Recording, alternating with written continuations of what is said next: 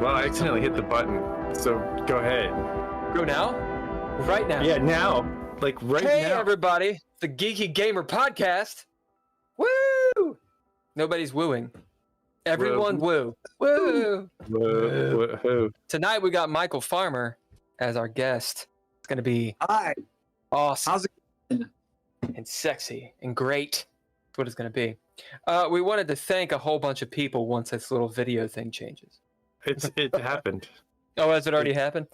Well, when I watch it, there's a delay. Hey, thanks, Patreon.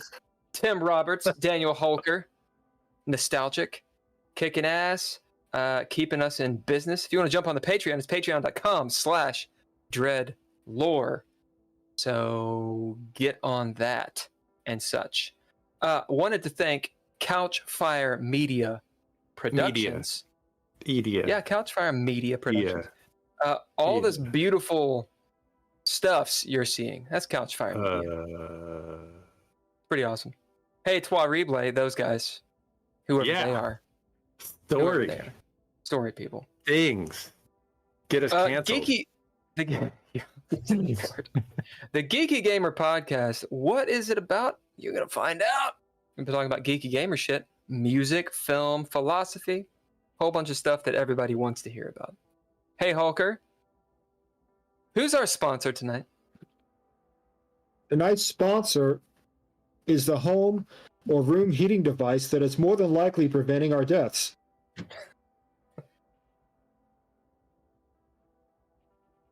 Cold out there. Thank you very much. Heat. I'm in California. It's Southern California. In my cold neighborhood. Oh, really? Yeah. All right, let's do a little bit of introductions. Mike, we're going to go with you last. Hey, Ken, who are you? I am mostly water. Some say maybe 60% water, maybe more, maybe less. Holker would know because Holker knows every single gosh darn thing. I am a gaming enthusiast. More recently, I played video games in the past, non-professionally. I was a professional journalist. I was a filmmaker. Am a filmmaker. I've filmed. Still are a filmmaker. Is a filmmaker, and I care about the world around. Yeah, you do. Yeah, you do. Hey, Holker, who are you? My name is Daniel Holker, and I had a 2-liter bottle of Shasta Cola in my apartment closet for 10 years. Did you really? Yep. Shasta. You know, it's not awful. It's not awful. Shasta. Hey, Mike. Mine was. Who are you, Mike? Hi, my name is Mike Farmer, and I'm the guest on the podcast tonight. That's right. So I've got a whole slew of questions, but as it turns out, Ken knows you a lot better. I think he should probably take over from this point. Okay, yeah. No, I gotcha. Mike, I met Mike in health class a million years ago. We learned CPR together. It was great. You learned CPR in health? Or, CPR class, whatever. It was an elective. That's actually useful. That's actually some classes will teach it. Yeah. Holy shit. Bill Allen says, hey. It was specifically health. Or CPR. It was specifically CPR. That's badass. Health elective. That's badass. So we practice a lot of Heimlich maneuver on each other and all the different Fast fact about the Heimlich maneuver. That's how we got to know each other intimately. He mentioned at the time that he was a musician, and I didn't go to see a show that I wanted to go to that we're not going to talk about tonight. And so since then, Mike was a band that I did a music video for. One of my first music videos ever. He was in a band called Mr. Neutron. He was the whole band. It was just himself. And then he was... Talk to me about Mr. Neutron. Yeah, epic, incredible band. Very, very wonderful music. Then he moved out to Los Angeles and did a whole bunch of stuff out there. Lived in the Valley, probably your next door or near where you live now. He was on a game show on Comedy Central as a geek. He was a roadie for some bands. He did a bunch of stuff out there, and then came back and formed one of my favorite bands of all time, Technology versus Horse. And we've also talked about that. Yeah, we've done a number of bands. I think there was a band before Technology versus Horse called Kentucky Prophet. Yes. Just really creative and eclectic. And I'm a fan, so it's like, what? I got a podcast. I want to put this guy in the podcast and get him some airtime, get him to talk. He's got a really interesting story.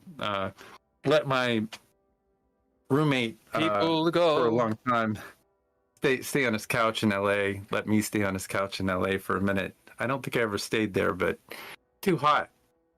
Part of the reason I don't like the Valley, it's too hot. Extremely hot. But yeah, yes. Mike is great. He's quite cool individual, that very creative. Well, that sounds great. Talks me up. He's talked you up. I think he's shot you into space. You better live up to it now. I don't know if I'm capable of. You are capable. It's possible. I do want to hear something really quick though. Hulker, tell me about the Heimlich maneuver.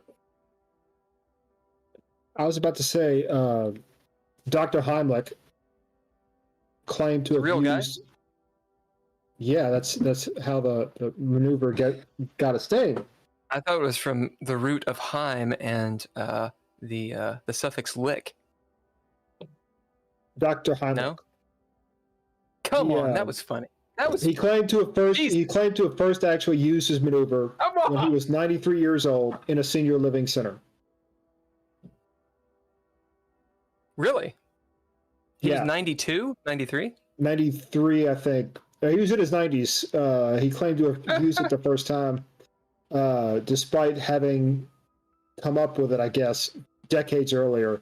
There's some dispute over if he actually did or not, but that was his claim, and he only died in 2016. Really? Yeah. Holy shit! How old was he when he died? 1,000. Probably near 100, but I don't know. Dude, I thought the Heimlich had been around since like Julius Caesar or some shit. Nope. You know, it sounds like a Roman name. Dr. Heimlich. I need the Heimlich maneuver. Mike, if you haven't noticed, I am. You don't want to do it. Yeah, I'm here to agent. I'm an agent of chaos, and we're not going to get a lot done. You don't want to do the Heimlich maneuver on people that are that old. You'll break some ribs, or you got to be really careful. Like I think I was told by the guy that taught me CPR way back in the day that if you ever have to resort to the Heimlich or at any sort of CPR-like maneuver, that ribs are just going to get broken. There's a good chance. Mike, you were in a health class apparently that taught you the Heimlich. No, taught you CPR. Yeah. They just didn't do the Heimlich. Fuck the Heimlich. I think they were both in it. A Heimlich, but I now off the top of my head, I'm remembering that like if you have to do like CPR and resuscitative breathing to like a baby or a small child, you obviously can't do it with the amount of pressure you would like a full grown adult.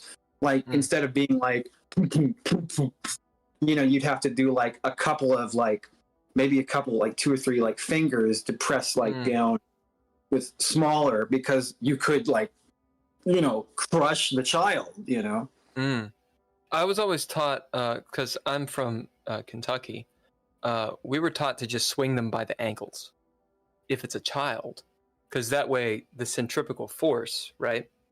It's like a slingshot. Yeah, the food will just eject out of them if you're doing the Heimlich. Instead of the Heimlich, the food just ejects out of their throat. Yeah, like an airplane, but you're holding by the heels. Right. right? How many breaths per, like in CPR? How many breaths per other breath? And I hear that there are ways of doing it now. First of all, that you don't even have to make out with them. I just want to say, none of us are practicing medical professionals. Yeah, Please we're do all not take full of any shit. of this as medical Don't do advice. anything We we're are saying. reminiscing about classes we had years ago. So any advice that you hear us talk about, it might be expired by now. So if you want to actually learn CPR, you need to take an actual course. Yeah, for real. I never went to class for any of this. This I'll is just let you know, I'm not interested in saving anybody's life. Yeah, apparently, this could be go on. In Walmart, I'm gonna let somebody else handle it. So What? Well, What? that's a thing. You're liable, I believe, if you have the certification. And while you're at Walmart and you're letting other people handle it, you could tell us a bit about your role-playing experience or Hey, while you're here, while someone else is taking care of all the harrowing stuff. that's right. Or games, role-playing games. What kind of geeky games are your favorite?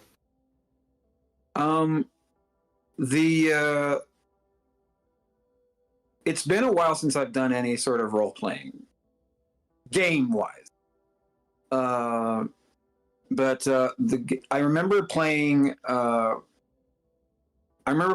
Being a cleric in Dungeons and Dragons. So it's some third friend- edition.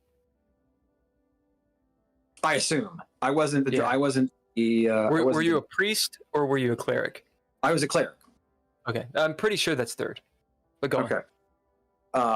I wasn't knowledgeable enough the game. I was just playing the game, and my friends from high school and I were doing the game. We do it every week, and we had a pretty good DM, and he pretty knowledgeable, and but of course he would he made you roll. He made you roll for things that didn't matter. He made you roll for penis size, and it's like, make you roll with like a D12. It's like, why do I gotta roll? Why do I gotta roll for D? And I always landed a 1. Of course. My character always landed a 1. It like multiple times landed a 1. Why is this? Why am I a cleric with a 1-inch penis? It's just, it's the power of I'm sorry, we're already Bahamut compels you. Look, Yeah. I've been a dungeon master before, and I make it a point every game to make somebody roll for their penis size. Mhm. They made Every me roll game. for my performance, my sexual Yes, I did. performance. As I did. Sexual with a prowess. prostitute. That's right. So I've already taken it there, but that's high school. Those are high school boys doing that. It's high school humor, and of This course, was like 2 weeks ago. it was just a month ago. you got to keep it light, But yeah, I remember that I called myself Metabolism the Cleric, and I was from the Church of Mark David Chapman. And we'd go into a tavern, and then the DM would say, okay, this is your opportunity to preach. I don't know why I would preach in a tavern, because we'd go from town to town, on our quest. And I would go into my cleric spiel, even though I'm a cleric, not a priest. And I would end up just rambling about pancakes for 5 minutes. These are my lingering memories of playing Dungeons and Dragons with my friends. Now, was this you Did said it high school? influence? Good. Yeah. Yeah, he said high school, I think. It was just high school. No, It was a while ago. about 19, 20 years old. Okay. Oh, Yeah, so a nice. couple Oh, years ago. Okay. Yeah, this is recent. I'm like 22, Yeah. 23. Nice. Right on. I mean, that sounds like a D&D game. It sounds like a fun D&D game. That's sort of the iconic, ridiculous absurdity and such. So you know you're going to get 90% of our references. I hope so. Good. Yeah. Ken, what were you saying? Oh, I was wondering if this evangelizing that you did in Dungeons and Dragons, if it influenced. Were you doing music at the time, or did anything you did as a cleric maybe did that propel you into wanting to get in front of people?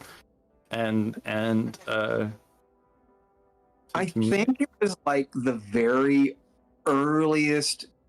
Like the very early times that I was performing, my first ever show in front of people was in 1997. So if that, I was 19 years old when I first got on stage and performed. Where were you?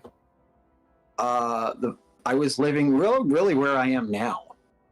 Living, I lived in Fordsville, Kentucky. My first show was in Owensboro, Kentucky, and I would go drive to my friends. My friends lived about a half hour away, and I go visit with them, and we just game on Friday or Saturday night, and we game. And my friend, he liked to make his own swords. He wasn't real swords.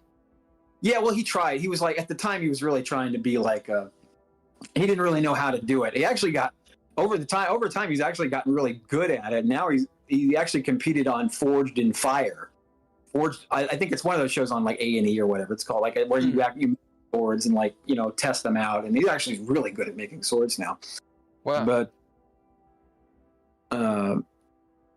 But he was making swords at the time and doing geeky stuff too. So we were all into that stuff, and so we just played naturally because it's just a thing to do. And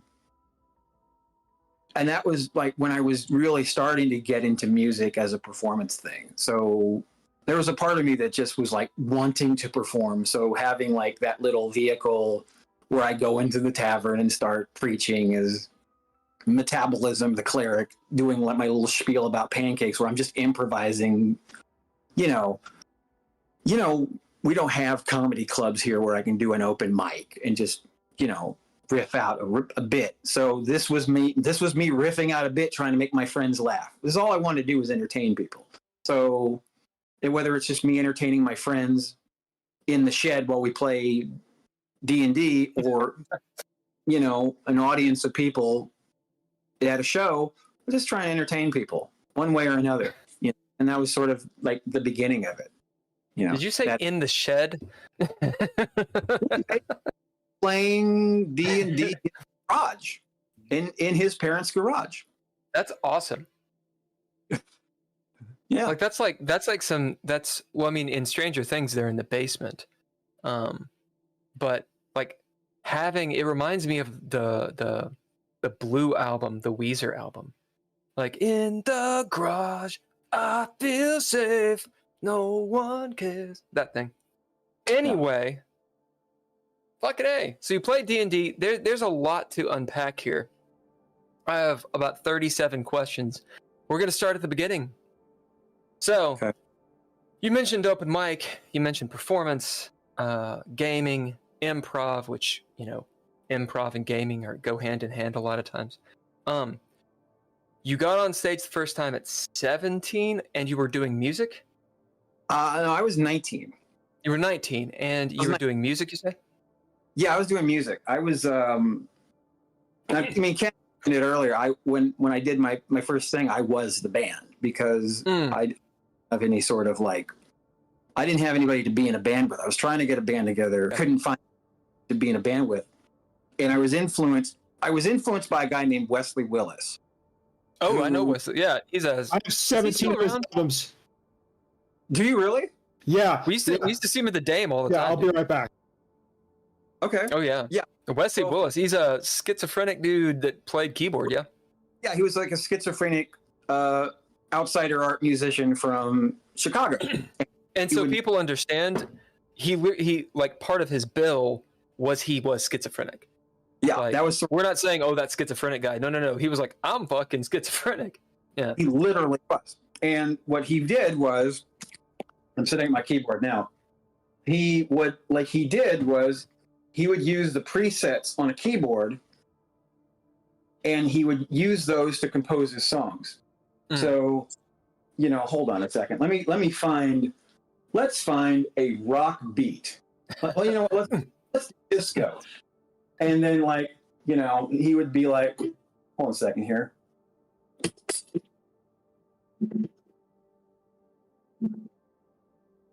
I bet that the music won't go through. And he'd use the preset.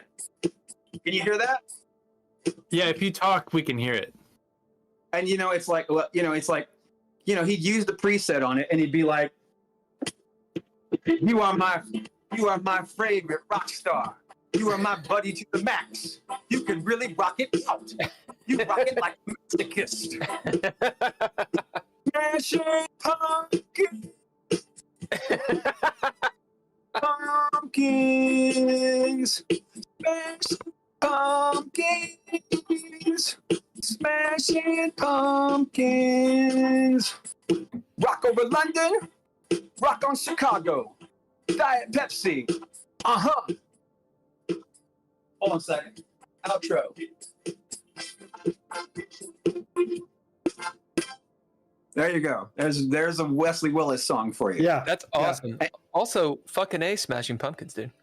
Yeah, I think Billy Corgan actually knew him because he was from Chicago. Oh yeah, Still around? Billy Corgan? No. Wesley Willis died in 2005. He died of that sucks. Yeah, no, Billy Corgan I know is he's sort of he kind of became, it's the same fate as what happened to Tetsuo. I know. So But yeah, Wesley Willis, he has some of the most obscenity-laden songs I've ever heard, and they're hilarious. It's obscene, but I don't particularly find it offensive. So it has a lot of obscene words and phrases, but because of the context, I'm not offended by it because it's a long story, but I'm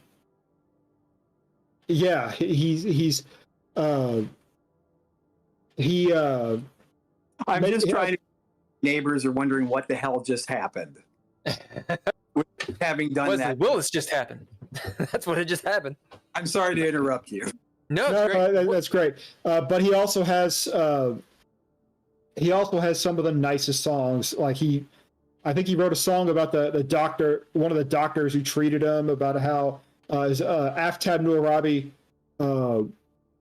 and he's got plenty of songs about bands that he's seen, movie stars that he liked, and whatnot. And it was all from the heart. All 3,500 songs.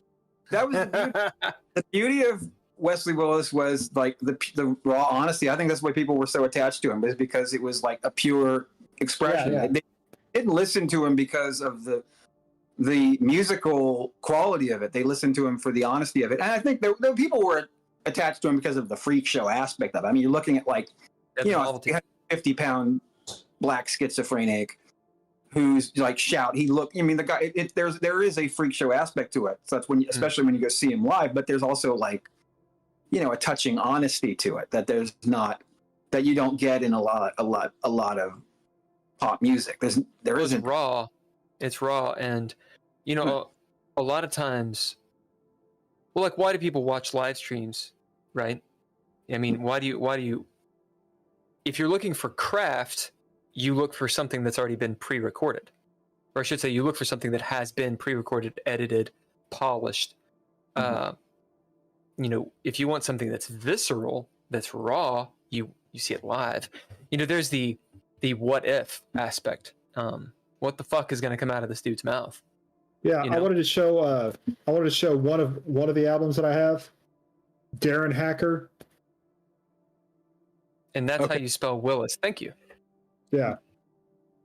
So you can see all of his songs. This is one of 17 that I have.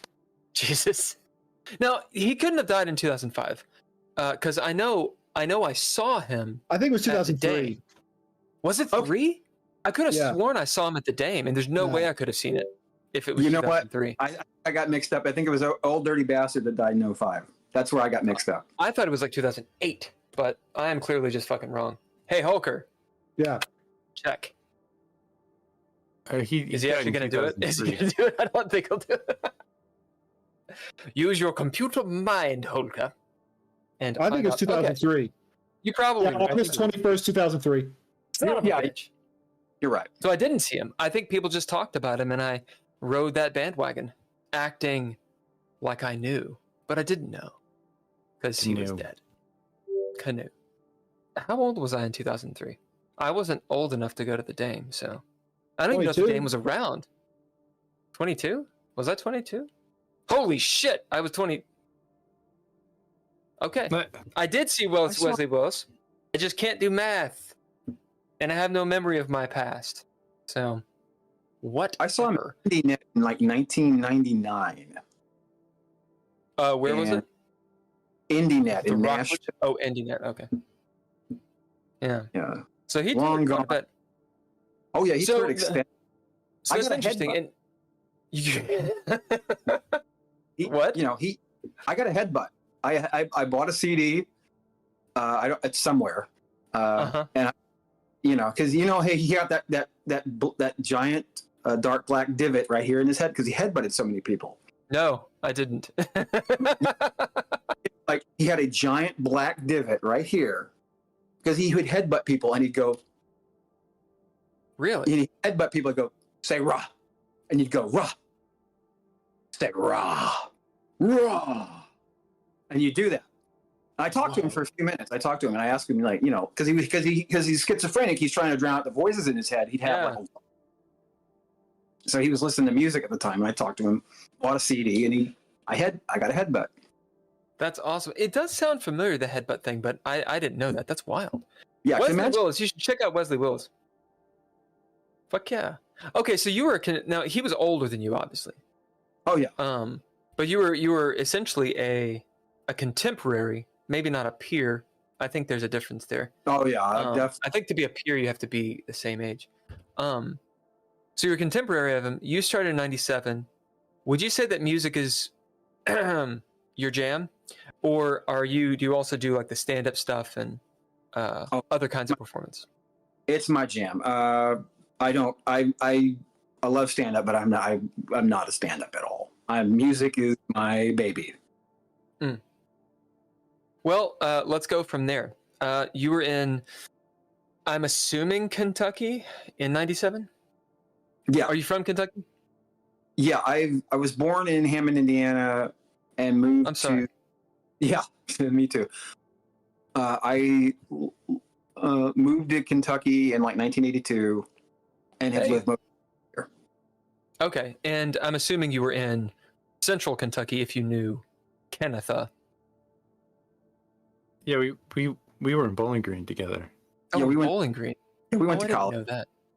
We went to college together. I see. I thought it was earlier than that. And, Okay, whatever. we did a lot. We did a lot in that little town. We had a lot of mutual friends, and still do. So did you go on tour? What? Tell us the story. Spin us this yarn. Yeah, Well- what happened? It was Mr. Neutron at that Well, time. Mr. lasted for it lasted while I was in college, and then when college ended, I got an offer from a friend of mine to move to Los Angeles to work on music, and I said, well, it actually coincided with my apartment almost burning down because I was living in Bowling Green, and there was the apartment complex caught I fire. remember that. I called the fire department. Huh? I think I called the fire department. He also lit the fire. I did not light the fire, but I remember that You didn't. I remember flames shooting out of that apartment building, and I didn't have a cell phone at the time. He didn't start the fire. Thank you. Oh my God. I didn't, but it's been burning, I guess. Since the world's been turning. So, It's the Mike, world's been we turning. will keep on track. You went to Los Angeles now. Yeah, yeah. Did you drive? Yeah, I did. I actually drove. It took me I stopped for breaks. So it took me like 3 days. Which route did you take? I know no one else might not. No one else might care about this, but I do. I just made this drive. Okay. I took I-4. I-40. So you went through Albuquerque? Yeah, I went through Albuquerque. Yeah, man. Yeah. Dude, late 90s Los Angeles. That must have been pretty interesting. No, it was like 2001. I got there September 9th, 2001.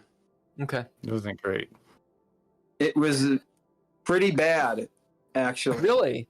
Yeah, tell Yeah. me. Dígame, tell me about it. September 11th, I woke up and my roommate said, "Oh yeah, there's been an attack on the Pentagon and the World Trade Center. Oh, 2001. Right. The United States is at war." So Uh-oh, I'm going to piss everybody off. Continue. where were you when the world completely changed? I had completely uprooted myself and moved across the country. This was Changed my pretty life. dramatic. And it was like, well, I have the culture shock of moving like 2 time zones away, Right. and I'm completely separated from my family. The only people I really know are my new roommates.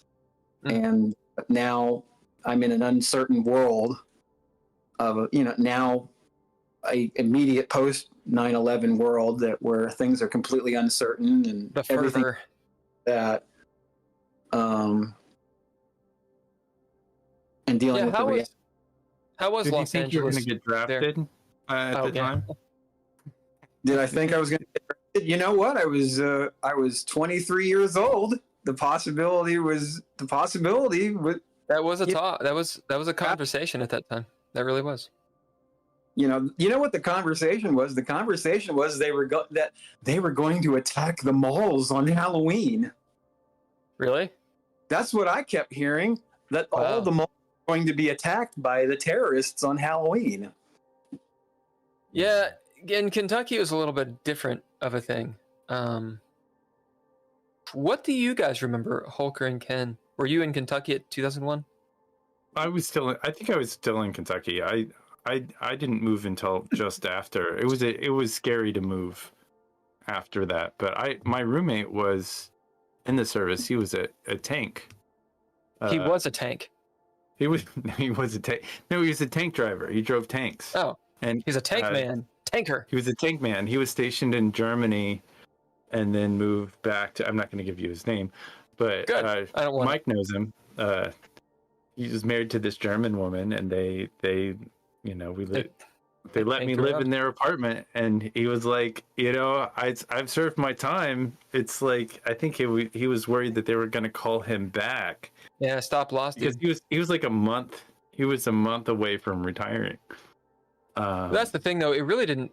From my memory, Holker, correct me here. I want to say the main thing was 2003 when we actually went into like most of my friends. March 2003 is when the U.S. invaded Iraq. Right. Yeah. So obviously people were getting called back in, but most of my friends that had gone in, they weren't drafted. They were sent off to places around them. And by the way, under draft law at the time, if you were over the age of 20, you were probably not going to get drafted. But there was so much propaganda and fear. Yeah, but is the thing, and 20 years later we had another one just like that. Anyway, as I get canceled. Right, so Los Angeles 2001. Yeah, Mike, we're going to go deep. We're going to go deep in the paint today. Yeah, we're coming through my life. Where were you? You were in the Valley? San Fernando Valley. And, I've been there. Sorry. I'm there right now. Are you there? Oh, yeah. I'm in. Yeah, go on. Yeah, I was, I guess, Sherman Oaks, Van Nuys area. I am literally in Van Nuys. Yeah, then I'm living in your room. Holy shit. Oh, wow. Okay. Yeah, well, then it's hot. No, it's not hot. You motherfuckers, it is not hot. It ain't hot here. I was told by Ken at length, ad nauseum, that Los Angeles, specifically the Valley, was so hot. Motherfucker, it's not that hot.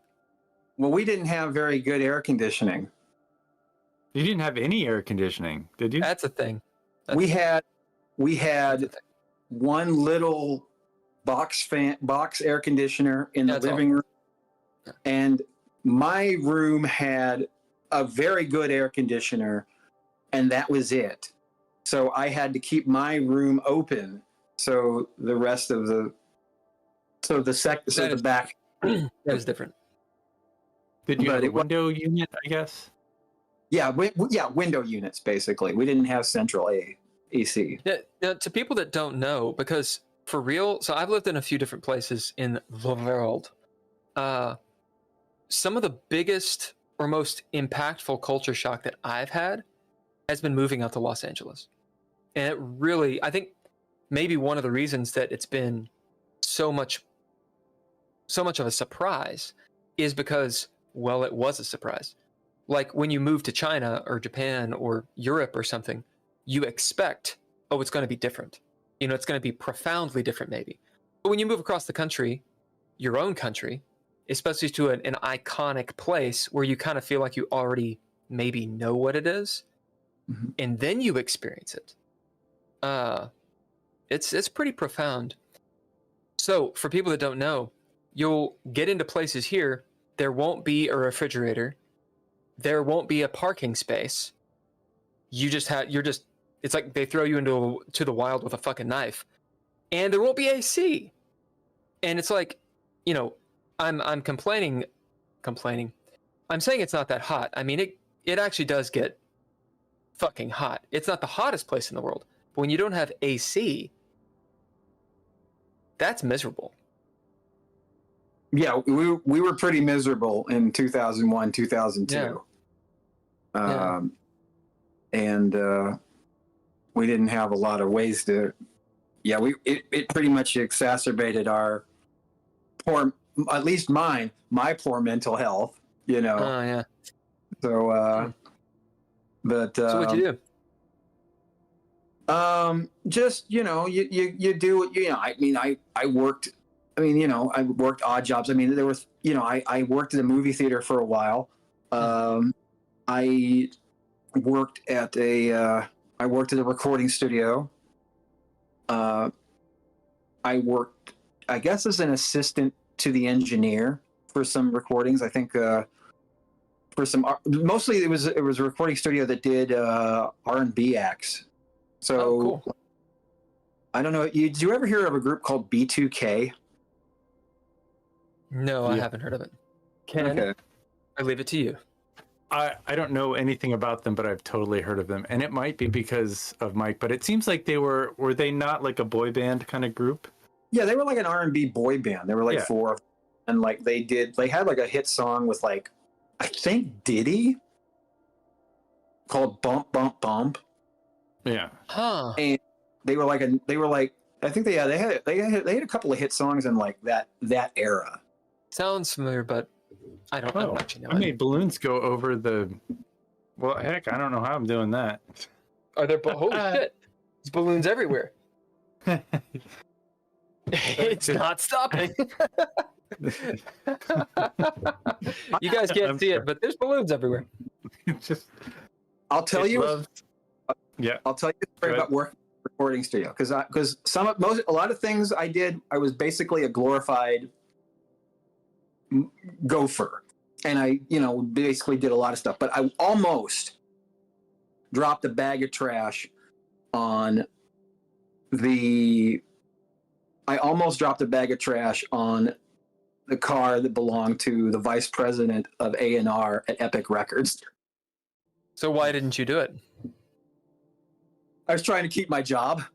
Oh, like I was taking the garbage out, and like I'm walking down the, you know, there's this metal, you know, the staircase over, there's the dumpster and like the stair, like the balcony over the stairs, and I'm trying to, like, I don't want to walk all the way down. Sure.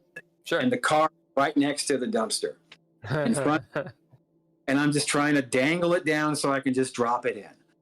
And then I try to drop it down, and I drop it, and I'm like, it's not going to hit the hood. And I'm like, grab it, don't let it. No. And then I finally get it in, and it drops into the dumpster. And I'm like, although had you dropped the trash all over so-and-so's car, kind of would have been funny. It would have been. been They awesome. probably deserved it. I Kind of funny. I mean, I wouldn't. Nar's car. I wouldn't have wanted that to happen to my car. Then again, I'm also not, rich. Yeah. Whatever. I'm not trying to shit on the rich. So, right. So you're in Los Angeles, 2001, 2002. How long did you stay out there? You did some odd jobs. What was sort of like the accomplishment out there? Well, a couple of things. I was there till summer 2003, and the main thing that I did was I got to work on a television show called Beat the Geeks. I've heard of this, yeah. This show was on Comedy Central, and it was a quiz show. And I worked as the music geek.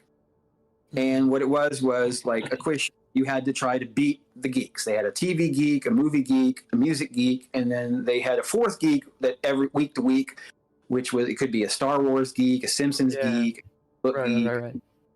what have you. Did they ever lose? Did the guest ever lose? Yes. Really? Oh, sometimes. Okay. Well, I'm sure. sure. Did you ever lose? Yes, I did lose 1 week. I was there. 1 week I lost. I lost. Well, no, you know what? We did 10 episodes. I got challenged I get challenged in the final round twice. One time I won, one time I lost. I see. And it sucks to lose. It sucks to win? No, it sucks to lose. Oh, why? Winning is awesome, but losing, now, What do you actually get fired if you lose, or is it kind of like? No, it's just I think I just kind of had a bad second week, and they just didn't invite me back. I just didn't do well, and I think they were looking for a replacement geek. They were looking for somebody to come in and do some dates, and they were looking for somebody, and I filled in. I thought I did good the first week. Second week I didn't do so good, and they were like, eh. But you had a good run. I mean, 10 episodes is no joke. Yeah, that's great. It's not like it played for more than, I think it just ran for like 50 episodes or something. It wasn't like a. No, it ran for 2 years. It was part of the second season. So yeah.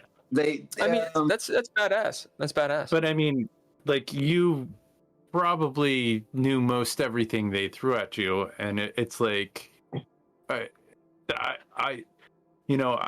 bet you can go into some pretty epic detail about artists that nobody sitting here has ever heard of. The problem is, it's like that was at a time when music was getting more boring to me. So it's like they were asking me questions about artists that I didn't care about. You didn't listen to Sum 41? I didn't care about Sum 41. I didn't care about Mandy Moore. Like, they showed me, like, who is this artist? And I'm like, I don't know. Like, Jessica Mandy Simpson, I think, was big at the time. That's not the Mandy Moore I remember. Mandy Moore had changed her. It's like a different looking. I was like, I don't know who that is. Like, I know who Moore is, but that's not Mandy Moore. So I was like, blah, blah, blah. This is like post NSYNC. That's the thing. I was like, to be like a geek about something. I mean, so 12-year-olds who are fans, that are getting marketed to, literally they are the target audience of whatever genre. Let's say music, let's say video games, et cetera, they're going to be experts because it's being spoon-fed to them. In my opinion, if we're going to venerate a title like geek, it's about history. It's about the knowledge. You actually have to not just experienced it, but be interested in it, studied it, et cetera, et cetera, et cetera. Neglected personal hygiene for it. Yeah, you need to neglect some hygiene. If you don't, I don't think you're really a geek. I think it's a little cheap to be like, nah, so what's top 100 this week? Nah, go fuck yourself.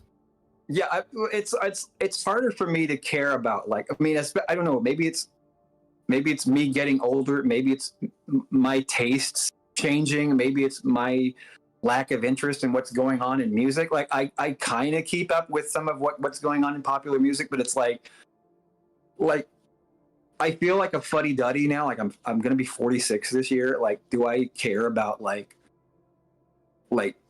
I mean, is it the okay boomer in me, like, to not want it? Like, Well, you're not like, a boomer, first of all.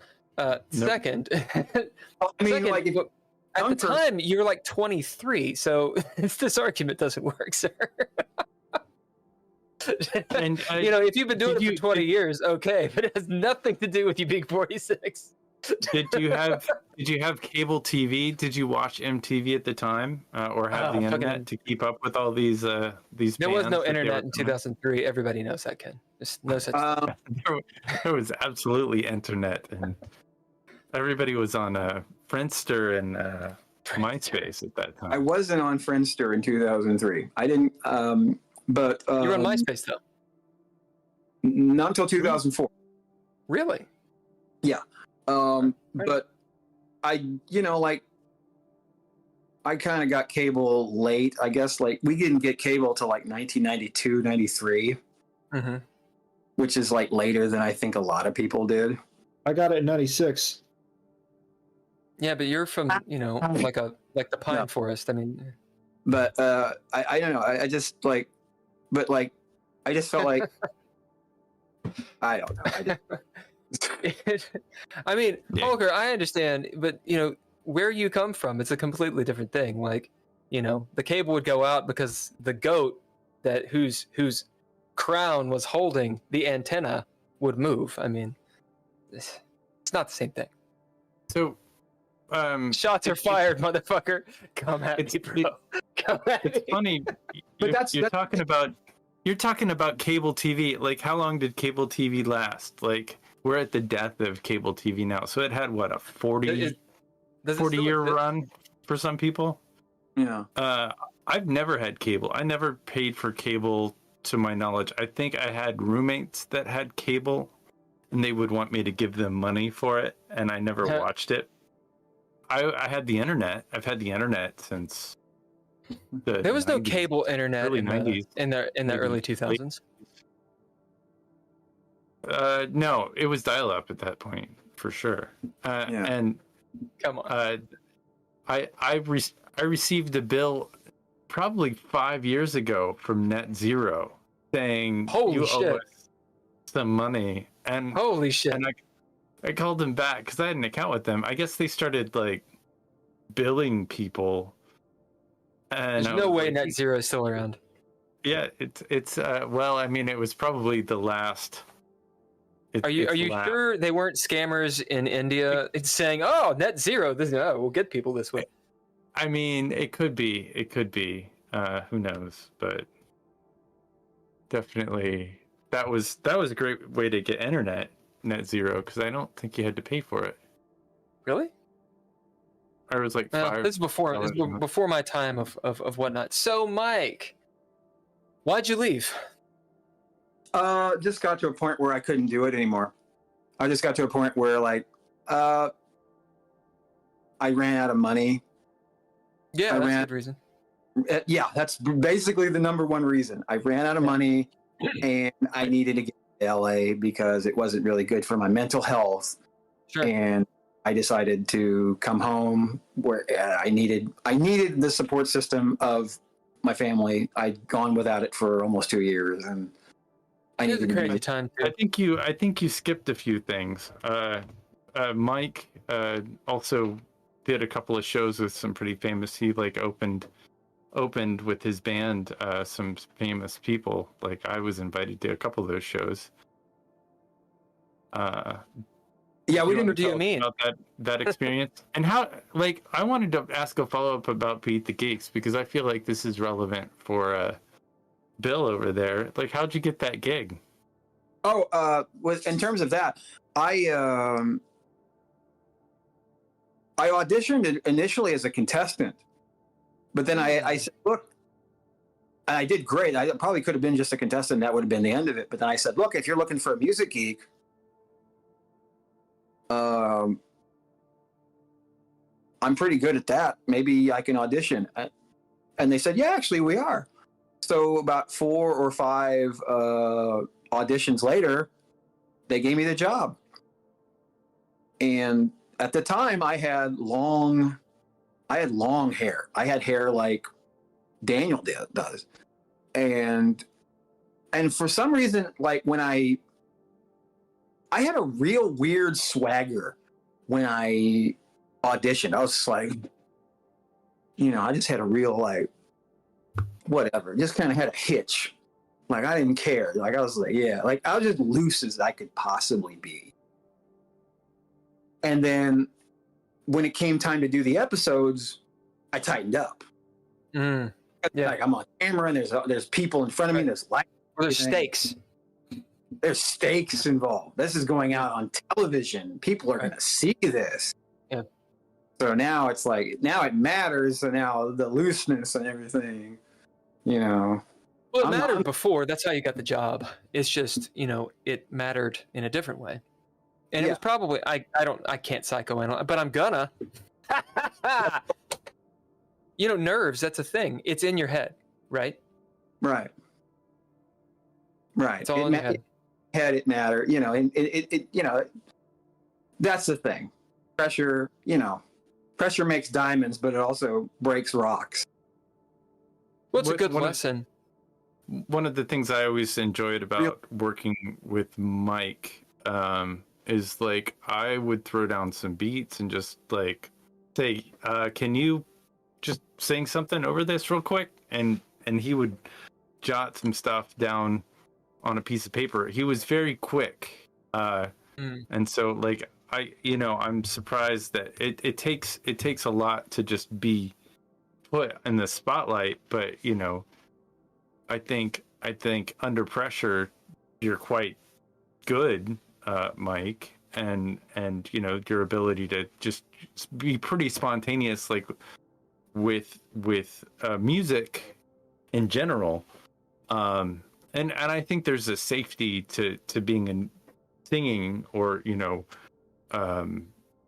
having a flow of words versus speaking. When we're speaking, it's not quite as easy, I think, sometimes, versus singing something. I'm not really I sure. believe you can.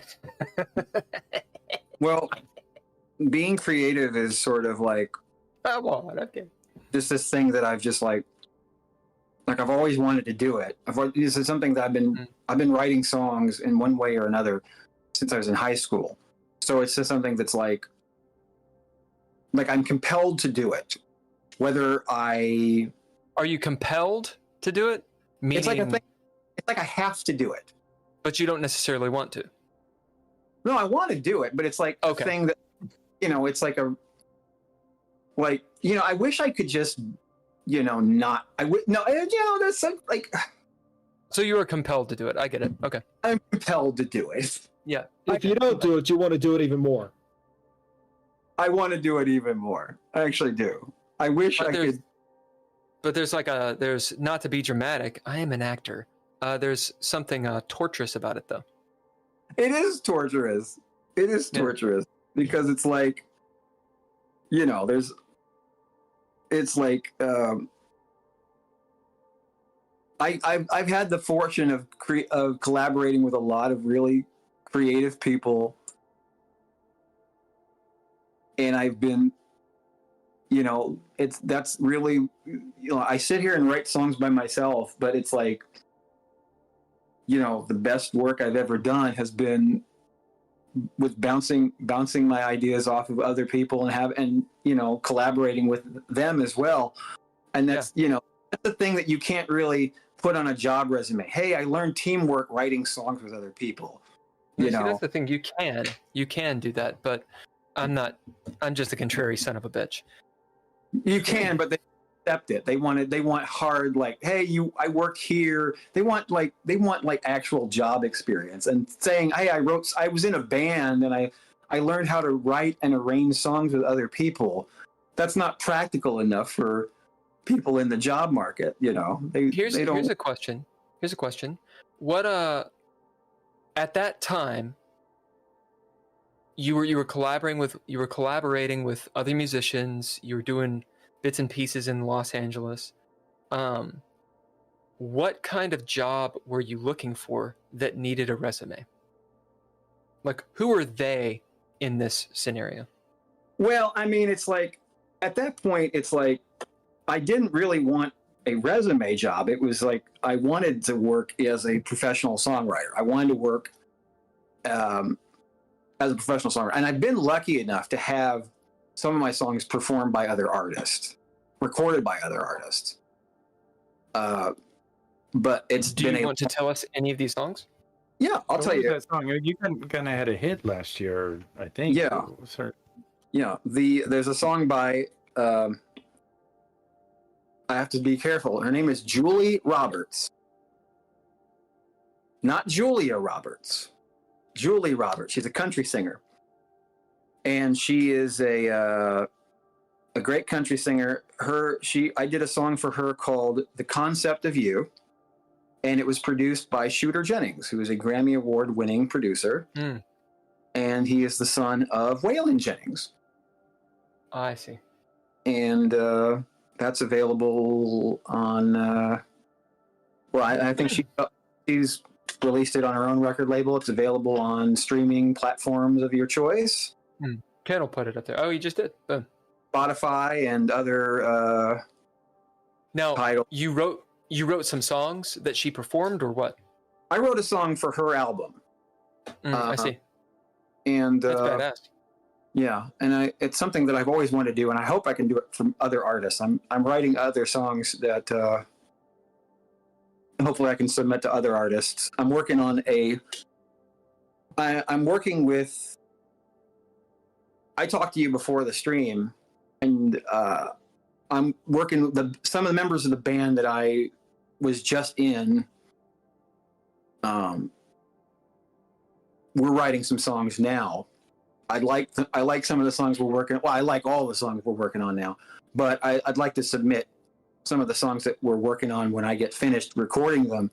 Maybe submit some of those songs to prospective producers to use to be recorded too. You know, that's awesome.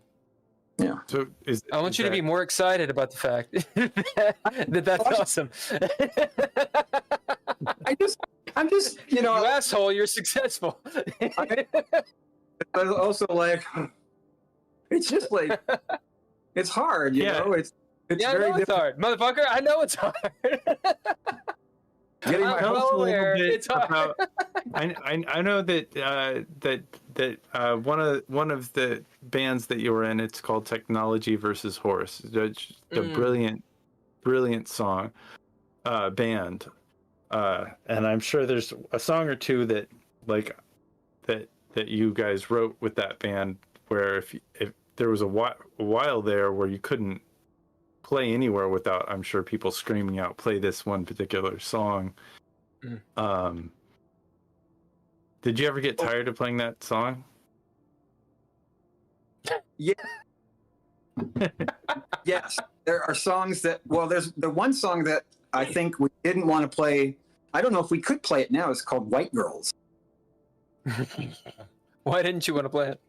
We made a music video for it, and it's one where the song is called White Girls, Baby I Could Use Some. There aren't a whole lot of lyrics to it. It's kind of like an LMFAO kind of parody. Uh-huh. And it's just like, you know, it's kind of a dance pop song. Sure. But it's like singing about like white girls, baby I could use some.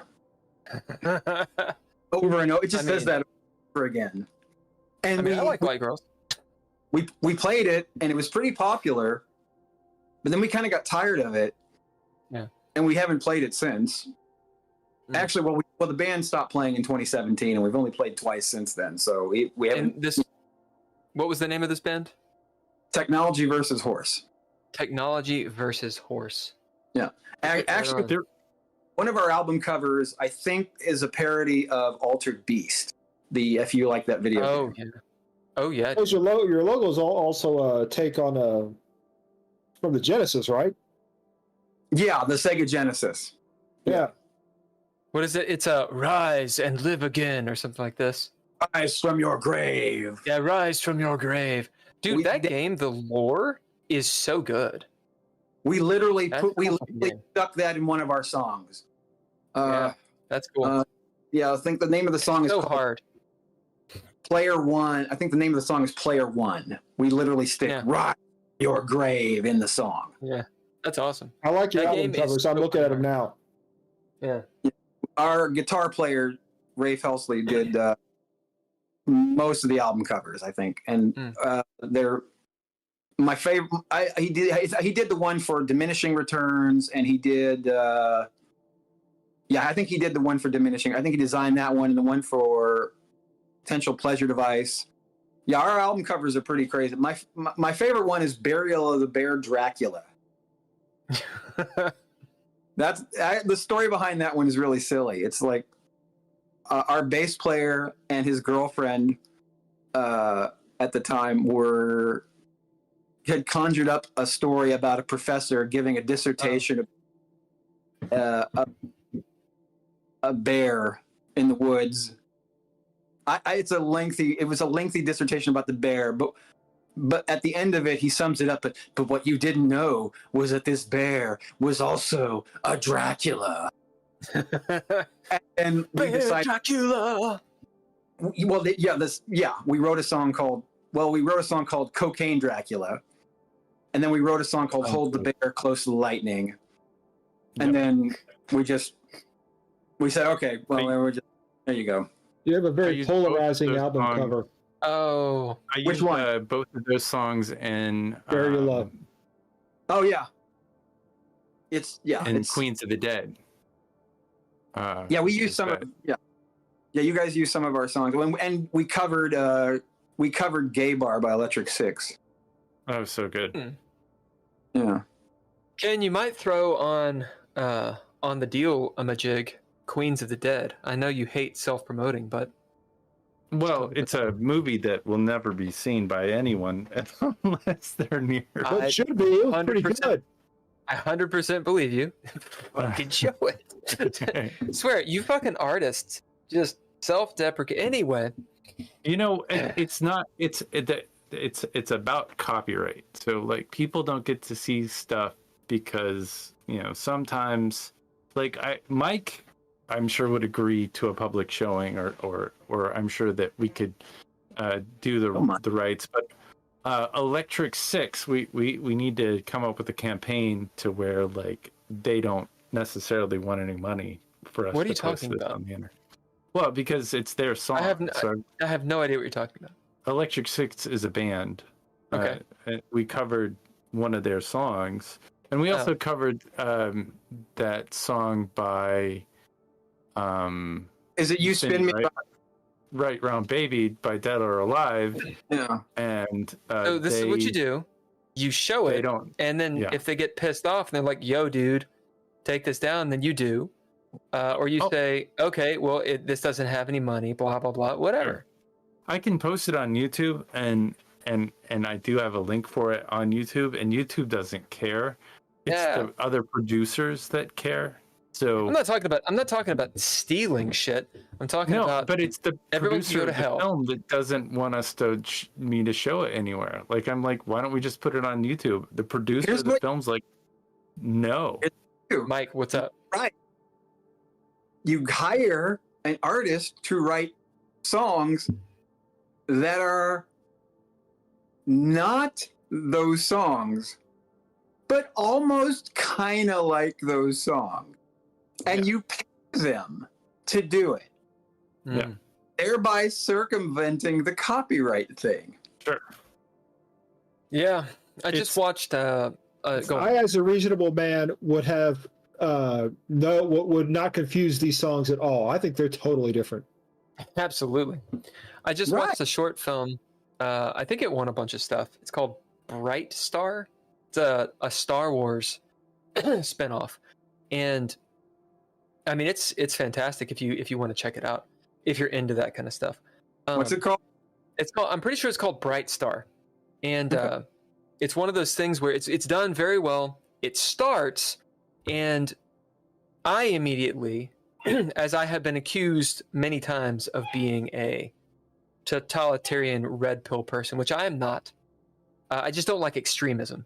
That's what it is. Either way, I just don't like the extremes. When it started, I was like, fuck, I don't really know if I want to watch this because I could bet money on what they're going to do. And I want to watch Star Wars. I don't want to watch a political speech using Star Wars as a vehicle. And I was completely wrong.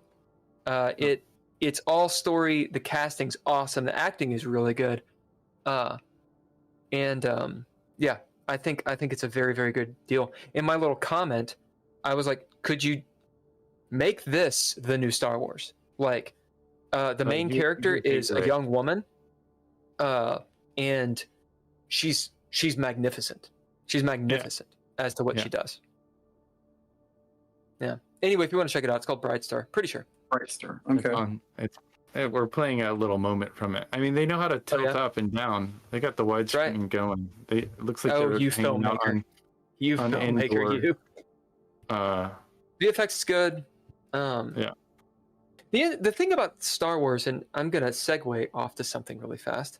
The thing about Star Wars, I've been talking to my buddy Punksicle, who ran a Star Wars game. I've blathered on about it a whole lot. He ran it in DreadLore, by the way, the DreadLore system.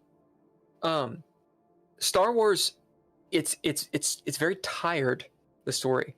Like, it's to the point right now where these shows will come out, and literally, we've played the shows in a game.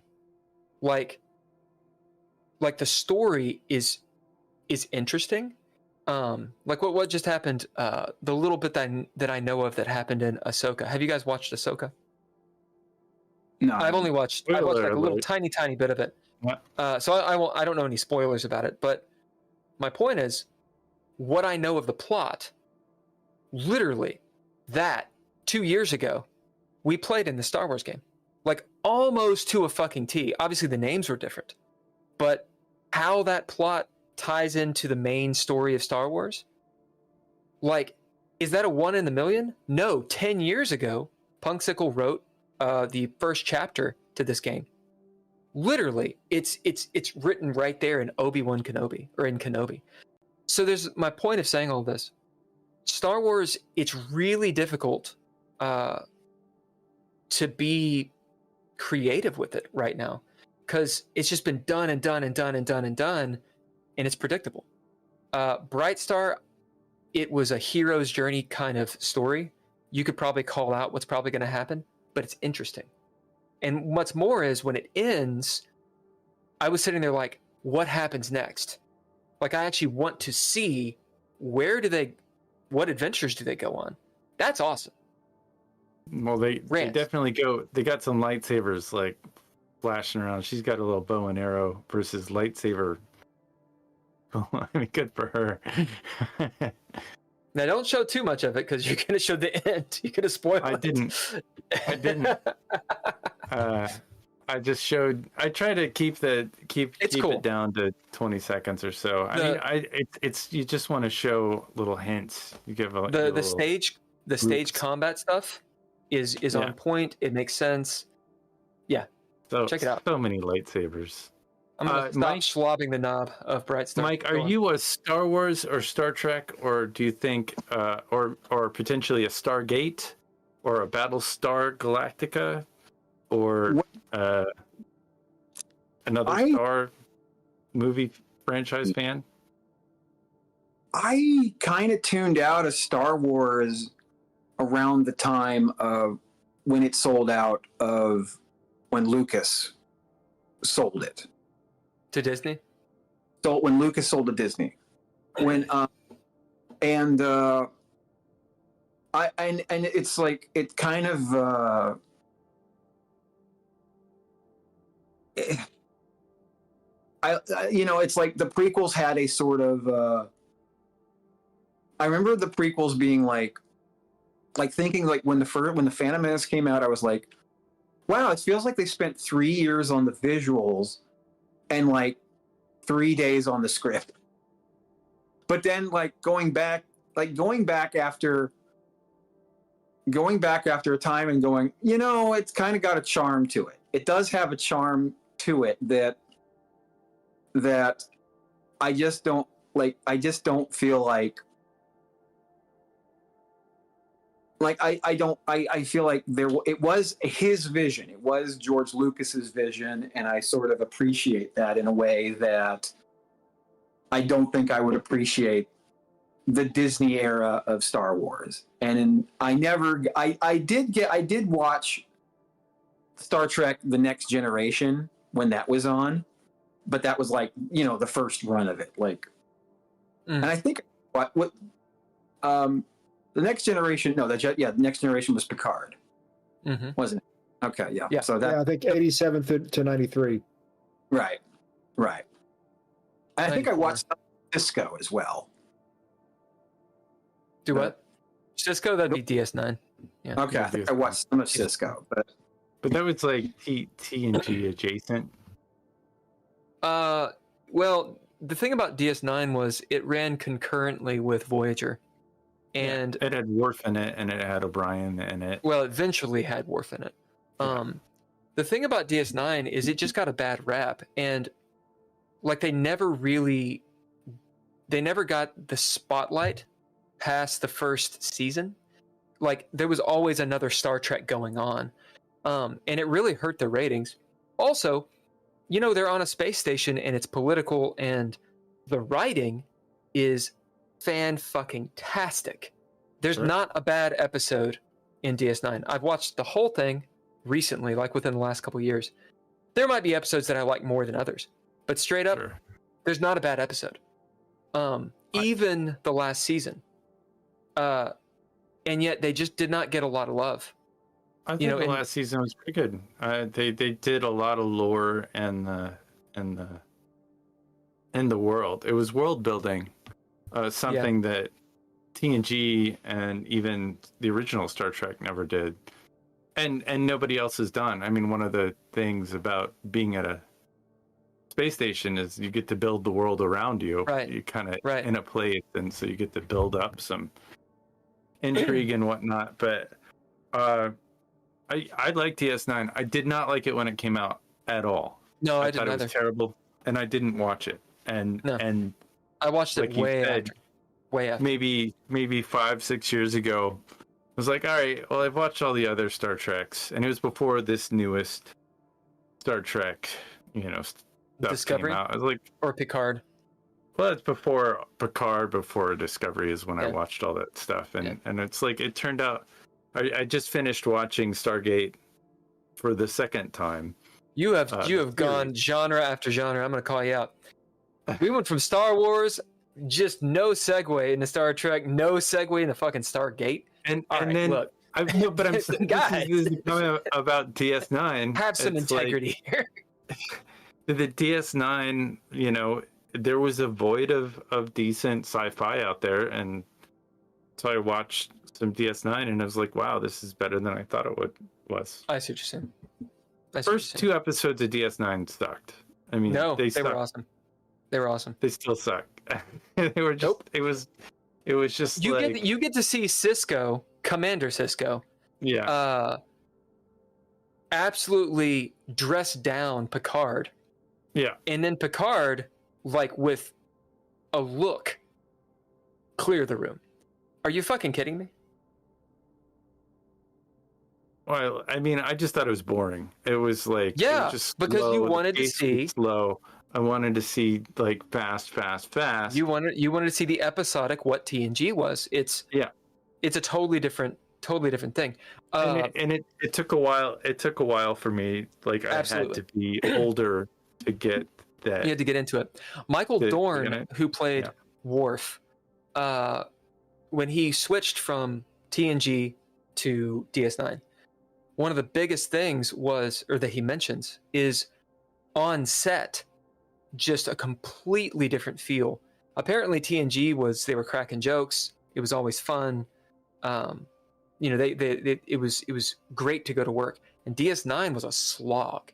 It was this very dramatic, heavy, we're actors feel. It's a very different show. It's like the dark Star Trek. Sure. But I think it's great that they did it. It's amazing to me how you can be wrong when you watch something the first time. I mean, it just goes to show. I think there's a number of shows out there. I bet there's a name for it. It's like when you watch it the first time, or you just hate it. It's like DS9. the song. That's what it's called. Yeah, it's like that song you heard. It's like REM Out of Time. You hear the first time you hear it, or like it was terrible, and then you listen to it 1,000 times, and it's pretty good. It's called nostalgic reconsideration. Yeah, maybe that's it. There you go. There you Yeah. go. It's yeah, we all have that one that we all have that thing where, like, you know, absence makes the heart grow fonder. We think, oh yeah, that probably now that we see how things have changed, we're like, oh, this isn't as bad as I thought it was. Actually, this is kind of better than I remember it being. Yeah. So Mike, how we're stuck in 2003 or 2005 or something. How did you get back, and what were you doing when you got back? At first, I wasn't really doing anything. I was, you know, the thing for me when I came back was to kind of get my mental health straight. Like, you know, that was the main thing. And then, one thing that started when I was in LA was I met with some music producers, and we started a hip hop project called Kentucky Prophet, which was me doing just comedy raps, because I was spending a lot of time in recording studio with a lot of hip hop and R&B acts. A lot of them were just trying to make something happen. They weren't signed to a record label. They were just trying to get a deal. And I thought, you know, I'd been experimenting with rap at I just rap at parties with friends, you know, just, you know, kicking rhymes with friends like an idiot, you know, just rapping about nothing. And I thought, what if I really tried to apply myself? So I would sit there and write rhymes and then give them to these two guys who were producing. These guys I knew, who they'd moved to LA as well. They were from Ithaca, New York. Wow.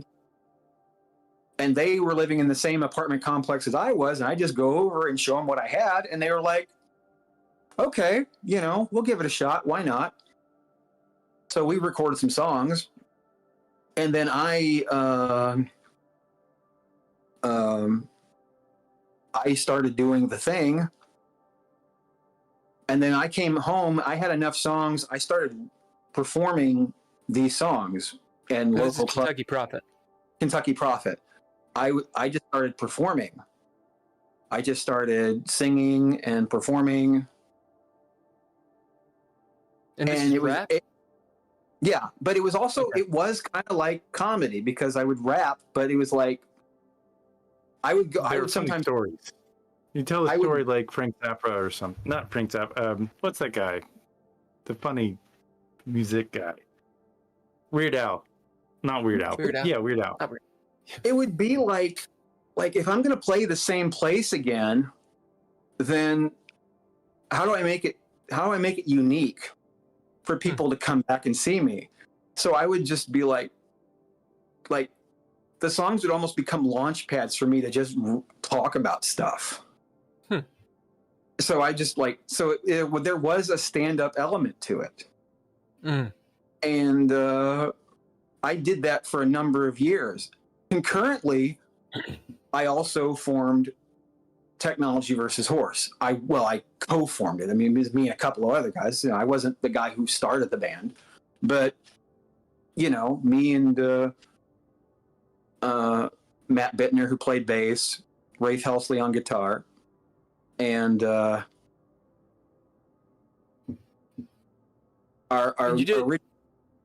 Pickrell. Don't forget about Josh Hines. Hines joined the band in 2005. He replaced Jamie, and we recorded How many of these people played Dungeons and Dragons? Matt Bittner is the one who plays Dungeons and Dragons. He is the tabletop gaming guy. In fact, the night of the show, we played a show December 30th. Ken, you were there. I went over to his house, and he was just killing time painting figurines. Sounds like he plays. Was it Warhammer stuff, or was he painting D&D figurines? I think it was Warhammer. Yeah. I think he plays D&D too. I know You he get him has, on here. You would Get him on like here. him. We'll play. Yeah, well, You would like- Matt is also a game designer. He makes video games. Right on. Well, that's badass. That leads me in so many different directions. Like I want to spaz on this. Yeah, a I know you little want to bit. spaz on. You love the spaz. Because Well, let me say something first because I want to pull Yeah, Holker go in ahead. on this. So Holker has done some stand up as well. He's done some stand up in the past. Not really. Oh my god, are you fucking kidding? My mom went to one of your shows. My mom, who is a boomer, a late boomer, no, an early boomer, was laughing at your comedy. I mean, the entire room was. It was hilarious. It was kind of like a derivative Andy Kaufman-esque type thing. Yeah, you guys talk about some stand-up. I want to know stand-up stuff. I've been wanting to do stand-up, but I know I'll fucking suck, so I haven't done it. Well, the thing is just to do it, like you have to like I mean, you live in LA. Well, there's places like this. There's like all kinds of places that do open mics. I mean, just I know, but man, I've seen Kill Tony. Like you don't want to get up there and be like, so racism. I mean, come on. Well, yeah. I mean, like not the kind of open mic you want to do. But I'm sure you could be like, well, what's up with this airplane food kind of? I'm sure you could come up with like a few minutes of stuff. And I mean, you can't be afraid to fail. I mean look, stand up is hard. Like, and you'll testify to this.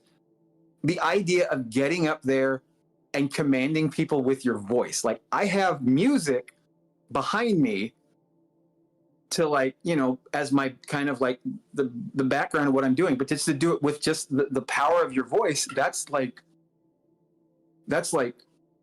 intimidating in a way to stand up there. Just like, it's very vulnerable. You need a Casio keyboard, Bill. That's what you need. I always like the idea of stand up because I always got the sense that if I felt like I could really lean into a certain type of awkwardness in a way that I couldn't with other shows. And what I mean by that is,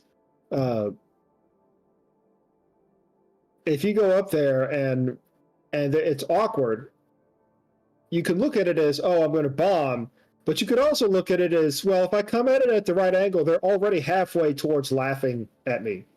Like they're halfway there if you're approaching it from the right angle. And what I mean by that is, and I know Will hates this for this podcast, but I really liked pauses and silence during the show. So if I felt an awkward moment, I would just sort of let it linger there for a little longer than I should have. And the audience would start to wonder, and then that's when you actually hit them with the I guess you could call it a punchline or move on to the next part of the set. And for a lot of them, it will provoke a reaction of laughter. That's what I could see from my very short time attempting it, and but it also seems like it would be a very difficult way to develop a full, say, half-hour set of doing stuff like this. And it's one of the things that kind of turned me off from attempting to go further, because I realized, this is great for 15 minutes from people who have absolutely no idea what they're getting into. It was also great because the particular venue I tried it in didn't serve alcohol, and so the that element wasn't there, and I thought it kind of worked better for a sober crowd. But I think that's just a testament. I've been trying to get Holker to get back on stage. I think it's a testament to how good you were and are, that people weren't loosened up and drunk. They were on fucking caffeine, like trying to do, they had like their laptops trying to do work. Oh yeah, that was my goal. Laughing. And they were Yeah, when still I got up there, I was a jealous god, and there, thou shalt close thy laptop and look at me. That's it's a thing. to have pauses for sure, like standing up there and just like Mike, what were you saying? letting. No, it's like very hard to like. That's something I always do, no matter what I'm doing when I'm on stage. I'm always trying to gauge the audience's reaction. Like I'm looking at them, really, when I should be focusing on trying to remember the words to my songs. And like I should be like, should be really like, are they paying attention to me? Are they paying attention to me? Like brain part, where I'm looking at, I should be trying to remember how the words go. And I do have them committed to muscle memory, but sometimes there's just like a malfunction, and I was too busy. Oh, two people just went to the bar. Two people just went outside. I don't. Am I losing them? Oh, I actually just lost the lyric. You know, Give some of your favorite lyrics. Just if you have anything that. Well, I want to tell a story. I do want to tell a cool. This is about 2007 or 8. I can't remember when. God, I just hear. Oh, tell a story. 2000 Old Man River. But this is around that era. I went to Chicago because I was invited by a comedian by the name of James Fritz to do a showcase, and a comedy showcase with some other comedians. I don't know why I'm calling myself a comedian, but there were 3 stand-up comedians and me. So I was going to do a showcase with them, and he was hosting it. And after that, there was like some open mics. And then in comes afterwards, in comes Hannibal Buress. Who is this?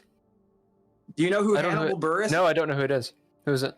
He's like an actor. He was like he's a stand-up comedian and an actor. He was on the Eric Andre show. He's been in some movies. He was in Tag with John Hamm. What other movie? He was in Broad City. The name is familiar, but I don't know the person. You would, if you see a picture of Hannibal Buress, you'll be like, oh, that guy. Buress. Yeah, let me look him up real quick. Oh yeah. He's been in everything. Yeah, that guy. And he's like, I'm like, and everybody, he was like, I guess he had been gone to LA for a while to do some writing, and he'd just flown back home. And he came back in, and everybody was like, oh, the conquering hero, you know, Hannibal Buress. And he came in and he did about 3 or 4 minutes of stand up. So technically, I did a gig with Hannibal Buress. Yeah, I mean, his website is on point. Apparently, he's going to be in Brea, California, and Oxnard. Yeah, I feel. I mean, I have holes in my head, so it's not my fault. Well, I'm used to that. See that picture of him. He's not wearing glasses. Like every photo I've ever seen of him, like he wears glasses. In that photo, he's not wearing them. Right. It's weird. I didn't do it. I've definitely seen him. I definitely listened to his comedy. Yeah. Wow, that's awesome. So he rolls in. Was that intimidating, or was it just kind of like a holy shit? Well, I mean, but it was like I was like, I thought I did an all right job, but then like he comes in and it's like, oh no, this is a real comedian. Like I'm just some. I'm some dilettante who's just goofing off, singing songs. This is a real comedian who like this is a wizard. This is a wizard. That's the thing. That's the thing. Though, is focus is so powerful. Like a lot of these. Granted, he seems to do a lot of different things, but I've noticed like these people. I'll say. So one of my roommates is a very talented guitarist who apparently is going to go on tour soon, and he's always in his room, and drinking lots and lots of Coke, as in soda or Dr. Pepper or something. And one day I heard his music and I was like, is that you playing the guitar?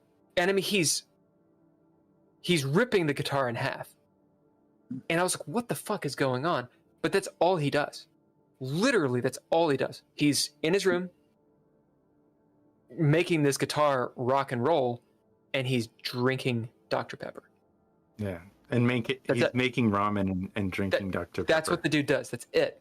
And so I'm sitting here like, well, what do I do? 3 fucking podcasts. I'm an actor. Got kind of a band, writing shit. There's a fucking book. Like,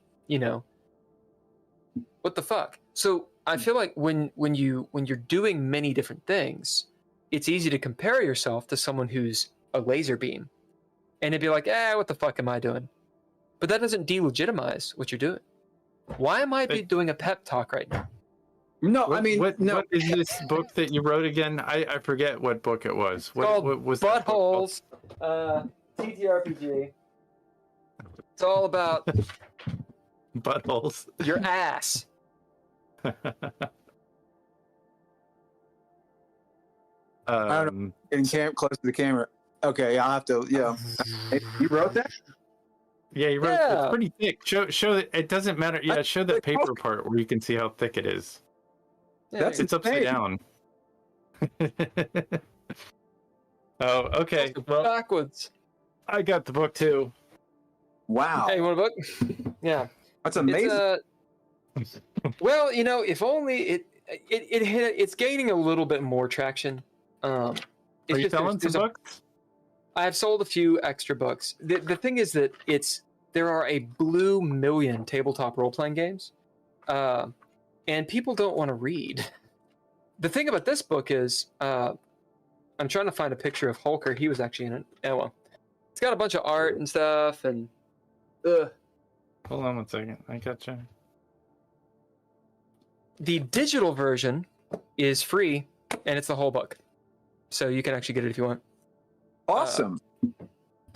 But it's a cool book. I wanted a tome. I was told plenty of times to cut it down in size, but I wanted all the lore in there. The actual dimensions of that book make it thick. Like a D&D book is actually an 8.5 by 11.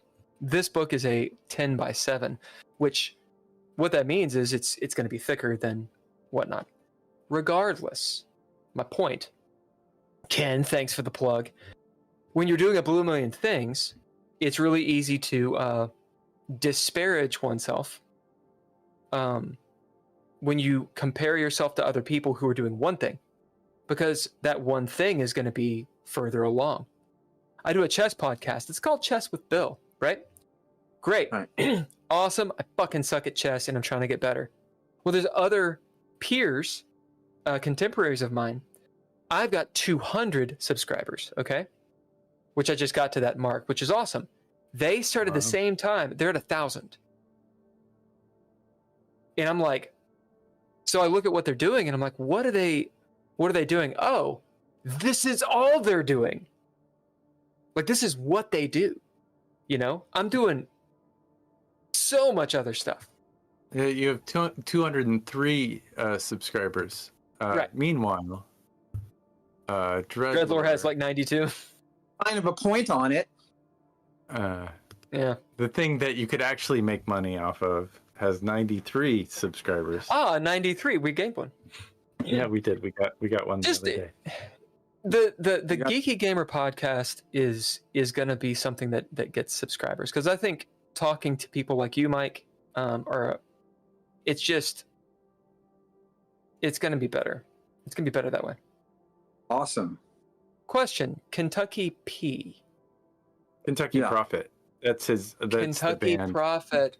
Yeah, that's the band's name. Right. So can I do a follow up on the Kentucky Prophet? Not to be random. Please do. Edgar Case. Casey. Do you know who that is, Mike? Yeah. I didn't know. Was that any influence on you when you made the band, or it was just?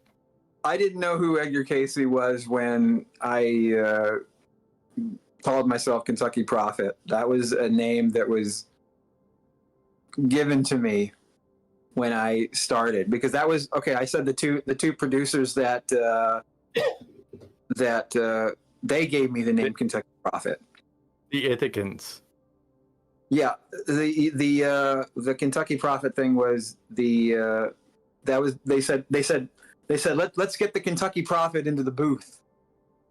So can you give me just a couple of lyrics? Some of your good lyrics that are wrong. Get something that we can highlight. Give me some lyrics. Favorite lyrics? You mean like from something that I recorded? Okay, you know what? Let's talk. Yeah. All right. This is from Mornoiz. This is from the latest band I've been in. Yeah. I'm a Disneyland shotgun and a beard. I'm a Disneyland shotgun and a beard. Throwing up in the parking lot. I've been waiting for this all year. Don't you? Oh no. Okay, this is a song about a guy who saved all his vacation days to go to Disneyland, and he's going by himself. He's like, summer's here. It's the 1st of June. I got a vacation, and it's coming up real soon. Everybody went surfing USA, to the land of the rising sun, California. Yeah. He thinks the land of the rising sun is Japan. Yeah. But California. Right, because he's in the West. It's actually the setting sun. See? Yeah. I did actually think about it when you said it, and then I was like, I'm going to go with it. Oh, it's intentional. Yeah. Fuck yeah. That's clever. Yeah, I like writing songs about stupid people. Good. By the way, on Hannibal Buress's page, on his IMDb, this is just an anecdote, Ken. NTK worked with him. Worked with who? Hannibal Buress. Okay. Yeah, he worked with him on Neighbors, which I think I've heard of.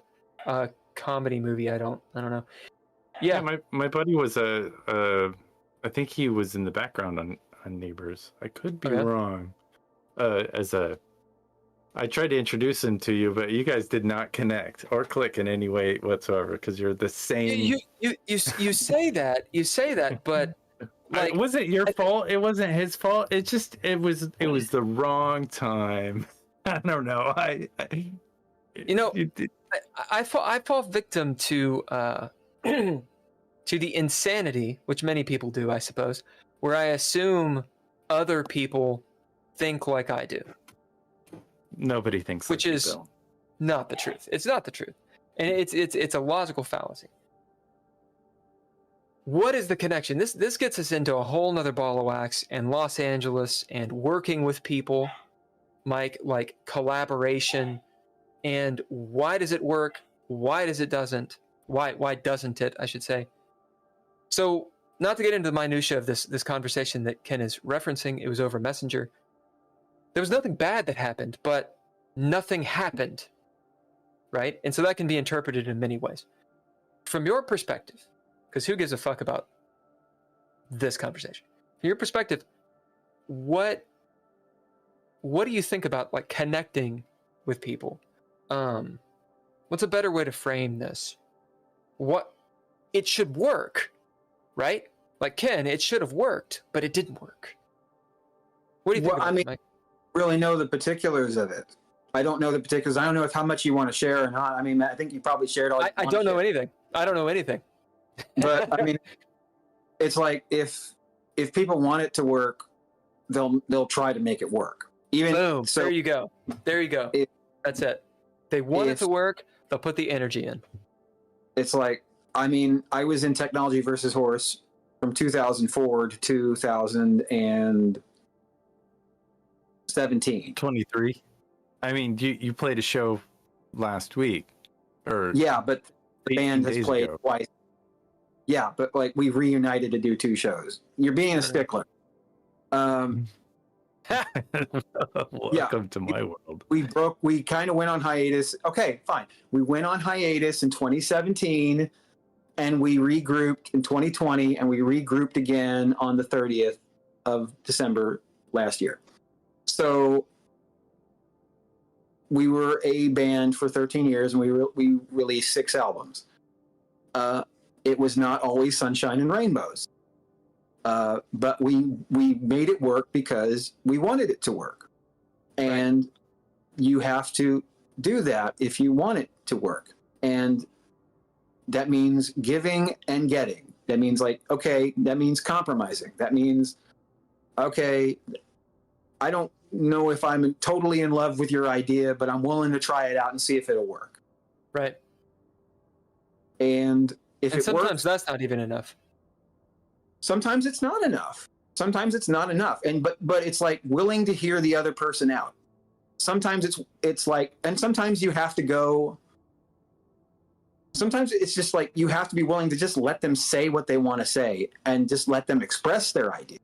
Because, and sometimes they have to, it's like, well, it's just expressing the idea can be enough because unfortunately, at least on our level, it's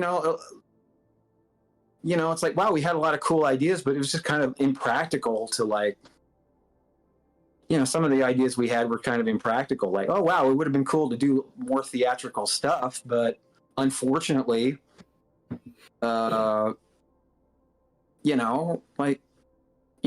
shit happens. We don't have the resources to do everything we want to do. You did some pretty theatrical stuff with technology versus horse. I mean, I remember seeing a show in Louisville where you had a mask on, you were shirtless.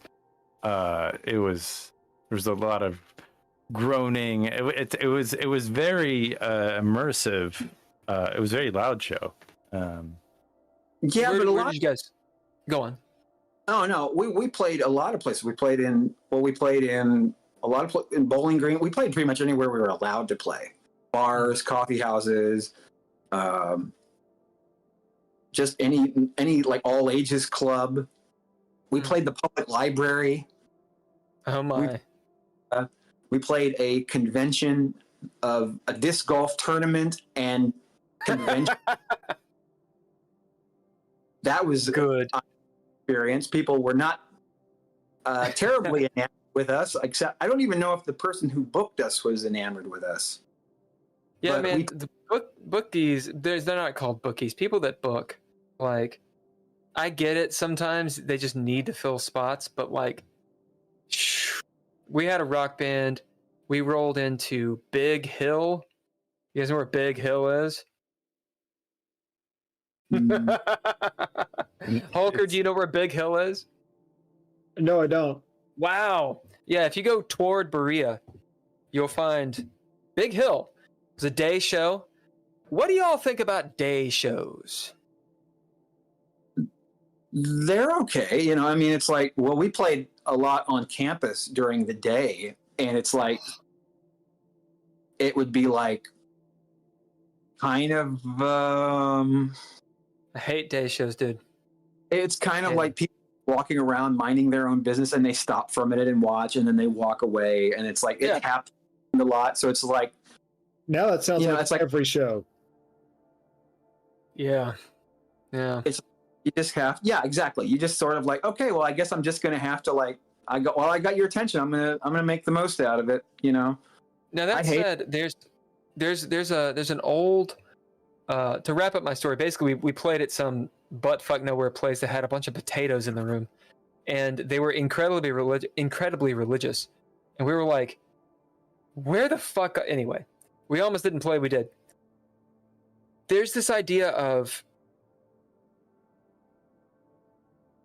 play the show as though there's 1,000, 10,000 people, whether there's one person or not, right? There's an old YouTube video, you guys have probably seen it. It's of Rage Against the Machine before they blew up. And they're playing like... It's like a college campus. Yeah, it's like a fair. It would be like the Woodland Arts Fair. So like, for people that don't know what that is, think of a park and then a Rotary Club decides to be like, everybody come out and show your canned peas and your shitty paintings, and fucking Rage Against the Machine is playing in a gazebo. And people are walking by like, what the fuck is this? And then there's a few people that are like, dude, what the fuck is this? And they're wearing all the grunge bullshit because it's that era. And they're going absolutely full on. And there's nobody watching them. Like maybe one or two people, and they're doing the thing that we've all experienced, where it's people like, they don't care about you. And Rage Against the Machine, fucking Rage, is exploding right there. So I think that gives some credence. There's a producer, Ken, you showed it to me. The guy who he produced the Red Hot Chili Peppers for a while. Anyway, he's Rick talking Rubin? about Rick Rubin. It's going on Instagram right now, but it's this whole idea. I will paraphrase. Ken, do you remember exactly what he says? Do you know what I'm talking about? How does the this old lady boil in that plastic bag? No, not that one. It's the it's not Rick Rubin. No, I know. You sent it to me. It's Okay. Rick Rubin saying, you don't do art for the audience. Yeah. Oh yeah. Like you do art for yourself, and you are compelled to do it. It's not always a fun thing. You do it because you have to do it. My old painting teacher told me this once. A guy named Foose. He was like, "Will, I was laying on the floor with my hair dyed in the Reynolds building, this old tobacco warehouse that was the art place at the time. And I was very dramatic. I was laying on the floor, depressed clinically. And he walks up with his limp. I think he was about 800 years old at the time. And he goes, Will. And I was like, yes. And he goes, why do you paint? And I was like, because I have to. And he's like, whatever, and walk off. But that's a thing. You do your art because you have to do the art. And if you're doing it for views or subscribers, this is awful. This is awful. Like maybe some people they got that narcissistic Gen Z in them and they can fucking do it. Not to throw Gen Z under the bus. Maybe they can do it. Maybe they just want to do it. I don't want to do it. I fucking hate it. I hate it. And I've realized the reason that I hate it is because it's very reminiscent of being in high school and trying to be popular. And when high school ended, I was so glad. And I was like, oh, finally, I'm in the real world where it's not like high school. It's not about popularity. Like fucking hell. My point. Rick Rubin. You do your art because you have to do it. You put it out there because you have to do it. And if it lands with someone, you cannot make it land with people. If it lands, it lands. And then it's a good thing. You hope that it lands with people, obviously. Yeah, but I mean, it's like I put the music out there because I want people to. Because I want people to hear it. I hope people hear it. Yeah. That anybody hears it at all is a miracle. That if one person hears what I do and enjoys it, then I. Well, I enjoyed it. I got on your Bandcamp and on your Mornoiz. Yeah. Spelled kind of phonetically. Oh, yeah. I've got the shirt. Oh, boom. Mornoiz. Yeah, I really liked it. Yeah. As a matter of fact, I had the shirt on. Do you have like a merch page or anything? We don't have a merch page. The band is. We have a Bandcamp, so you can if you want to, you can download our first album. Mm-hmm. We have a Spotify where you can listen to both of our albums. Our band is no longer active. Our bass player moved away. He moved to upstate New York. The drummer and the guitar player and I are working on a new group with a new sound. So we have 10 songs, enough for a full album. We're trying to recruit a new bass player, and we're Ken in plays the. bass. Huh? Ken plays bass. I don't know if Ken I wants have to a make. bass. Mike and I have made a lot of music together. I really enjoy working with Mike. I usually write a song, and then I'll write a bunch of songs, and I'll play Mike a bunch of songs, and he won't like most of them. And occasionally, he'll be like, "Okay, this one I can work with," and then we record on that song. Yeah. Holker plays bass. Yeah, I look forward to jamming with Holker. Yeah, you taught me. We can do Kind of. dueling bass. Yeah. Anyway, so you have Mornoiz. It is good, and you're starting a new project, is what you said. Right. There's a new project on the way. Yeah, fucking A. I don't know if you've heard of it or not. I use them for DreadLore's merch. Red Bubble. Have you heard of them? Redbubble. I've heard of Redbubble. Is it like a distribution service? No, so it's a marketplace. It is free to use is the reason I use it. So instead of something like Etsy or whatever the fuck, it's free to set up your thing. Their customer service is really good. Their website could use some work, but it works, and their customer service is very good. They take, I think it's like 40 or 50% of whatever you make, but it's free, and it's very good for artists. And you know, if you don't have a bunch of capital, or if you're not like a business that's established, you can use it. It's called Redbubble. They are really solid. A lot of different options. Redbubble, blah blah yellow. blah blah blah. Yellow bubble, red bubble, And yellow bubble. the quality of I've specifically got the t-shirts, and I made my special lady friend a dress, and the quality's really good. Do they do the printing and? Yeah. Okay. They do the printing and they ship it. So there's a couple of them that I was looking through. Some of them, you know, you put up your designs and then you have to deal with the money. Some of them, you know, it's you're paying for a marketplace and the promo and all that crap. Redbubble is free. Now I will say this: I've gotten zero throughput. I just made up that word. People coming to my site, so I don't think they promo. Like, you're gonna have to do your own kind of promo, your own tags, all that shit. But just for, hey, here's a link to our shit, it's not costing us any money for you to get a t-shirt. Perfect. Okay. A little bit on the expensive side. You know, I think t-shirts are like $22 or something, maybe 23, 25 with like shipping. But, you know, hey, it's on your website. It's not costing you money, making you a little bit, whatever. That's not bad for a t-shirt, actually. I mean,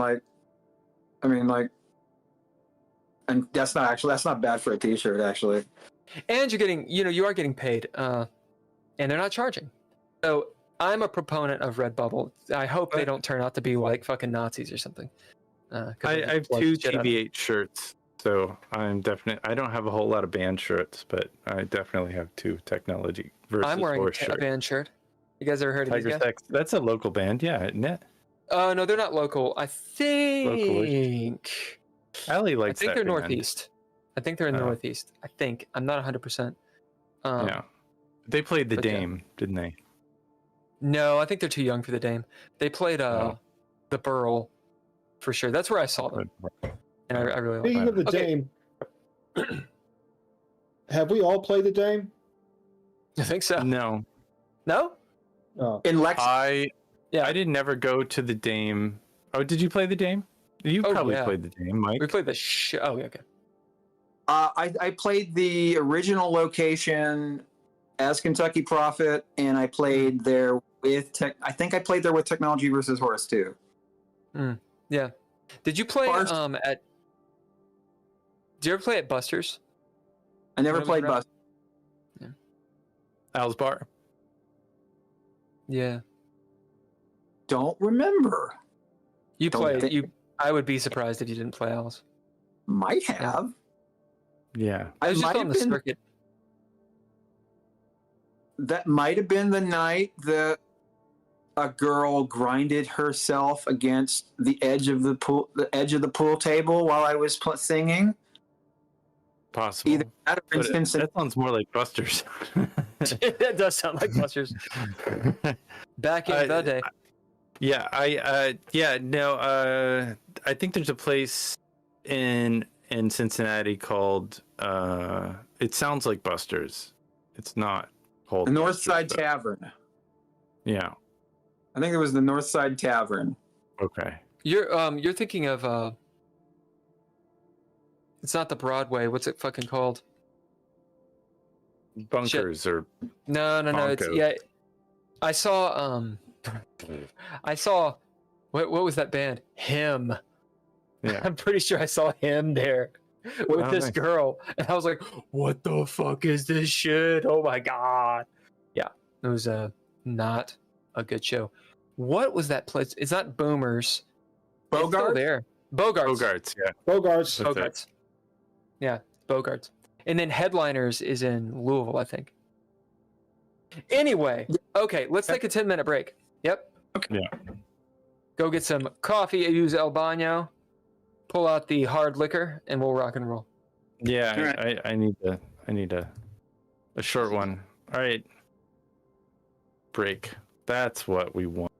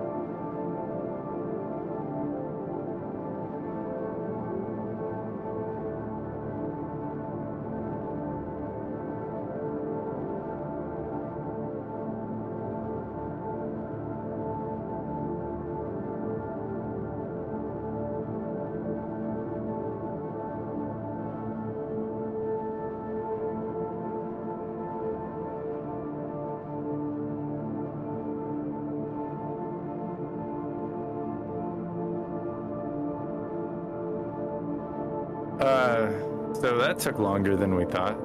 Welcome back to the Geeky Gamer Podcast. Geeky Gamer Podcast.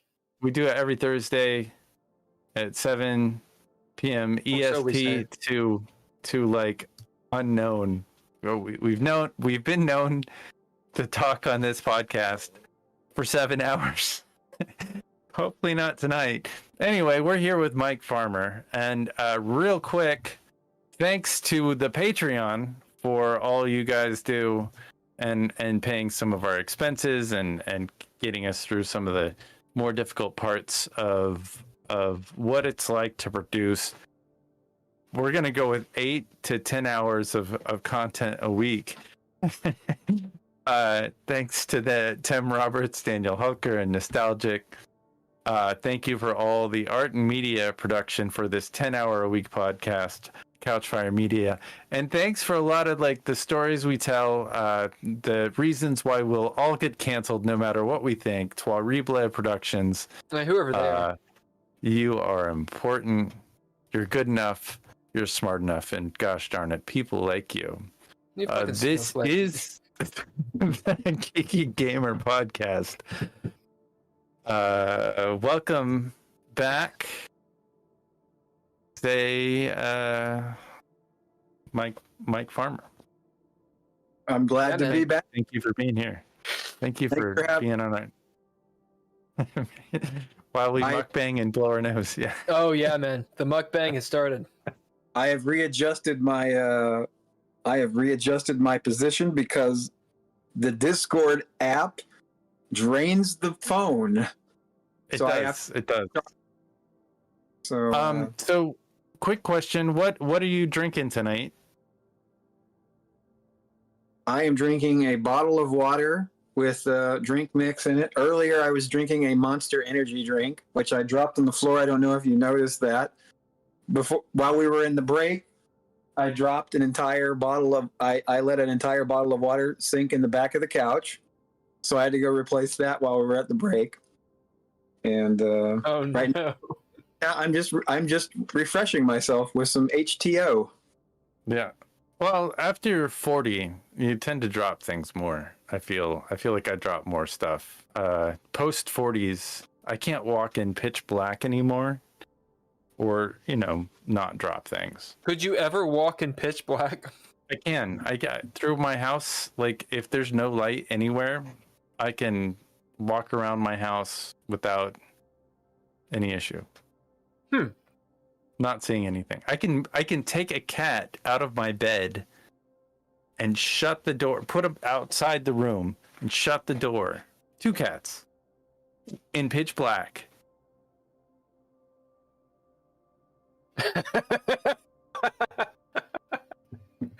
I'm gonna need more details on this cat. He sees better than the cats.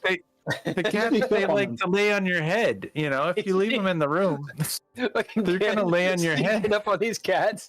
I take the cats out, and so they don't they like to go in like in the morning at like 5 o'clock in the morning. They're like, "What do we do? We're gonna jump on you because our food's not open yet." Like you can't have cats doing that. The cats need to be elsewhere. I'm drinking Town Branch, by the way, bottled in Lexington, Kentucky. Wonderful bourbon, and I have a cat sniffing my foot and rubbing against me as you do right now. I mean, I guess since we're going to talk about them, are you guys cats or dog people? Cats. But Hulker, what are you drinking before you talk about your cat? Water. And mushrooms. No, water. Tap water. Filtered tap water. Mushroomless water. Did you filter the water, or is the water in Frankfurt like? I filter it. I can drink the tap water if I wanted to because I'm hardcore like that. Yeah. But yeah. But I have a filter, and I use the filter to create water that I then ingest through my mouth daily. from a cup. That's what it's come to. I drink from the hose. Yeah, but the Gen Z, they don't drink from the hose, do they? No, they don't. I mean, I drink through a hose. It's got that PFAS taste. Mm-hmm. Yeah. It's got that extra chemically. I like did that throughout the 80s, and I remember that. Yeah, I will. When was the last Never mind. time? Do you remember? Have you ever drunk from a hose, Mike? Oh yeah, I have. When I was a kid, yeah. I don't Right. think I ever drank from a hose. I don't think I drank water at all as a kid. I think I only drank Mountain Dew. Okay, so I have to now bring this up. Do I have to bring it up? It's a shitty thing to bring up, and I'm going to bring it up. So you didn't All right. drink from the hose, right? No. Yeah, No. so we did, and all three of us. I'm not going to say it. Say it. No, Anyway. go ahead, say it. Say what? Well, We you turned have a out well. full head of hair. That's where I'm going with this. I'm just saying, man. All three of us don't kinda- drink through the hose, guys. Just don't do it. we're like, Drinking from oh the yeah, that hose. Oh, okay. rubber taste. Oh yeah. Okay, I thought it was going to be a slam on me. Okay. well, No. I can't in good conscience blame the hose because both sides of my family, I'm on course. I'll just say that. I blame blame my hose. grandfather. Mm. Or my mom. And his grandfather's grandfather drank from the hose. Look what happened. Everybody. Since the Roman times. That's right. Out of those lead Since the pipes. aqueduct. Dude, have you ever Yeah. looked up the have you ever looked up what the aqueducts, like how they actually were engineered? Not since. Blew my goddamn mind. There's a YouTube, of course. Yeah. Blew my goddamn mind. Check it out. Like, from what I understand, there are elements of the aqueducts that we still don't quite understand. Like, there's like gears and shit. Like, they employed actual engines. I don't mean like, combustion engines, but they're ridiculously complicated. Might check it out. Like, they actually filtered their water, for example. Okay. So, Think about- speaking of that and other geeky things, I've noticed out here, I have no problem drinking from the tap. Probably because I'm from, where we're all from. Or maybe I'm an idiot. I don't know. But out Yeah, here, they're you're like, an dude, idiot. what are you doing? What are you drinking? Yeah, Don't drink from the tap. And I'm like, why? Don't drink from the tap. But I do. It's a bad idea. Just so.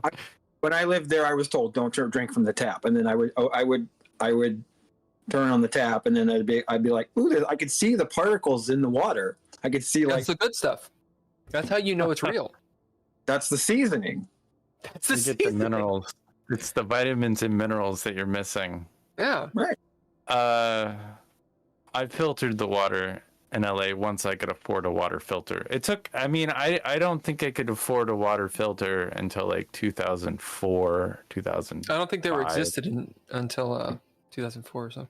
Oh, they had water filters, I think. Pretty sure they did. Pre 2004. Cheesecloth. So But I drink from the tap in LA. Don't drink from the tap in Louisiana or like Florida. see, I wouldn't do that. It tastes like an alligator. Yeah, it's not good. Georgia, I would not I'm not drink from the insane. tap in Georgia. No, tap water in the South, like past Tennessee. I'm just making this up. It's out of my ass. Tastes like it is out of my ass. Yeah, It South is not Carolina. good water. don't do It's not it. good It's water. just soft. It's very soft. I don't know what it is, but it tastes like booty. Yeah, it's not good. Have you got? This is a riveting conversation, but I'm going to keep on going with it. Have you guys gone to the east of Kentucky? I know that we're all from Kentucky, but have you been? Well, technically, you were from Indiana. My We'll let pa's that be from progressed. Breathitt County. Yeah. Have you ever been to the east, Mike? I went to Casey County last year, and then I went to Casey County to visit a friend, and then went to Somerset to a music festival. Master musician. So I have a friend who, I have a friend who's a music business manager and manages an artist who performed there. And she took me to the festival to visit and watch the artist she was representing. So I went to go see that. So that was, I guess as east as Casey County. So is Somerset in Casey? Frankfurt, and I've been to Lexington, but like in terms, I think I've been more east than Casey County. Yeah, Pikeville. Pikeville. Pikeville that's a mountainy little town. Yeah, once you get past, what is it? Winchester? Maybe a little bit further. I mean, you're still in rolling hills. You can see the mountains from Richmond. Yeah. Anyway, I can my see point. Russia from my house. You can see. Sorry. It's a whole different thing. My point of saying all of this, have you ever had well water? I think I have. I think one of my uncles had a well, and I think this is when I was a little boy. So we went to his house and we got water out of the well. But this is a long, long time ago. This is probably when I was like 8 or 9 years old. My buddy, or our Hulker, my buddy Chad, he's from the east, from the hills, as he calls them, and he said that I think he was a teenager when they got city water, and I was like, "The fuck's city water, Chad?" And he was like, "Oh yeah, you don't know." Apparently, they were all the hollers. Which, if people who are listening to this or watching, what is a holler? Who wants to answer? It's a rather isolated. It's kind of like the Appalachian version of a cul-de-sac. Yeah. So holler is the way you say it. It's actually a hollow, is what it is. Hollow in a mountain. So the holler, they before they had the mountaintop removal, they would have wells, and apparently, that water is literally delicious. I've never had Kentucky spring water. Here you have. I've had. Have you ever had hybrid spring water? I mean, in a bottle. Yeah. Well, I mean that's spring water. It comes out of the ground. I think that's from India. No, it's Highbridge I'm pretty sure near. They ship it near Highbridge, that big train track off the Kentucky River. I think it's relatively close to. Is it close to Hulls in the River, or is it close to Shakertown? I couldn't tell you. We're getting pretty. I mean, have you ever smelled the Kentucky River? Yes, I would not I drink lived out next of to it for 8.5 years. Just I would not drink out of that. Doesn't I wouldn't drink out of the Elkhorn either. we're not I don't want that well water. Now I know some places that they didn't have really well hot. water, but when I was growing up, they had the water hauled out in trucks. Huh. In other words, you'd have a truck with a giant water tank. It would drive out there, and it would fill you back up, and then you'd see it next week or something like that. So, Interesting. speaking of wells and Kentucky water, Mike, why don't you? I mean, it doesn't seem like you have much of an accent. What's the deal with that? I mean, I've met a lot of people from Owensboro and sort of Western Kentucky. I don't really have much of an accent. It's like, I don't know if it's the fact that I was born in Indiana. But the thing is, I didn't live in Indiana very long. When I was a kid, I had more of an accent. But then I just sort of realized that I could not talk with the accent.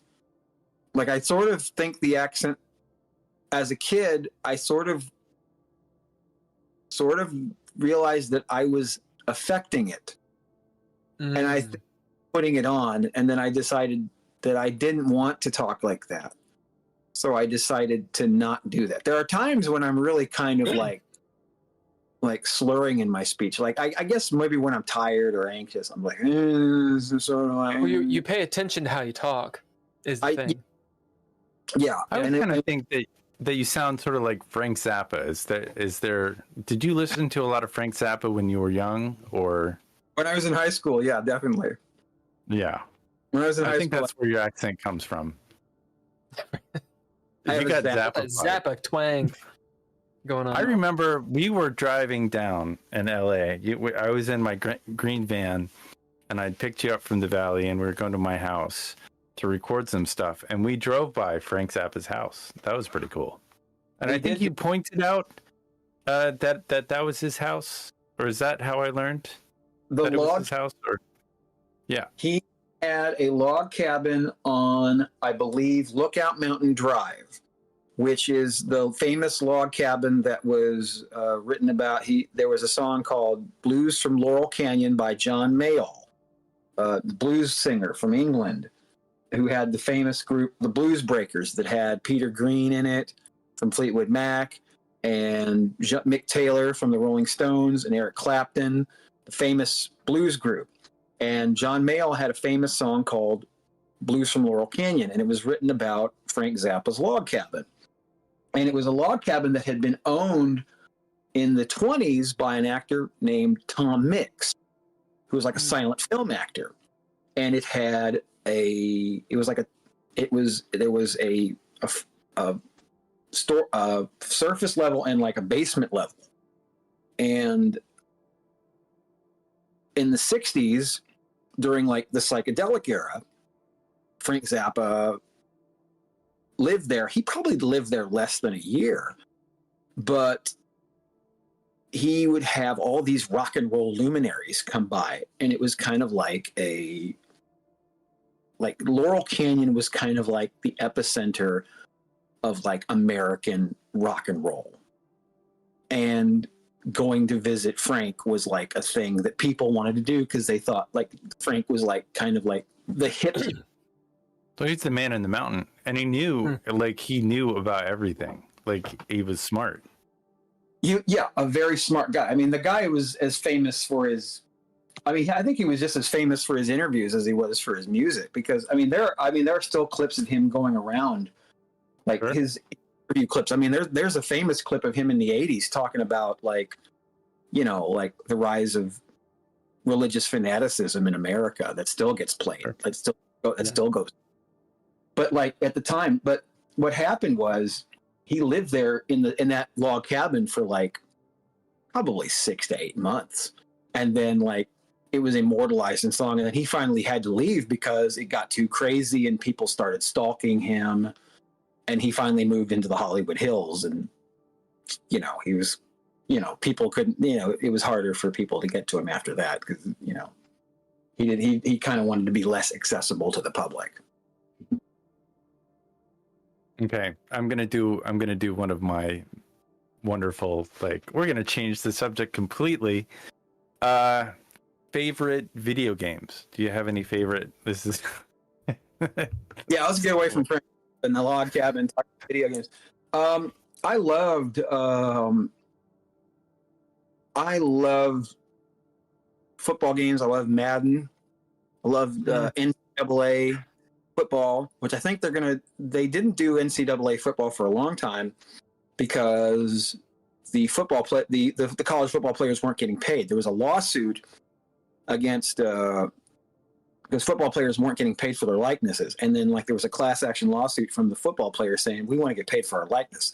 So the manufacturer of the video game said, well, we're not going to make the game anymore, but I think they are going to release a new NCAA football game for the PS5 this year. So that should be cool. And I also liked the WWE video games. And I haven't played video games in a long time. But when I played, this was the era of the PS2. This is like, 2006, 2007. I love playing Madden, playing NCAA, playing SmackDown versus Raw, WWE. I love playing that stuff. I love wrestling video games. Love wrestling. I love it. What is the draw to wrestling? Say what? What is the draw? I mean, do you like the drama? Do you like the moves? We were talking about wrestling with the guest last week or maybe 2 weeks ago, and I meant to have that question written down because I wanted a second opinion on wrestling. I think it had to do with wrestling. Like, do you believe it's real, or is that a... No, I like compelling characters. They're doing a thing that is very difficult to do, and I enjoy the fact that they're doing it. I appreciate that they're doing it. And it's like, if you have a character that you like, if you have a character that you enjoy in any sort of thing, whether it's a television show or a movie, you're interested in that character's progress. You want to see what's going to happen with that character next. The same thing happens, and the same thing goes with wrestling. I care about this particular wrestler. I want to know what's going to happen with them next. Are they going to win? Are they going to lose? If they're in a feud with another wrestler, what's going to happen in that feud? Are they going to beat that guy? Are they going to lose that guy? What's going to happen? What if they get, what happens if a group of thugs come and beat that guy up? Are they going to get revenge? It's just the human drama, and I'm interested in that. Do you have a favorite wrestler, somebody that you follow at this point? Or followed? Or followed? I mean, I liked Andre the Giant and Hulk Hogan. Like, they were cool. Yeah. Back in the day. His name is Eddie Kingston. He wrestled for a company called All Elite Wrestling. And he's sort of you wouldn't look at him and think, oh, that's a wrestler. He looks like a guy who would work on the docks in New York City. He looks like a longshoreman. He's just like this.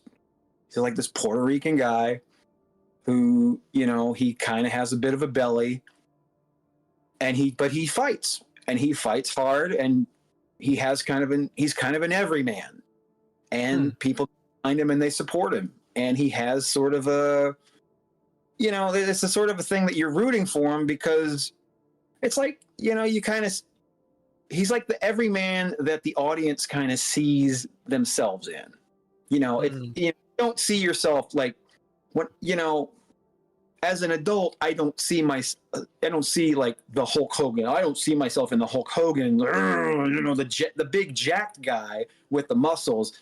I see, that guy who's like, kind of paunchy, but like, who's kind of an underdog. That's my character. That's my guy. That's the guy I'm rooting for. That guy but he's got heart, and he's got determination. He's got grit. He's fighting, for, his opportunity. He's fighting for the title. He's trying to make it happen. And that's somebody that, that I think a lot of people who watch wrestling, a lot of hardcore fans go, yeah, that's the guy I identify with, Do you, can you fill us in, a little about the storyline that's maybe going on now, or is it change every week? Is there a dynamic or a betrayal that we should be focusing on? Well, I mean, let's see. I was watching AEW Dynamite last night, and Eddie wasn't on it, but he's going to be on the Saturday show. He's in a tag match. What happened last night was the world champion had a title defense, Samoa Joe. He's this tough Samoan wrestler. He's a veteran, and he's a tough guy. He had a title match against a second generation wrestler named Hook, who his dad was a wrestler. He's a young guy, probably about 23 years old. and he's a young guy. He's kind of scrawny, but he's tough, and he's earned an opportunity to fight for the title, and he's working for this opportunity, and he goes in there and he's trying to just show what he can do and maybe get the upset and win the world title. He goes in there, he's fists flying, trying to get the upset. Match goes on for about 8 minutes. Samoa Joe wrecks his shit. Completely wrecks him. Match ends. Samoa Joe leaves the ring. The kid stands up. He's like he's trying to stand up as if to say, I ain't done. Like the match is done, but he's like, you beat me, I'm not but done yet. I'm still standing. Samoa Joe goes back in, drops him again. He leaves the ring. Kid stands up again. He's staggering up. Crowd's going crazy. They're like, he's staggering to get up, climbing up, he's trying. This kid, he's like just a kid, He's a boy in a man's world. Samoa Joe goes in there, drops him again. Who comes to the rescue? This other guy named Hangman Page. Hangman Page comes to the rescue. This guy who's going to challenge, who's basically made it known. He's the former champion, and he wants Samoa Joe. And he comes to the rescue to save the kid from Samoa Joe. Chases Samoa Joe out of the ring. That's how the show ended last. Meanwhile, there's this other guy, Swerve Strickland. He also wants the title. And he's just kind of he's mean mugging. We got a case of the good, the bad, and the ugly. We got Hangman Page, Samoa Joe, and Swerve Strickland. These three guys. One of them's the champion, two of them want to be the champion. And it's there can be only one, but these three guys, they all want the same thing. And probably they're going to have a match for the title. Probably all three of them. There's probably going to be a three-way match for the title. And do they do that? Is that a thing? They do a three-way last man stand thing. I know they do cage. Do they still do cage matches where they'll put a cage on things and they won't let people leave? And oh yeah, they do cage matches sometimes. And occasionally there's all kinds of matches. There are three-way matches. There are four-way matches. Battle royals, where the idea is to throw everybody over the top rope and the last one in the ring wins. Ladder matches, where yeah, the idea is the ladder. There is an opportunity for a world title match is hanging, a contract for a world title match is hanging over the ring, and you have to use a ladder to climb up the ladder to get the world title, and whoever grabs it wins. And there's probably 6 or 7 people in this match. But here's the thing. In the match, the ladder is a weapon. So people get body slammed with the ladder. People grab the ladder and hit each other with it. People, get slingshotted into the ladder. All kinds of damage can be done to a body. People jump off the ladder onto each other. All kinds of crazy things can happen. All kinds of unbelievable stuff can happen in a ladder match. Now, I pick up a ladder and it hurts me just picking it up. Yeah. Ladders are dangerous. Now, what are you gonna say, Bill? Oh, go on, Mike. Now imagine somebody picking you up, pressing you all the way up in the air, and then dropping you onto a ladder that's on the ground. Oh, it sounds great. Yeah, I know. Sounds it's really good for the. Yeah, I had no idea. I have been to a wrestling match. It was amateur wrestling, and it was a lot of fun. You mean I'm sorry? You mean Greco-Roman or? No, just like- amateur. Like it's not pro wrestling, but it's amateur wrestling. Oh, like independent, like small time, kind of like. Yeah, they used to have them. I don't know if they still do in Paris, Kentucky. Oh, okay. I know what you mean. Yeah. And they were good, man. You get the fucking hot dog and you watch people like leap around, and they're actually pretty good. Video game wise, I mean, there's the arcade, the WWF. What is it called again? It's not the Royal. It's the Royal Rumble. Yeah. They Yeah. have. I do remember playing that Royal Rumble game at Aladdin's Castle. Yeah, there you go. A game. I can't remember the name of it. And I'd pump quarters into it, and I get eliminated, and I didn't have enough quarters to play. But there were kids surrounding it, Of course. and even somebody else would take my spot, and then I just end up. I'd just be like backseat driving while the next kid spot. But Randy Savage. Yeah, the day- that one is one I played, and then of course pro wrestling. Did that have- Nintendo? Huh? did that one have Starman? Oh yes, it did, baby.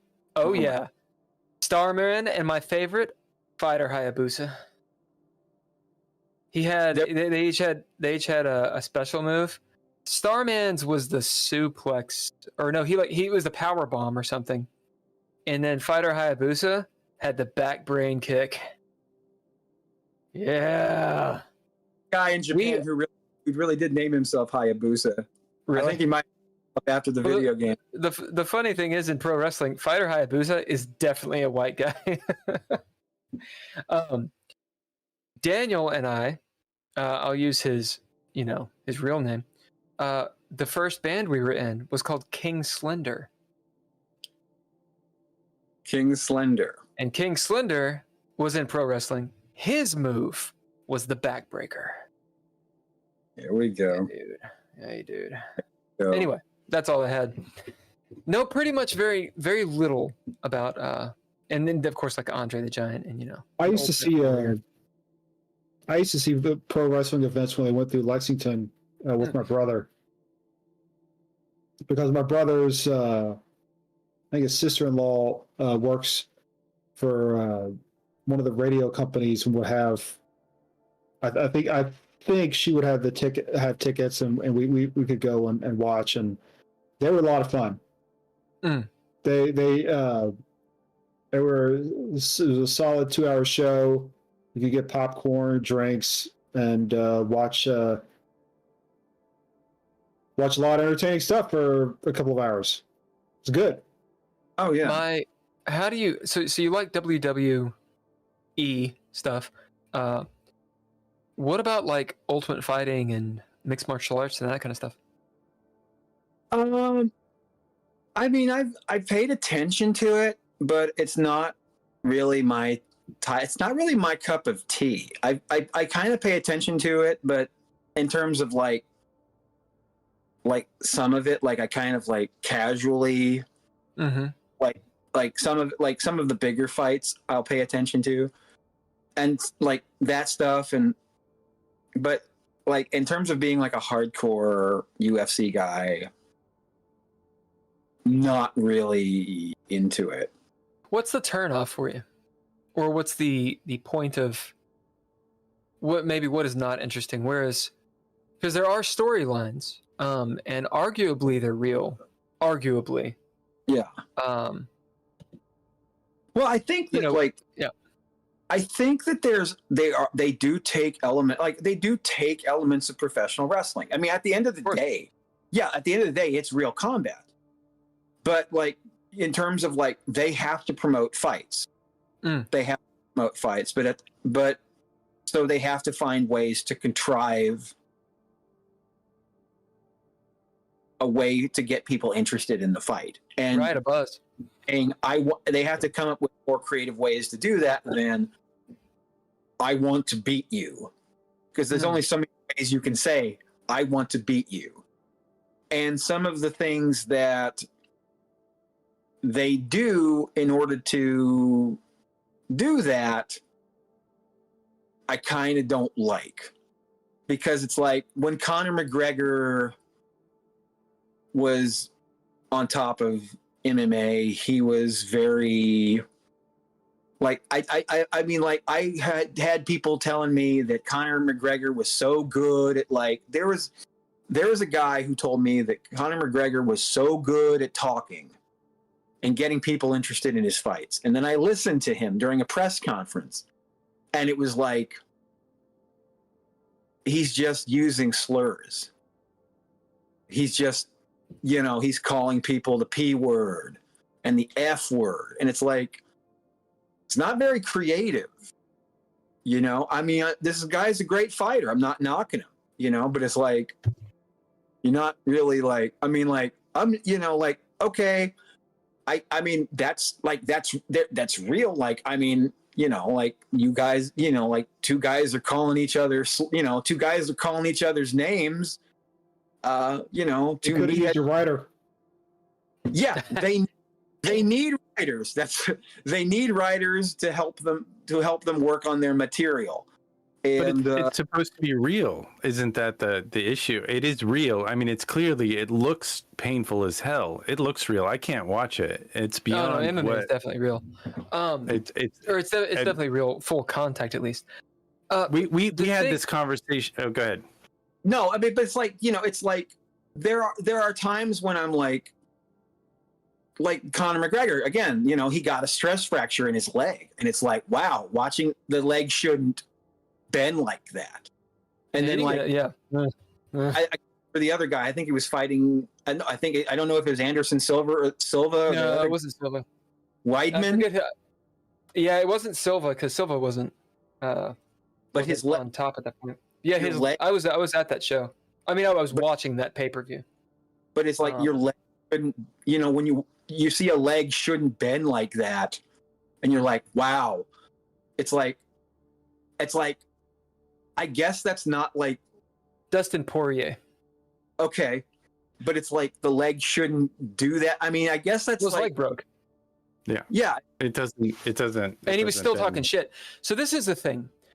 In wrestling, in pro wrestling, I mean, I don't think there's any argument that it is not real. When we say real, I don't mean beating the shit out of each other as in full contact. Yeah, they're full contact.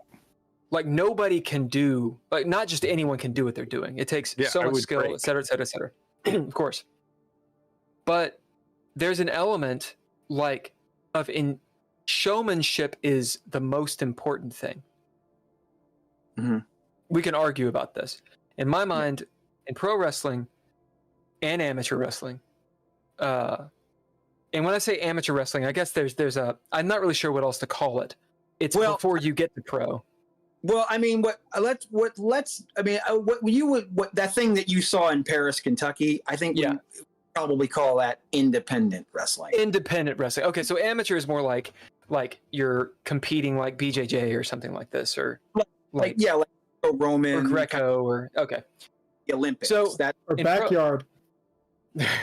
So in pro backyard wrestling, I believe that. Pin wrestling.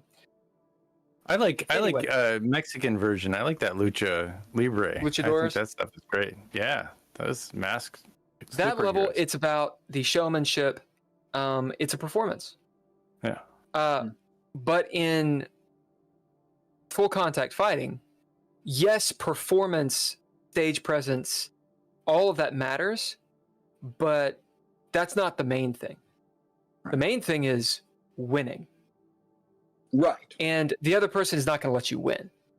So you have a quote unquote real fight because it's about the battle and who wins.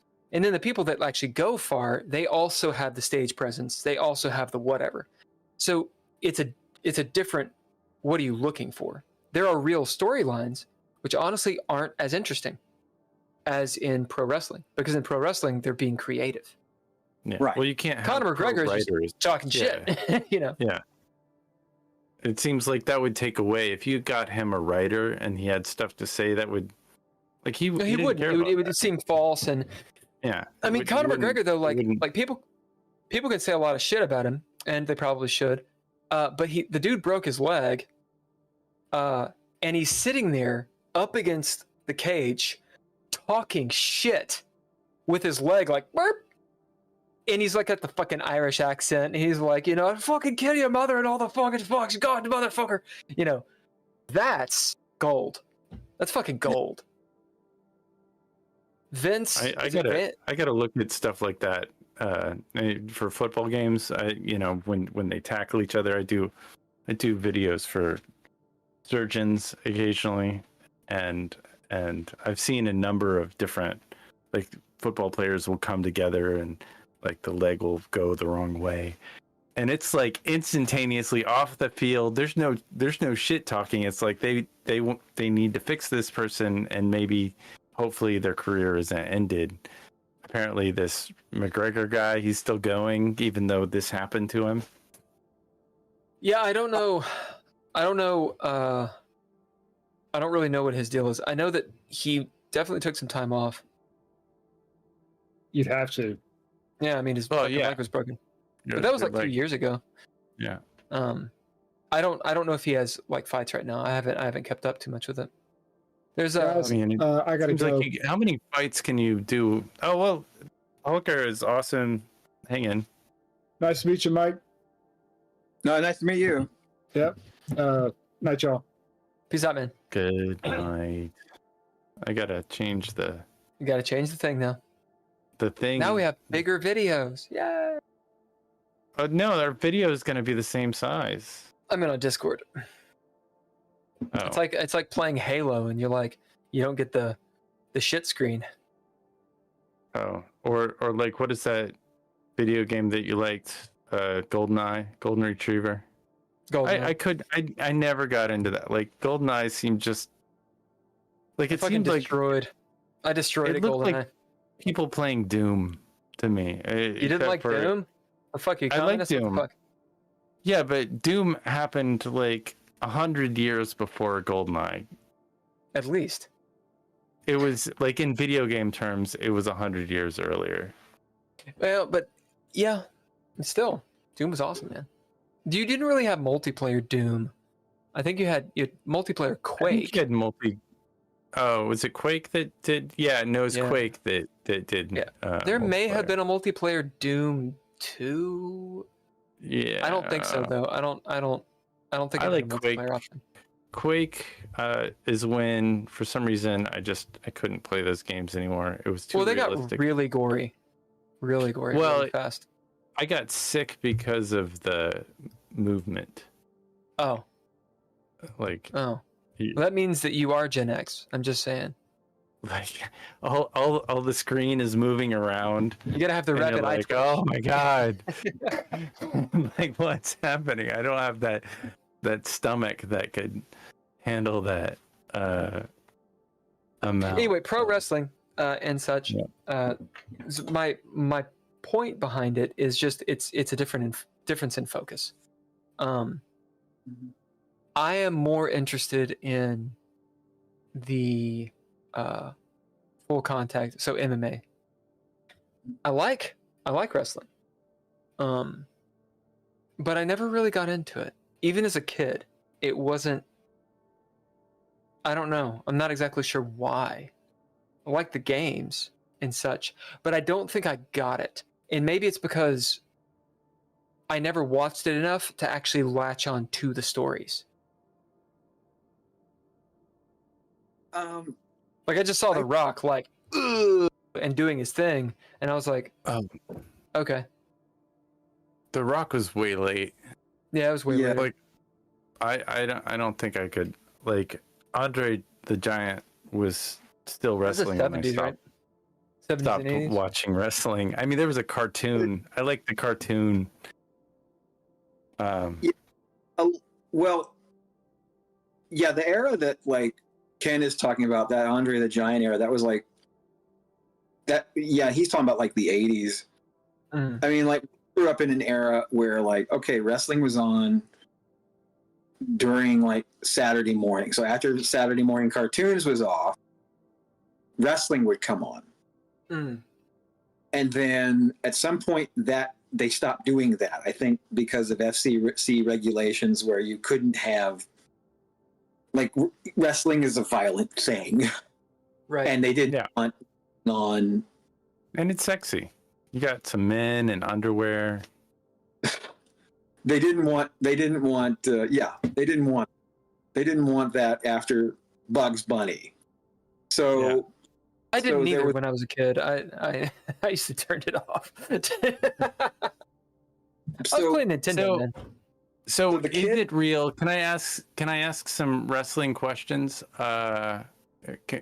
Is when I for some reason I thought what is it, Mahone? What is his name? Vince McMahon. McMahon.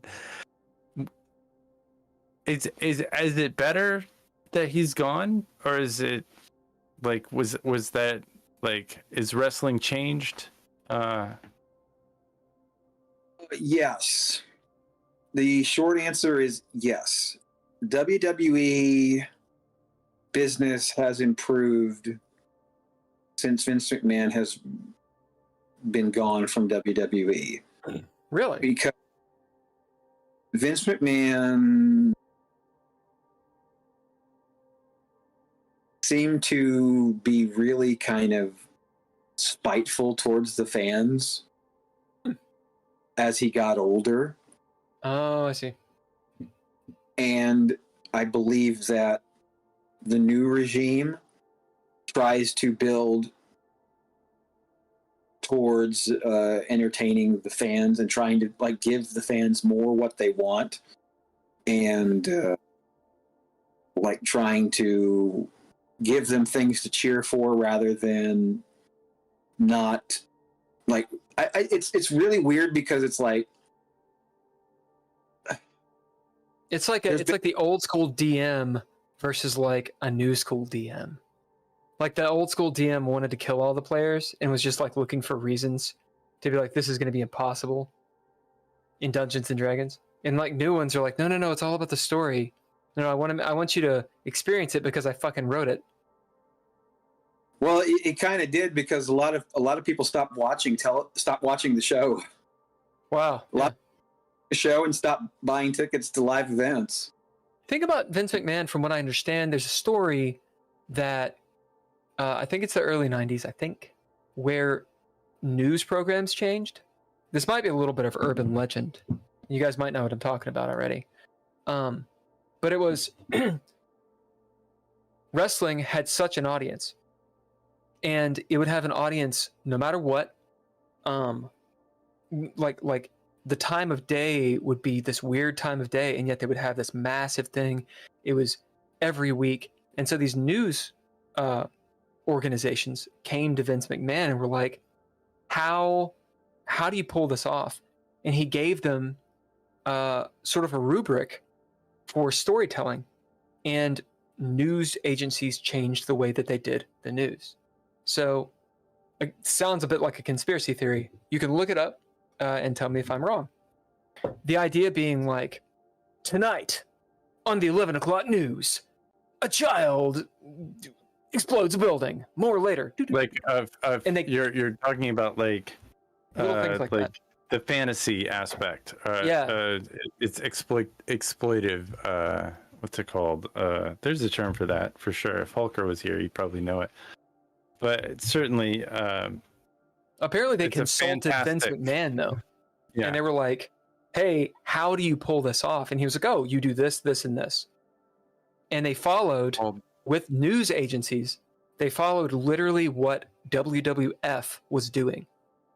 They mimicked their business, and now people watch the news, and then they get told what the news tells them, which is definitely the news. Well, there is sort of a crash TV. There was in the 90s a crash TV element to what the WWF was doing, because it was a very when that was the era of Stone Cold Steve Austin and The Rock. The idea of like just bam, bam, bam, bam, just throwing things at the screen. And I don't know if that's related to what you're talking about, but the idea of just like, they were not as focused on what happened in the ring. Because there are people who will tell you that what happened in the ring. The actual wrestling matches aren't as important as what happens. Like the storyline is what's important, not the actual wrestling. The vignettes, those are the things that keep you hooked. The match is just sort of like the payoff to that. It's sensationalism is what the term I was looking for. The news became more sensational, maybe.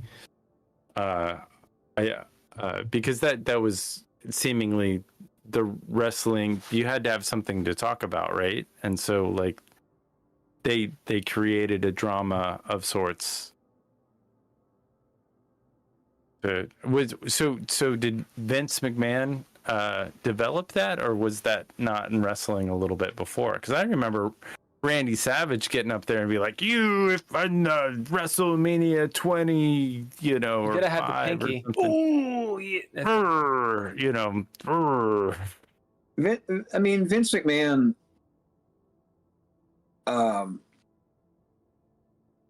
Wrestling has existed in one form or another for over 100 years. Mm-hmm. And I mean, he's just he had inherited the business he bought the business from his father. He bought the WWE from his father. I didn't know that.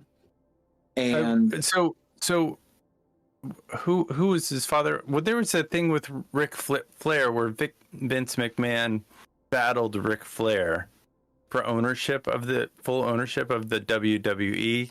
Yeah, that was a storyline. That was the storyline. Yeah, Vince McMahon Sr. started the Worldwide Wrestling Federation, the WWF, in 1963. Mm-hmm. That was the company. His son, Vince McMahon Jr., the Vince McMahon that we all know, bought the company from him in the 80s and turned it into the WWF, the World Wrestling Federation. Less letters, more hip. And then in 2002, it became World Wrestling Entertainment because they lost a lawsuit with the World Wildlife Fund.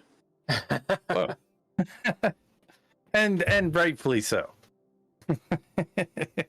Just messing. Lord. Copyright. That's gonna kill us all. Sorry. Go ahead. Very big man of him, because it was like the World Wildlife Fund was like, we have no objection to you calling yourselves being the WWF, but if you the WWF, but if you're going to run shows outside of the United States and North America, please advertise yourselves as the World Wrestling Federation and not the WWF, so as to not confuse people. And Vince McMahon said, sure. And then later on, he's decided, no, we're WWF. And then he lost a court, and then a court order said he couldn't use WWF anymore. So in 2000, it became WWE. Yeah, I remember the WWF being a thing. No. It's always WWF in my heart.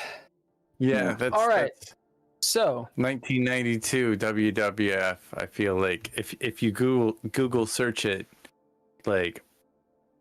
that's what it says. That's top hits on Google. It's not the World Wildlife Federation or whatever. No. So that's wrestling and MMA, which is interesting and all that good stuff. Did you ever go back to Los Angeles? Yes, I did go back one time. I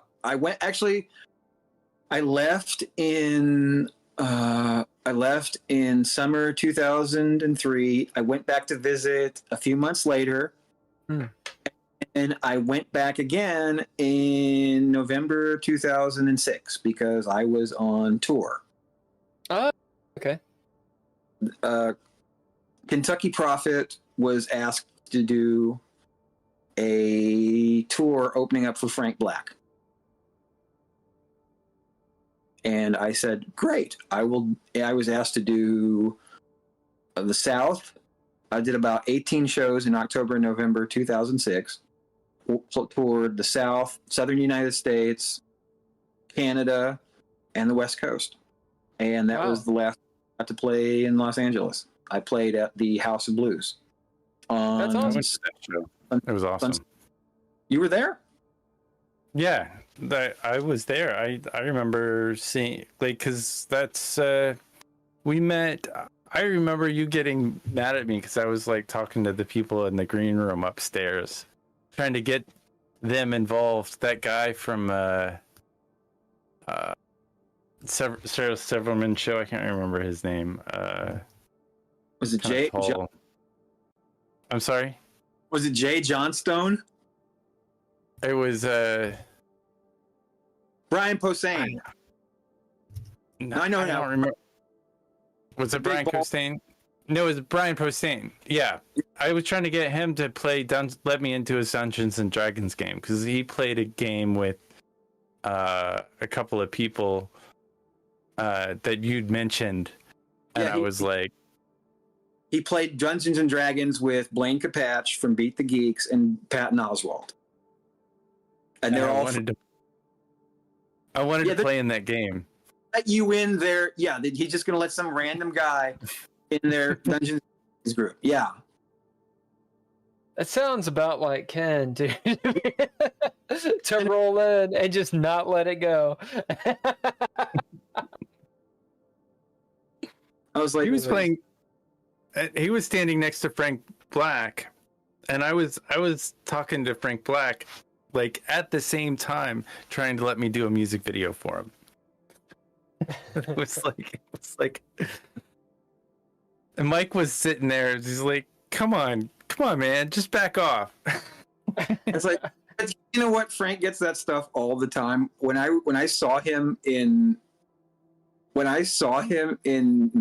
Lexington, somebody went up to him with a business card and wanted him to invest in a restaurant. Nice. I was like, he gets that. He gets shit like that everywhere. Yeah. Everybody wants. Like, I mean, like a music video at least would be like, that's whatever. I was like, oh, okay. Sure. You know, that's nothing. Music video is nothing. Well, at the time, I'd had like 3 music videos in MTV. So, I mean, I felt like I had some clout, but, you know, you don't just, that's not how it works. No, I realized at the time it wasn't how it works, but I tried. Really. No, you know what? You're nothing. That's nothing compared to Will Russell from Lebowski Fest.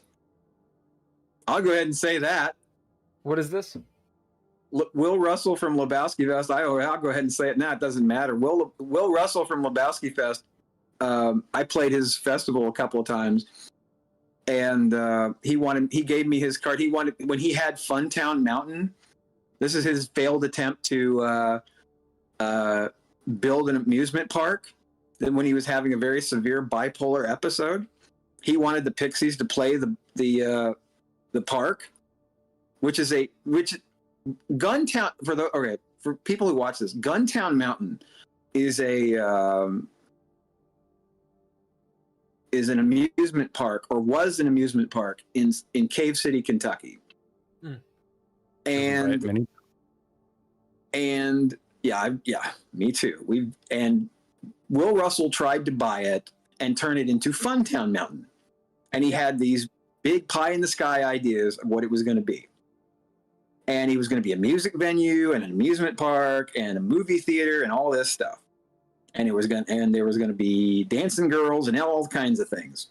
He got a grant from the state government. He started a Kickstarter. I'm in the Kickstarter video. I'm and Terry Miners is in it, dressed up as Mary Todd Lincoln, and all kinds of wacky stuff is in this. Anyway, he was in the middle of a very severe bipolar episode because he had been doing spice. He had been doing some very heavy drugs, and I saw him at the Pixie show, and he gave me, he gave me his business card because he knew that I knew Frank. And he said, give him this card and tell him that he knew that I knew Frank. He's like, tell Frank I want the Pixies to play Funtown Mountain. And I was like, that's not how this works. You know that's not how this works. You book acts for your festival. You book groups. You know that like this, like you have to book, like there's booking agents and things like that. Why? You can't go over or around them, is what you're saying. Yeah, you can't expect me to call in a favor for you. It's not how that works. And it's like, but I couldn't explain that to him because he was in the middle of a very bad manic episode where he got arrested 4 times that summer for. I shouldn't be talking about this. This isn't very nice because he's you're fine. On Louisville Public Media, I'm reading about it right now. Yeah. You're not saying anything that you're actually being kinder than they are in a lot of ways. It's not critical. It's just this article, which I just sent to you, Ken. Nice. It's just very candid. It's a lot easier. It's not disrespectful, but my point is it's out there. Well, so you're not outing anybody. No, I know I'm not, because it's all a matter of public record. It's all in the Louisville media. What happened? What the guy did. But it's like I like Will, but Will is he just kind of and he gave me a lot of opportunities. I got to play his music festival, I think 2 or 3 times with my solo and with Technology versus Horse. But he, it's like, I don't know how we got to this point, but like we were talking about Ken pestering Frank Black, and it's like, it's like called gotcha journalism. That's what it is. Yeah. Well, I think this is actually not only an interesting topic, but an interesting topic for me. I just came out to Los Angeles pursuing acting, and this is the kind of stuff that should be known. And it's I don't think it's necessarily a closely guarded secret or anything, what you guys are saying, but it kind of is. Like people that are in the know, however deep they're in, or how high up the mountain, or whatever you want to call it, they don't offer this information. It reminds me of working in the restaurant industry, and it's like you have to pay your dues mentality, which is absolutely bullshit. And anyone who has that mentality can fuck themselves. I despise it.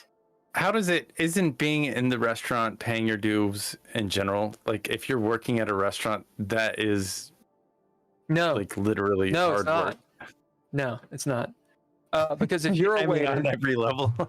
No, because if you're a waiter and you've been there for 6 months and Mike's a waiter and he's been there for 3 years, well, you don't get the good shifts. Yeah, you don't get it because you haven't paid your dues. And it's like, the fuck? Like, it's there's an element of it that is rational, but what it actually creates is ugly. I'm not trying to say the film industry is ugly. I don't think I need to. No, it's ugly. I don't think anybody needs convincing of this. But no, it's ugly. What I'm going to say is like something you just mentioned, Mike, was, oh, well, that's not the way it's done. I mean, it's obvious to you. You've been in the entertainment industry for a long time, and so have you, Ken. Sure. I'm gonna let you in on something. It's not obvious. It's not. Why would it be obvious to someone who's literally coming into this? Why, in God's fucking holy, unholy name, would someone at all have any fucking clue how it works? Right? So, like, I go up to someone, I'm like, hey, do you want to work? Do you want to do something? And they give me this look like I just kicked a baby. And I'm like, what the fuck is your problem? And I'm told by people that are my friends that are out here, oh, well, you're an actor and I'm an actor, but we're on like different levels, and so I can't help you. Shit like that. Now, what is really being said, right, what I've realized is I came at this with an interpretation. I was like, oh, go to hell. But I realized maybe they're just not saying, they're not taking the time to explain what the fuck are they talking about. So what you just said, Mike, that extra part, you can't go directly, like if I have a festival, I can't be like, hey, Pixies, will you play? Because I'm cutting out all these people that they're tied with, right? Yeah, see, that fucking makes sense. That's like, oh yeah, duh. I mean, they got booking, they're paying people, there's contracts. If they do it here, then what does it mean? Is it underhanded? Blah, blah, blah, blah, blah, blah, blah, blah.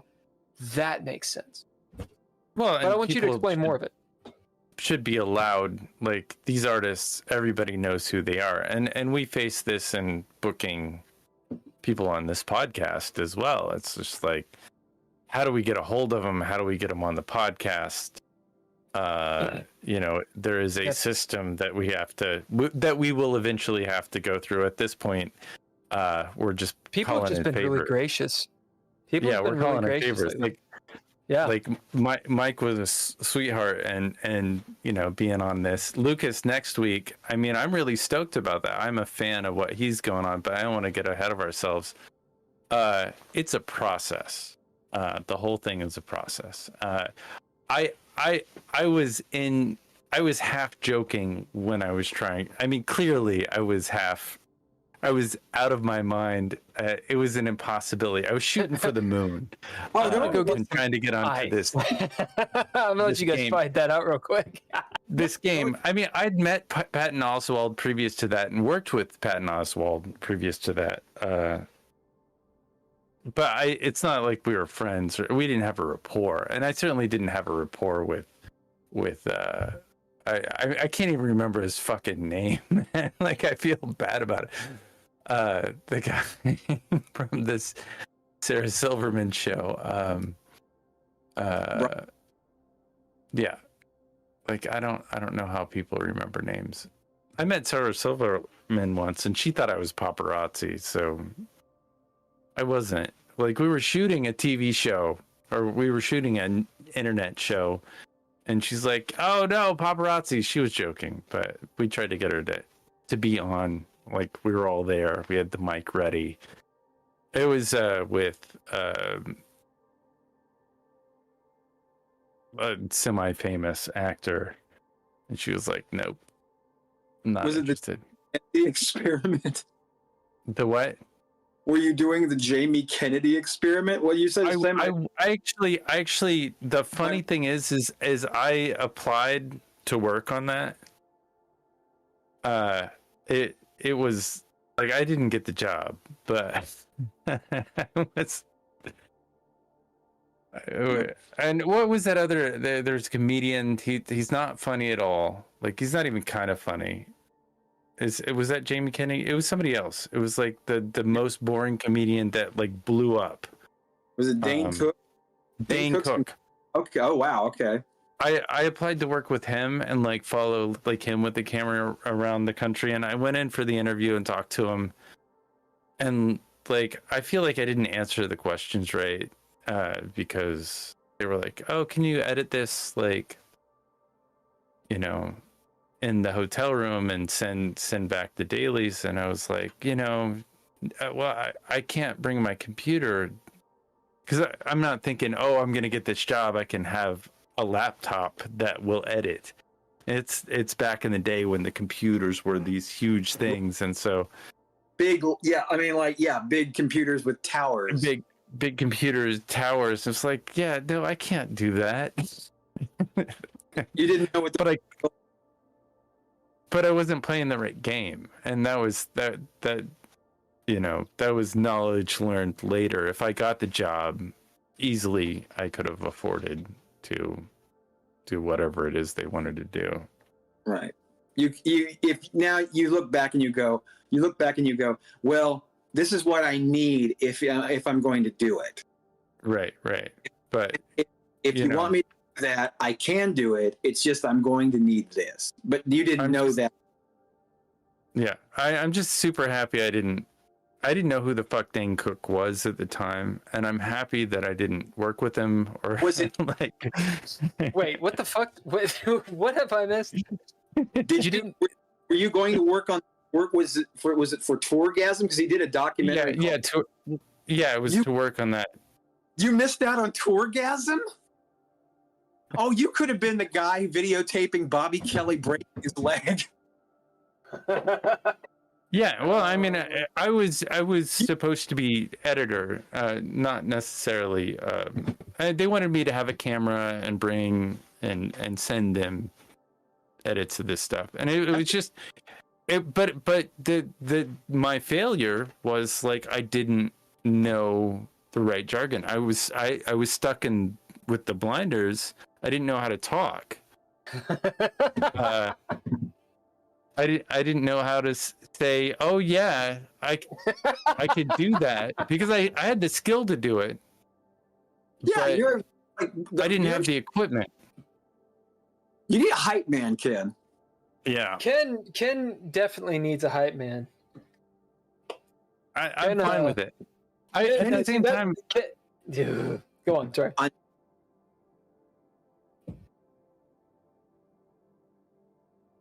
No, like, you first. What? You guys were talking about Dane Cook. Yeah, he had the opportunity.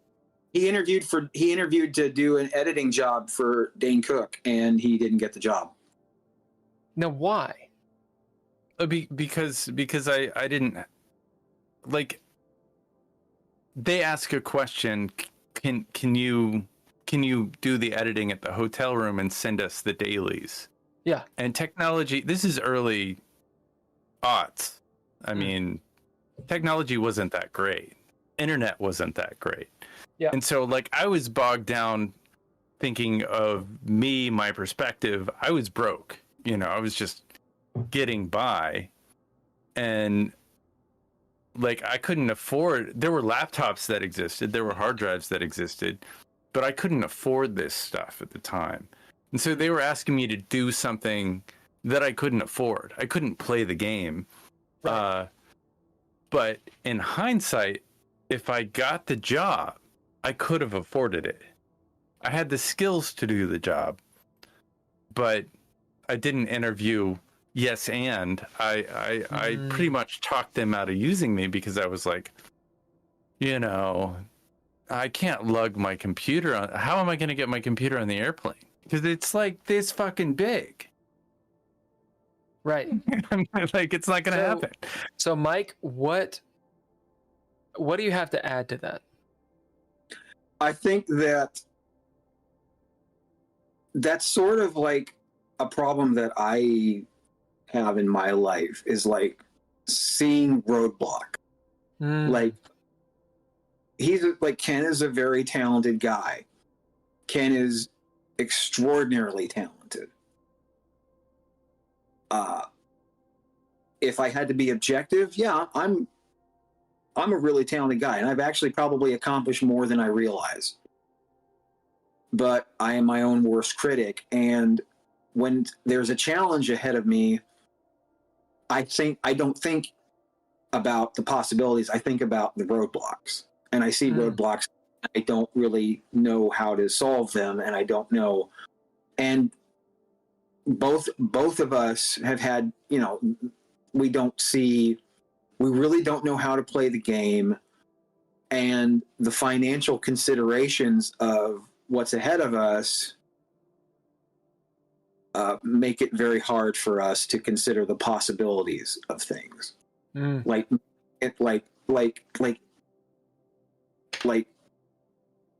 doing a good job. Like I'm a pretty talented guy, and I probably do some things. Like the idea of I'm a musician, and I don't have some of the gear that like I probably should have as a musician. I don't have like a lot of production gear, but because it's cost prohibitive, I don't have a lot of money.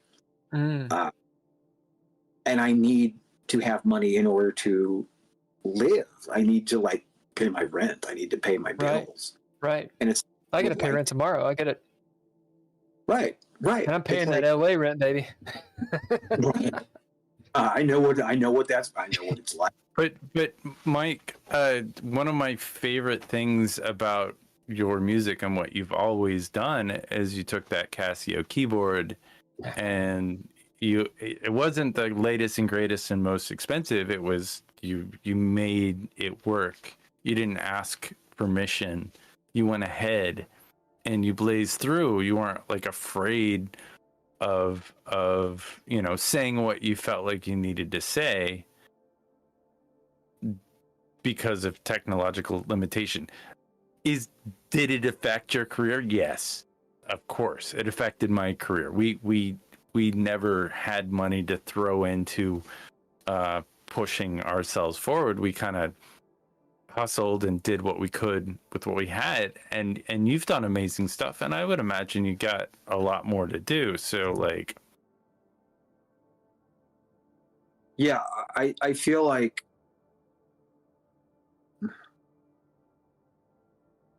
I'm very like, considering where I've come from, I've overachieved.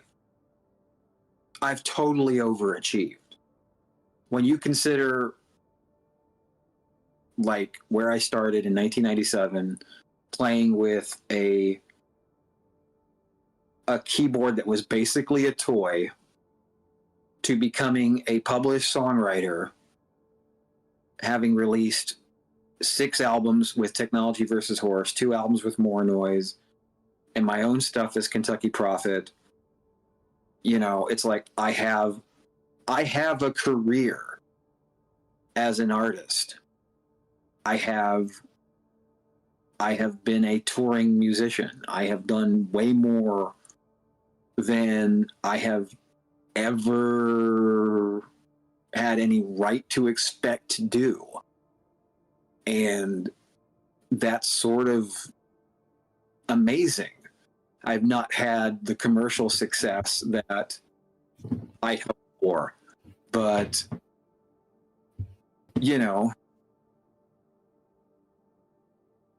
of it's doing it. Like, you did it.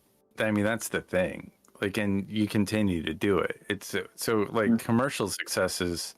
I was watching this video by a director that I'm gonna reach out to him and see if he'll be on it. I sent a link to Bill the other day, and he's like, there's basically, he made this chart. There's the A-list directors, and they're in this small little,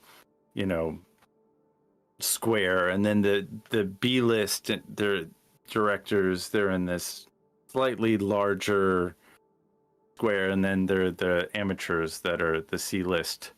And I've been at the bottom of that B-list or even high C-list for my entire career. And I, am happy that I made some money. I'm not rich because of it. It is a thing that is paid for me to live.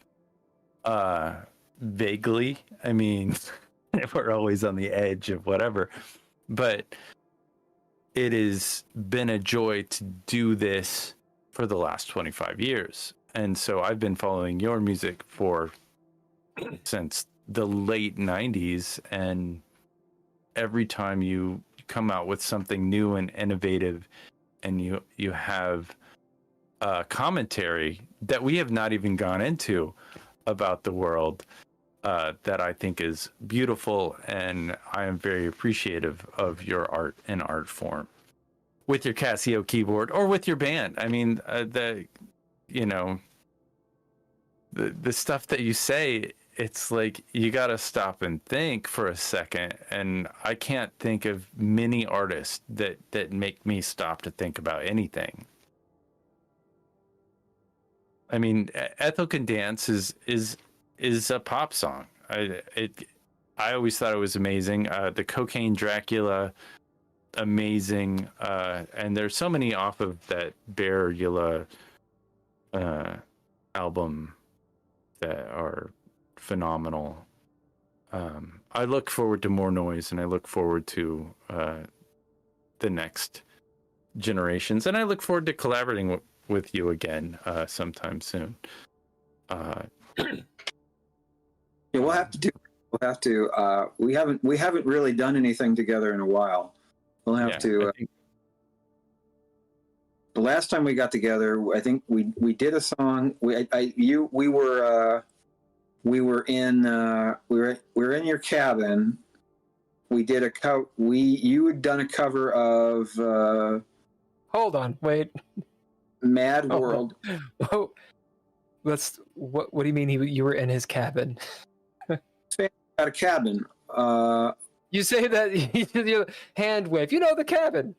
Where? Where was this cabin? It's in Western Kentucky. Western Kentucky. Western Kentucky cabin. Okay, that's where we are. Continue. I didn't buy the cabin. My grandparents own the cabin. It's like a shack, a nice shack by a lake. Go ahead, Mike. we were doing some songs, and one of the songs, I think a song I wrote on the piano, it was just me and the piano, and another one was a cover. You had produced a cover of Mad World by Matt Tears for Fears. Yeah. And you also wanted to do a music video for it, and I didn't want to do the video because I'd only brought one change of clothes. I was spent a couple of days. First, well, the thing is, I only brought one change of clothes. I just brought like a ratty T-shirt, sweatpants, and also I really wasn't in any shape. I was just like, I mean, I think I've seen some of the photos that you're posting on the thing, and it's like, I don't know if you can tell. I used to be really fat. It's impressive the shape you are in this moment. I can't even tell you like how happy that you've taken your health very seriously. Yeah. Well. So how much weight have you lost, and how long did it take you, and what are you doing? What did you do to change your life? That's a lot. I saw earlier you were posting, you showed a clip of TVH in 2017. Mm-hmm. When we did that show, I was 544 pounds. How tall are you? 6 foot. Guys, you're pretty tall. 500 pounds. That is heavy. Yeah. And then at the end of 2017, I'd gained another 30 pounds. So this is a whole different dynamic, and it's actually, I'll probably get canceled for this shit too, because I talk pretty candidly. It's a dynamic. It's a dynamic that a lot of people have experience with, especially in America, but a lot of people don't. Like, I see that you wear glasses. This is just an example. So I got, and actually both of you, before I got eye surgery, or before I had eye surgery, my vision was like 20/600. So I don't know what your guys' vision is. I'm assuming you're nearsighted because most people are. Can you see far away? You have bifocals. Yeah. So 20/600 is like this. You take off your glasses. When you're reading a book, whatever's closest to your face, you can see. The rest of the page is blurry, right? So you can't see shit. What my point is, it was always strange to me talking to someone who didn't wear glasses, didn't have contacts, never had to even deal with it. It was like I was saying a color they had never had a name for. Like, they understood that people had issues with their sight, but it just wasn't ever on their mind. It didn't impact anything about their life. It's almost as though it did not exist. And this is just an example that we can have 100,000 examples. My point being that obese is a perspective.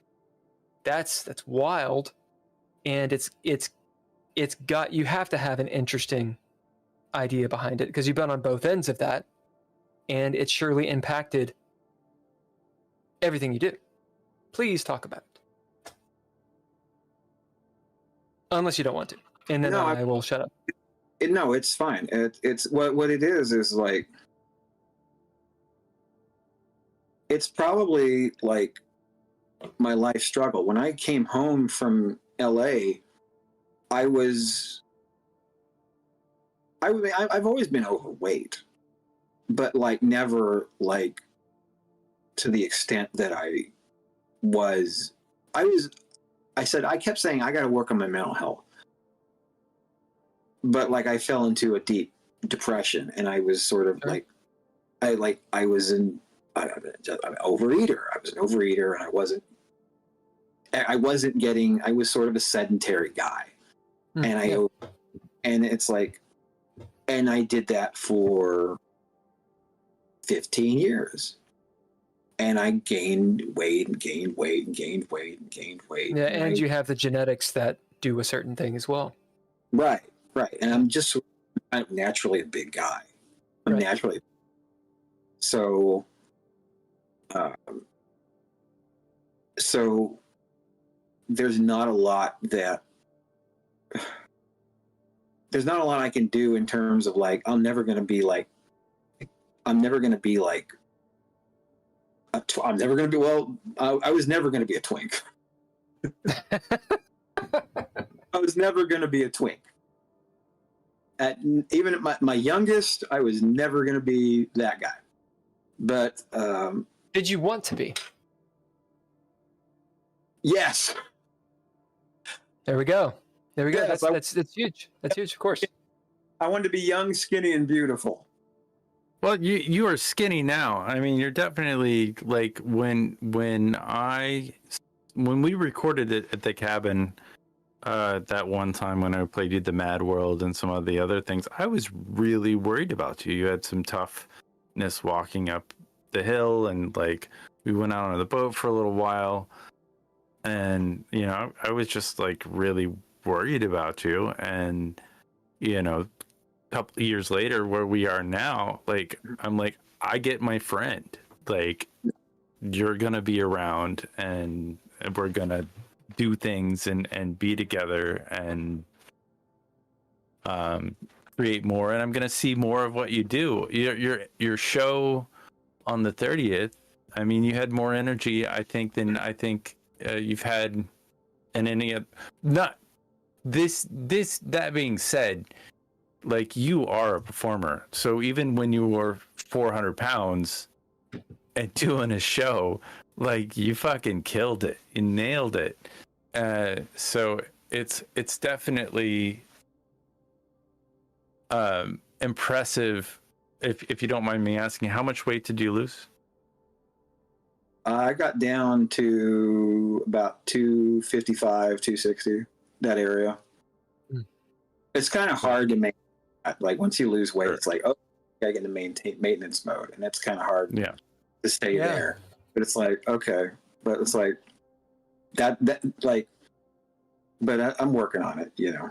Yeah. So, well, it's impressive for you to have made that very real change. And what are some of the things you've done to make the change? Well, one thing I started doing was working out. I started doing that before I started in 2018. I was like, one thing was I started a bariatric program because I thought I might have to get bariatric surgery. What is bariatric surgery?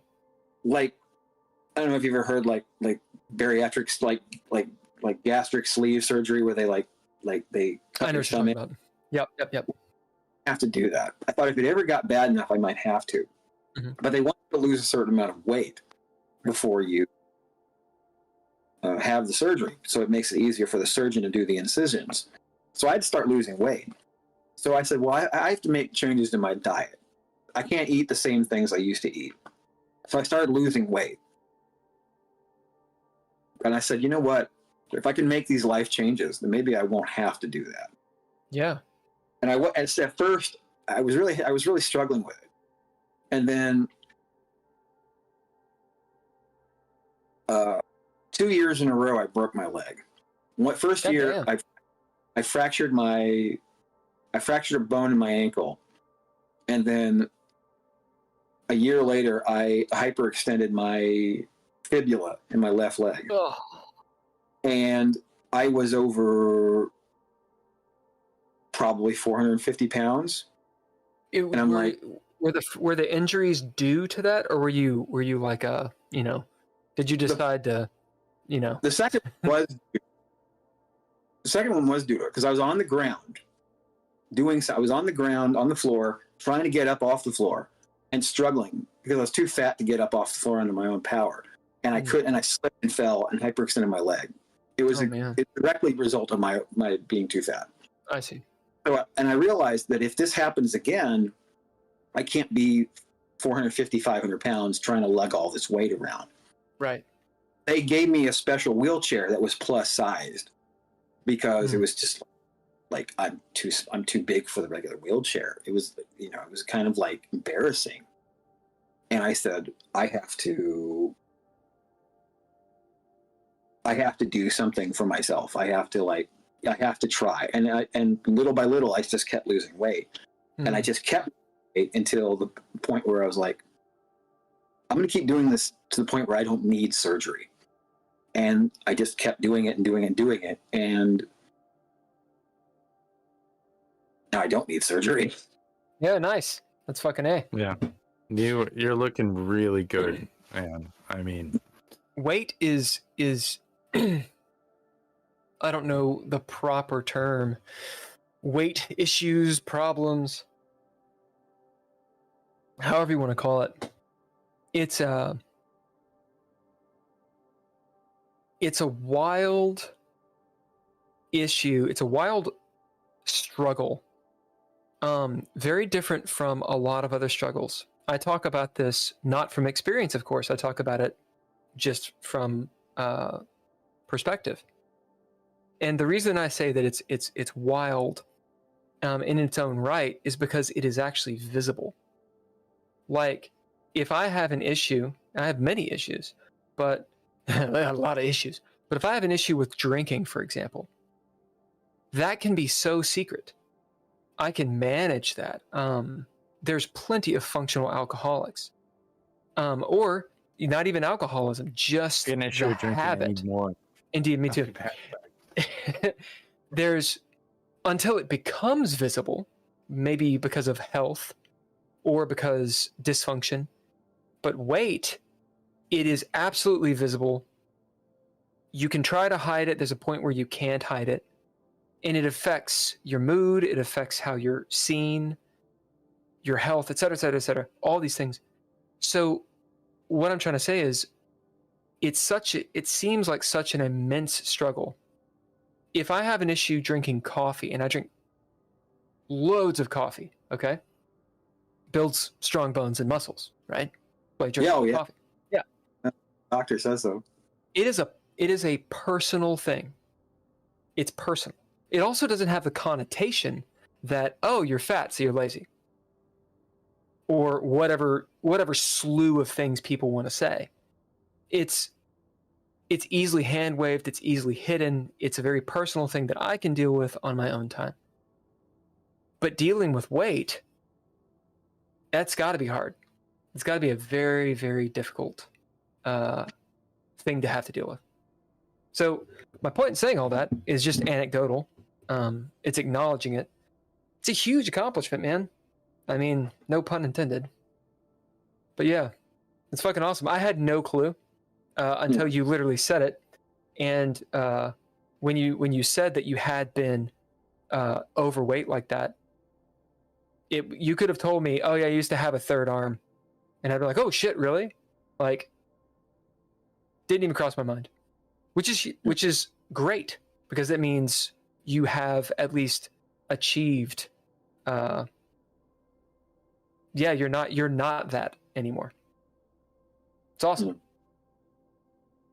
Yeah, well, I mean, go on. I it's like, there's a. I'm not celebrating because it's, you know, the part of me that got to that point is always there's always that part of me that's like, Of course. you know, we could always end up there again, you know. What's within you is the idea. I have to be very vigilant, and it's like, you know, there'll people. It's like it is, you know, if you're an overeater, if you're a chronic overeater, then you have kind of a compulsion that like an alcoholic has, and it's a disease, and you have to, unlike you don't need alcohol, but you need food. And well, and our culture does not make it easy anyway. No, you know, like the food that is readily available, especially when you're on a budget. Yeah, it's not good for you. No, you know? And I think that's a major problem that America has, is that we are not kind of given the tools necessarily on how to eat and what to eat. We talk a lot about this in our space vegan podcast. Into space, which we do occasionally. Mondays. Which, Mike, if you were gonna go into outer space, what kind of character would you be interested in playing if you were to ever play with us on a Monday night? If you have any interest in playing in the world of DreadLore, think Starship Troopers, think aliens, think sci-fi, and anything in that realm of possibility.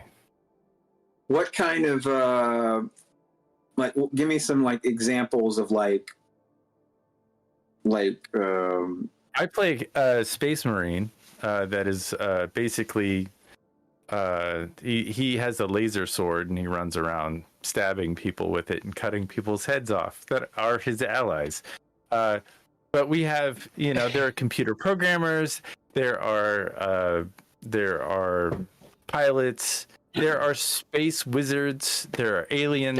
There's no such thing as there's no such thing as AI. But I mean, I think there's a possibility. I mean, anything is possible. It's not likely. So let me interject really quick, because from what I know, Mike, your basis in gaming is Dungeons and Dragons. Yeah. Okay, so D&D is a class-based system where you chose the archetype of a cleric, which kind of tells you what your character can do, and then you give it a personality. Although the mechanics of the game kind of inform, are you a good character, a bad character, a whatever character. Right. DreadLore is not a class-based game. So the easiest way to say it is it's a point-by game, but it's not point-by. It's not point-by. That's just an easier way of putting it. Okay. To make sense, your all's profession in this setting is you are Space Marines. I don't mean 40K. It's not like Warhammer. Think of Starship Troopers, like Ken said. You are fascist Space Marines, but you don't really know you're fascist because all society is fascist, and that's just how it is. It is like 40K in that regard. The propaganda is the truth. Like, there is no dissidence, and when there is, you guys go deal with it.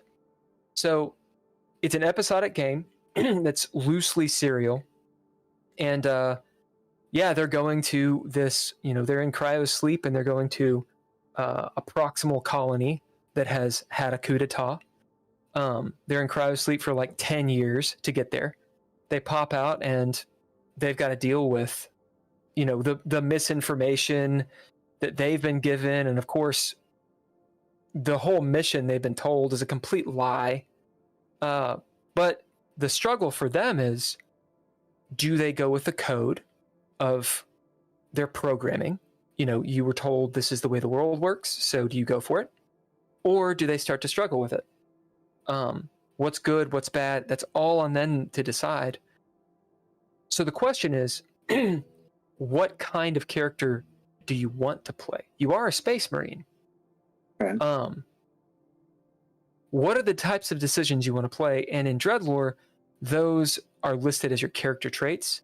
And then you specifically, when you want to do something, you bid, you say, I want to use this character trait, and that colors the action you take. For example, maybe one of your traits is angry. You could be like, oh, I want to kick down this door. Well, what do you bid to do that? I'm going to bid angry.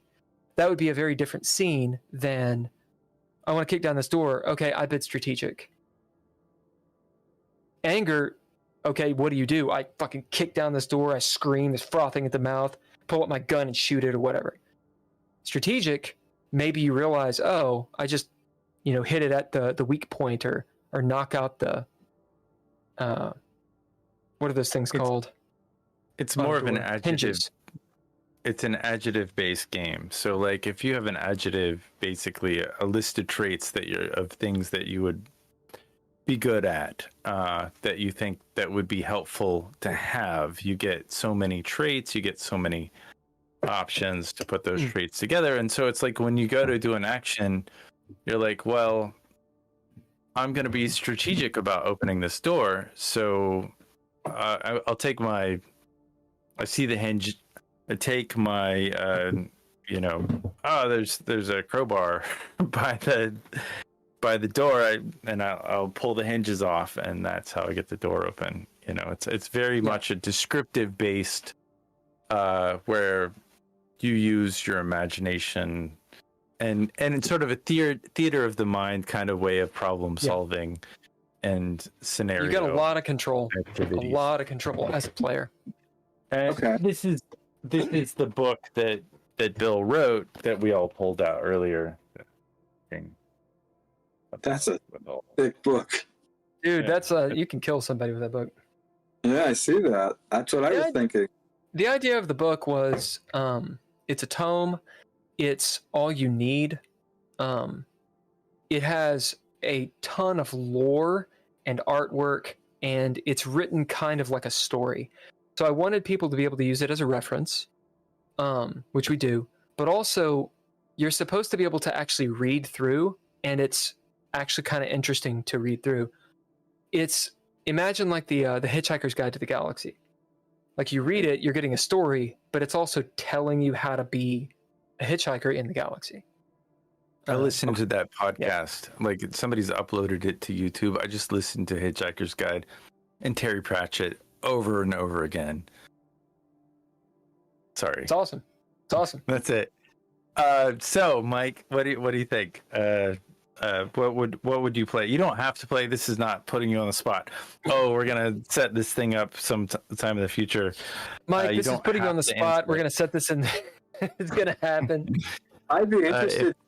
I need to think about what I want to do. All right, well, let's do this. So we're gonna give you 3 traits. One needs to have to do with your physicality. Okay, so it can be what you look like or how you move.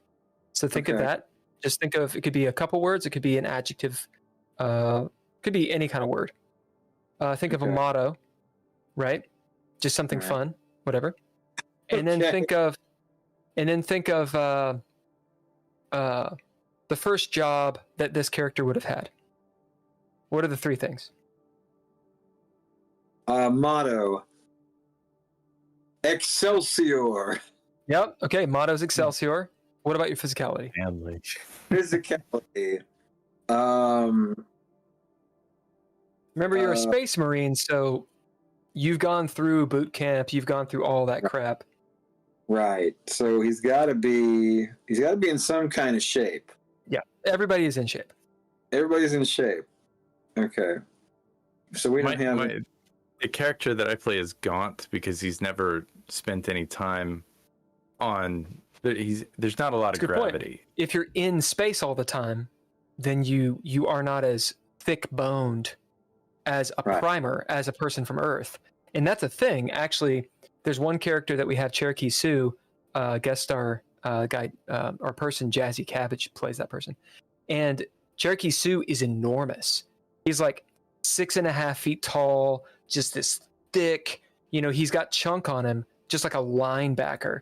And everybody knows that he's from Prime. He's from Earth, is what Prime is. And that's a status symbol. Oh, that guy's tough. His family was well-to-do enough to live on Earth. Oh. So Earthlings, primers, they're huge. And compared to everybody else, they're just fucking muscly, fucking sinewy motherfuckers. It'll kill you. They're scary. So you could be any of those things. But what's your physicality? Physicality. We'll go with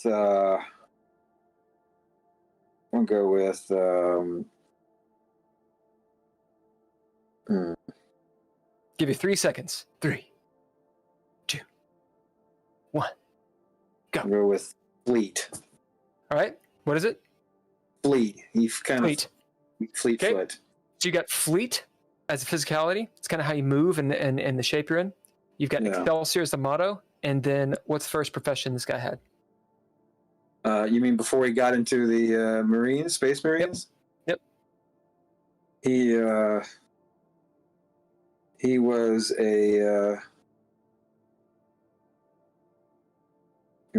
he worked for the newspaper. Oh, that's awesome. Nice. Yeah, so you have newspaper or like newsroom or whatever the word is. You've got Excelsior, and then you've got fleet or fleet of foot, that kind of thing. So then you guys are in situations. Let's say the situation is you're on a ship. It's not your ship. You guys have kind of like Event Horizon style. It's this derelict that's this ship that has been lost to space forever. You guys just drilled into the side of it. You're in your spacesuit. You get in to the hull. The engineering person has turned on artificial gravity. Boom. It's all dark and everything. Big hallway that leads down. Shit floating everywhere as it all falls when gravity turns on. And there's probably some, maybe your mission is, there's some sort of research that's top secret that you guys need to collect from this place. Okay, boom. It's your turn. What do you do? So I need to collect you're next to Ken's character. We'll say that Ken's character, Dolby, is in charge. Oh, shit. Right. So we'll start with Ken. Give you an example. So the action's on you. We do. Yeah. We're on the ship. You're on the Event Horizon. So a big long hallway that leads down to the fucking scary ass engine room. Mike, there's been an event here that I just don't understand. I like stabbing people, and really, if we run across anybody for me to stab, I'm gonna stab them. So you're totally safe here with me, as long as you don't betray me. So I think we should go down. Something happens, I'm going to run away because I don't know. I'm just going to run. If you do have a big gun. Yeah, okay. You got a big gun. We're on the same side. You got your armor. Though. You got the big gun. Okay. And you got your fleet-footed journalism with a fantastic motto. Excelsior. Okay, as you guys stand there talking with your mag boots going on, you feel the sort of thrum of the artificial gravity, maybe like pulling a little too hard on your skin as it kind of wavers in and out between Earth gravity, like a little bit more, a little bit less, that kind of thing. Things rattle on the ground as that happens. Some lights flicker on their automatic thing, all the way down this hallway. It's like a mile long. Event Horizon, this huge monstrosity of a ship. No one knows where it's been. And forever it just appeared out of nowhere. And you see, way down the way, it looks like 2 or 3 people come around the corner talking. They're probably 500 feet away, and they don't seem to see you guys. The action's on you. What do you do? I think we should hide. Everybody I run into in this world wants to attack me. Mike, what do you do? I'm to I'm also going to hide. Okay. What do you bid to hide? So one of those traits you bid, and that is the stepping off point for the flavor of how you do what you do. I don't understand. So we'll go with Dolby first. I'm going to bid hide in plain sight. Because that's a character trait that I have. Yep. So you bid hide in plain sight. How does that look? So Dolby just freezes, and he sees that maybe there's something like a little sparkly on his vest, and he just puts his like laser sword that is not like it's not on, it's off in this moment, just in front of his vest, and like takes a slight movement over to the side. So if the people come his way, he's in pretty darkness, like there's no light directly at him. So he's just gonna hide right there. Okay. Bidding one of the traits that you've written down or we have in the mind, how would your guy avoid being seen, Mike? I hide behind him. Yep. So what do you bid to do it? I don't know what that means. So one of those character traits that you have, either your motto, your physicality, so your fleet, or your job. Which one applies more? I have to scurry. I have to scurry away with my fleetness to replace. So, boom. So using fleet, you scurry behind him. Is it a quick movement? Is it slow and methodical? How does that work? Well, I would say it would be, I would scurry very fast, but like, I don't, but I would say very fast. So bidding fleet, you see Dolby just statue as he slowly covers the reflective spot on his armor as almost like a dance move. Mike, you barn door around him and hide behind him in his shadow. And that's how the game is played. So then we might, let's say I was like, oh, one of them has bionic eyes and they see really well. You might have to throw down dice to see if you get high enough successes to beat whatever the difficulty is. And basically, I feel like what would happen was Dolby would attack these people and you would report on the attributes that they had or protect us or any number of things. So just some ideas. You were a newsie. Maybe you know how to get out of the way. Maybe you went on safari and with a photographer and you know how to be very, very still and hidden. Or maybe you know that I bet that I was in a newsroom and newsrooms are fucking crazy. When the shit hits the fan, you know how to keep your head down. Something like that. Right. You'd be like, oh, Excelsior. How does Excelsior work? Well, you don't even wait for them to look. You immediately, before even Dolby acts, leap to the side up on the wall. Excelsior, time for action. Mm-hmm. So however you want to do it. And the idea is, as you play the character, you gain more traits and you realize, oh, this is what my character does. This is your personality because it's literally what you're doing. Okay. So that's the game. Okay. In a nutshell. And it takes 492 pages for me to tell you that. Actually, the 492, it takes about 30 to 40 pages for me to tell people how to do that. The rest of the book is lore. There's a setting, although you can apply it to any setting, and a whole bunch of other stuff. Yeah, and big old DreadLore details plug. And getting into like, and it's getting a feel of like if you like that kind of fantasy setting. Yeah. And it could be set anywhere. It could be on a spaceship. I think we should do Island Vacation DreadLore. That would be fun. Just like cold everybody's like in the Bermuda Triangle. We're all wearing boxer shorts and tank tops or those Hawaiian shirts. Hanging out on the beach, and I'm an accountant. Mike is like a finance guy. Bill is a janitor somewhere that we brought along just because he has a good a good vibe. I just saw a movie that is similar to that. Actually, it's a Infinity Pool. Have you guys seen it? No. It's trash. I dislike that movie greatly. Mm. It's like good for the first half. It's really interesting and riveting the first half, and then it just. Are you telling me you don't want me to DM the desert, the fantasy the desert island? I mean, the Epstein Island DreadLore game, probably not. You don't want me to go? Yeah, that's not good. We've gone full Cosby, a little bit Weinstein. We have gone a little bit full Cosby. Why not go a little Epstein?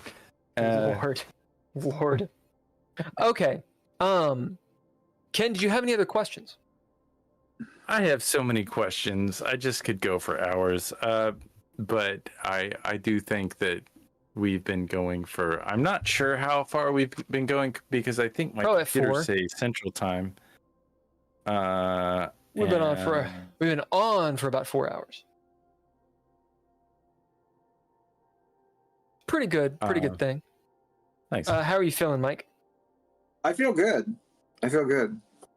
Do you have any things you want to promote before we kind of wrap up, or? Just check out my music on Bandcamp, Kentucky Prophet, Mornoiz, Mornoiz. Boom. Versus Horse. We're available on all the streaming platforms: Spotify, iTunes, Amazon Music, Tidal, etc., etc., etc. We don't really get paid off of any of it because not enough people listen to it. But even if they did, we still wouldn't because. What is your most listened to song? I think it's the Kentucky Prophet song, "I Sell Drugs to Celebrities." It's the only one that's crossed 1,000 streams. That's okay. You want to talk about a lyric that one is one that's really good because it's alliterative, and it talks about selling specific drugs to celebrities, and it's like I sold a nickel back to Nas and Nickelback. I sold a dime back to Drew Barrymore. I sold 10. It's just like that. It goes on like that for like the whole song. Just so like it's like a use of alliteration while talking about celebrities. Yeah. I'm part of the reason why I'm a fan of yours, Mike, is that you have a way of communicating that is really phenomenal, and looking, you get your perspective on and alliteration and prose. You're a poet, you're a prophet, you're funny as hell. Thank you. Do you have any shows coming up? Sounds like you did a show, but well, Technology versus Horse. We did a show on the 30th of December. It was a reunion show because we were played in Bowling Green, Kentucky, at a bar called Tidballs, which we played there a billion times, and it was kind of like we'd heard that the bar was for sale and they were going to close at the end of 2023, and oh man. And we found out the bar was maybe not for sale, so that show was for nothing. Well, it wasn't for nothing. Nothing. You got to get a little dose of COVID. Oh yeah, everybody in the band got COVID after the show. Everybody in the band, all their wives and all their kids. Everybody's. Hide your kids. Hide your wives. Hide your wives. Show.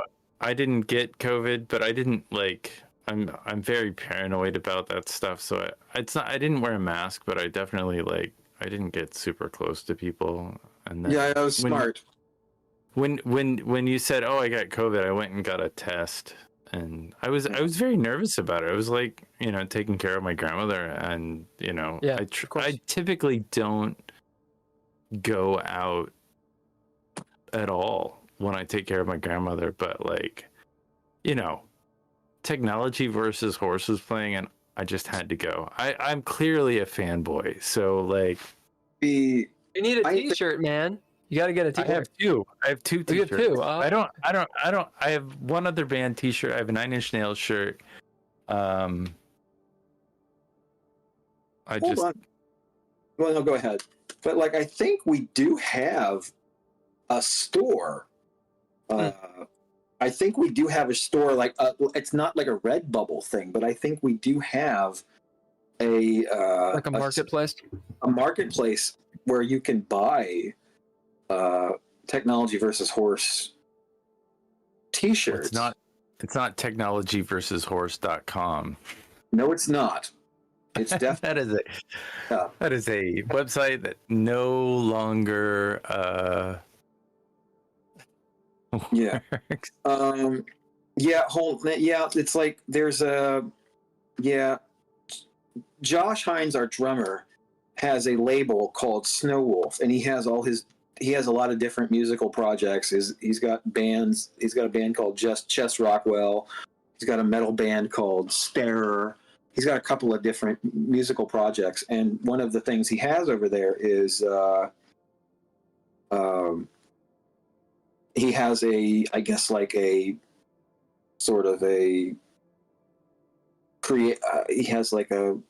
kind of thing where you can print your own sort of accessories thing. Like you can buy, like, let's see Technology versus Horse. You can buy all the different bands that all his different musical projects. Let me see if I can find it here. I guess I could, if you're into like different death metal, speed metal, heavy metal sort of projects. Yeah, he's a serious drummer. He's the most musically inclined guy I know. He plays metal, hard rock. But he plays a couple of other instruments. He doesn't just play drums. He plays like. Well, basically, he learned to play drums for our band, and the we play is pretty difficult. And his main instruments are bass and guitar. So they do a lot of switching up time signatures and like melodies, and like it's clearly got some Zappa influence, I think, because he would do that. It's orchestral in some ways. That's my influence. That's my influence. I'm the only one that listens to Zappa. Everybody else listens. They listen to like Josh likes. He likes heavy metal. He likes Killing Joke. He likes the Red Hot Chili Peppers. Matt likes King Crimson. He likes At the Drive-In, Mars Volta. Rafe likes. Mars Volta is great. The Pixies. He likes he likes a lot of. I also stuff. like their other. What is the band the Mars Volta was before they were Mars Volta? At the Drive-In. At the Drive-In, yeah, that was good too. See if I can find. Let's see if I can find. I know it's here. I think this is it. Yeah, this is so stupid. Yeah, I like the Mars Volta better. I don't know why. I mean, I think maybe it's more polished. I don't know. Okay. I'm going to post the link in the chat. In the Discord? Oh, in the chat on the Facebook. Or on the chat on the YouTube. On the YouTube, if it's okay. Okay, the YouTube. On the YouTube. Use the YouTube. The YouTubes. I call it the Instagram. The other day, I called it the Instagram the other day, and all these, peers, quote unquote, this of is mine great. were like, "Dude, are you like, how old are you?" And I was like, "No, I'm totally your age." Oh, I had that problem like last year when I went to the movie theater because I was in the restroom. I was washing my hands and there's this young guy, probably high school, 17, 18 years old, washing his hands. And I just thought, yep, two young guys washing their hands in the bathroom. And I'm like, 45. He's probably 17. I'm like, yep, I'm just as young as he is. Just as young. But I just want to say this one thing before we move on. Like the technology versus horse shirts at that there's all kinds of shirts over there. One of them is a of the Van Halen VH logo. Yeah, I saw that. So it's like the VH with the T with it. It's like we just added a T. It's our cease and desist shirt. Did you get into any trouble for that? When I was looking at it on your, I think you've got all the different images on your Bandcamp. Did anybody ever? No, we didn't get. We never got in. No, Van Halen never said anything. We would have absolutely. I mean, it's pretty close. It's really quite. It's next to Barrigula. I mean, that's such a great album. It does. It looks Mike, like did you Van post? Halen. Did you post the URL in there? I did. Is that? You might have to actually send it to me because I don't think it'll allow you, since you don't own the channel. I think it actually nixes URLs. Wow. Are we If doing you the send it same on thing Discord, that whatever that game maker podcast did to you? talking about Black Lodge games. So update. I'm glad you mentioned them. So here's what issue apology. I how to do it, so I'll just forget it. I don't know how to do it on the. No, go ahead. What is it? I don't know how to send the. Oh, you can text it to me. Yeah, just tell it to us. Okay. Yeah, I feel like such an old man. HTTP. Yeah, I got you. / back. Snow - wolf - 3 dot creator - spring.com. We'll see if I wrote that right. Wrote that right. I'm gonna write it right and see if that works. Not secure. Oh, holy did it shit! wrong. Did I write it right? I believe I did. Do. All right. Well, Snow Wolf Discord me that. Records. Yep, it's in the chat. Oh, it is. Thank you so much. That's right, girl. That's right. Yeah, if you guys want to check out some It's in the chat. I mean, some find goodness. it if it's in the chat. Holy That's like shit! it's like not Support independent. That's right. Support. We're like independent supporting independent. Right. Yeah, that's right. It's like indie on indie. You know what I'm saying? It's indie. It's masturbatory indie support is what's happening. It's not masturbatory. It's not masturbatory. Oh, because Mike is someone else, so it's a circle jerk. Right. Come on, man. And I'm the one that's not going to get canceled.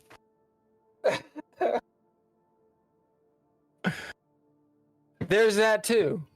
I did have a point. It was lost in the mix. What was it? Ah, damn.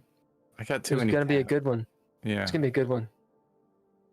What were we talking about right before we did the URL? The URL that I can't find. Where did you put the URL? Like It's in YouTube. It's on the YouTube. It's literally the last thing posted. Okay, thanks. If you go to the YouTube, to the live thing, you will see it.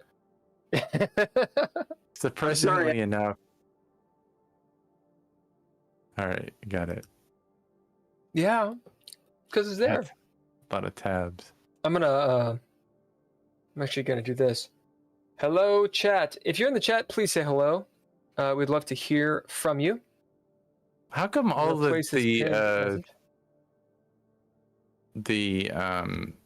it's all in euros or pounds or something? I feel like I've gone to. No, it's in pounds.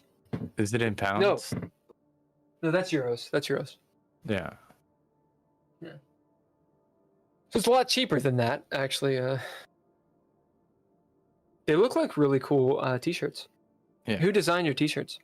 I think you mentioned it earlier, but I forgot. I think that they were. I think they were designed by Rafe Helsley, the guitar player. I think the guitar player did most of them. The Ken, do you have the Me Poopers shirt? Yeah, I got the yellow one, and I also got the sprockety one. I like the sprockety one. The Sprocket one was done by Rafe. The Me Poopers one was done by Matt. But I've worn them too many times, and Matt, I believe that one was done by Matt. I mean, and apparently he was very inebriated. Maybe too inebriated to be designing logos, and it was so bad it looked like someone who had like a bad day and a brain hemorrhage at the same time while they were drunk. It did not look like a healthy lifestyle person. He did it on a place. He was robo tripping at Steak and Shake, and he drew it on a Steak and Shake placemat. And then gave it to the printer and said, "This." And it really can find it. Crude.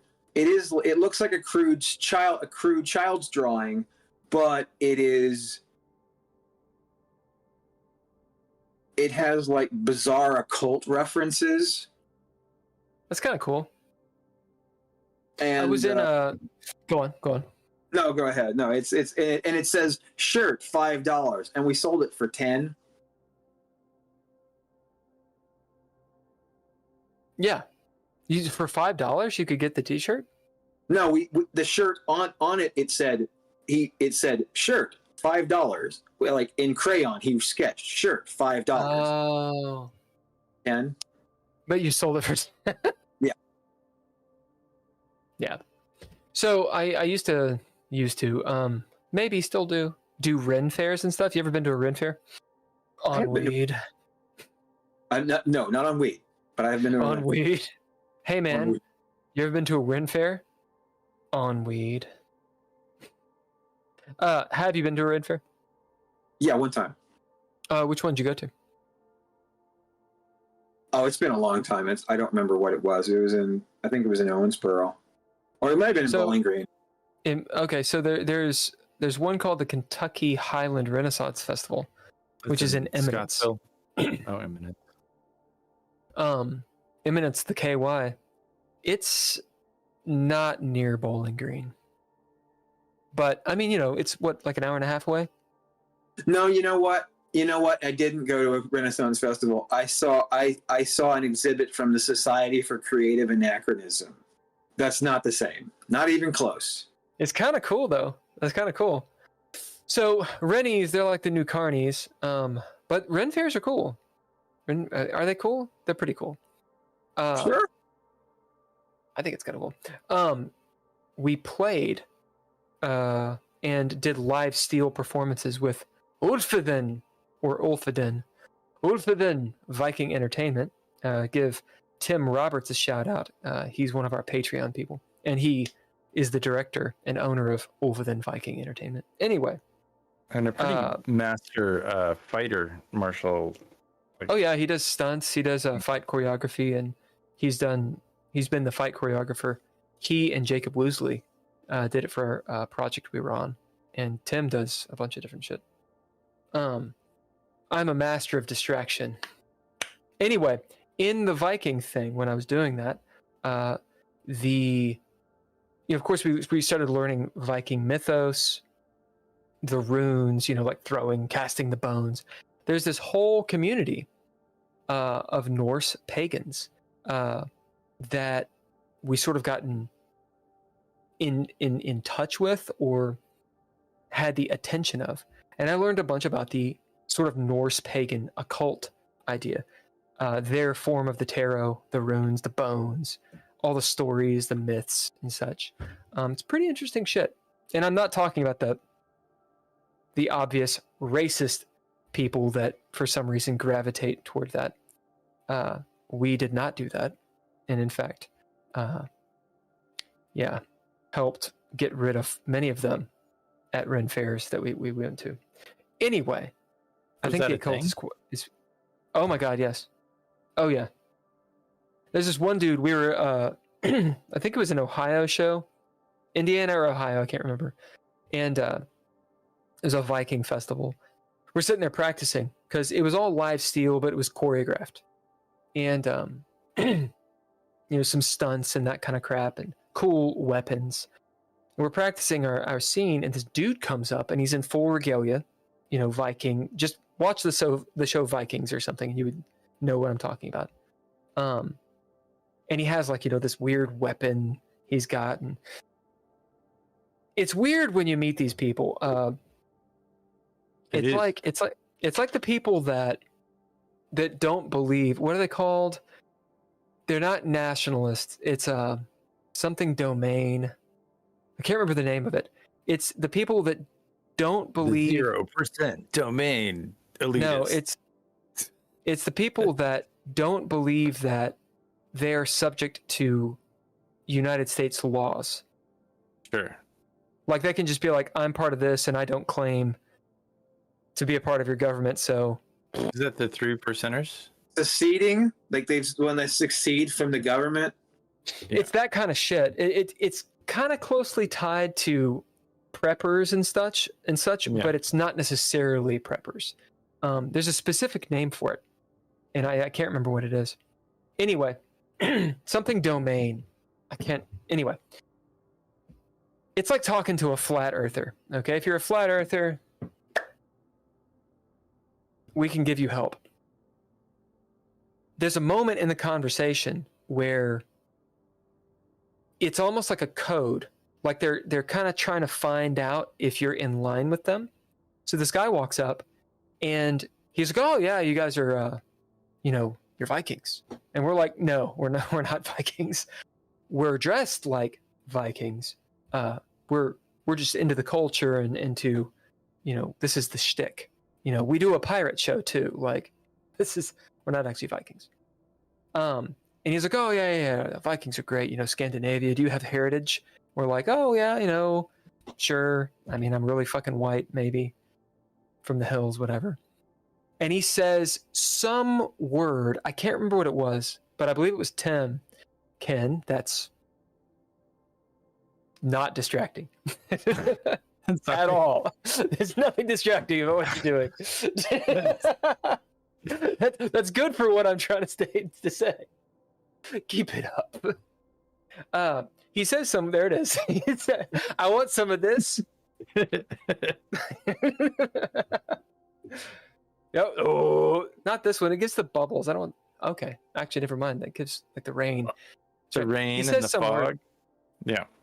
He says some word, and I believe it was Tim. Kind of looks over, and he's like, "Oh shit, that's one of those guys." Mhm. And we're like, "What do you mean?" And he's like, "Oh yeah," and he just starts out of nowhere. This dude. It's like he was quoting Mein Kampf.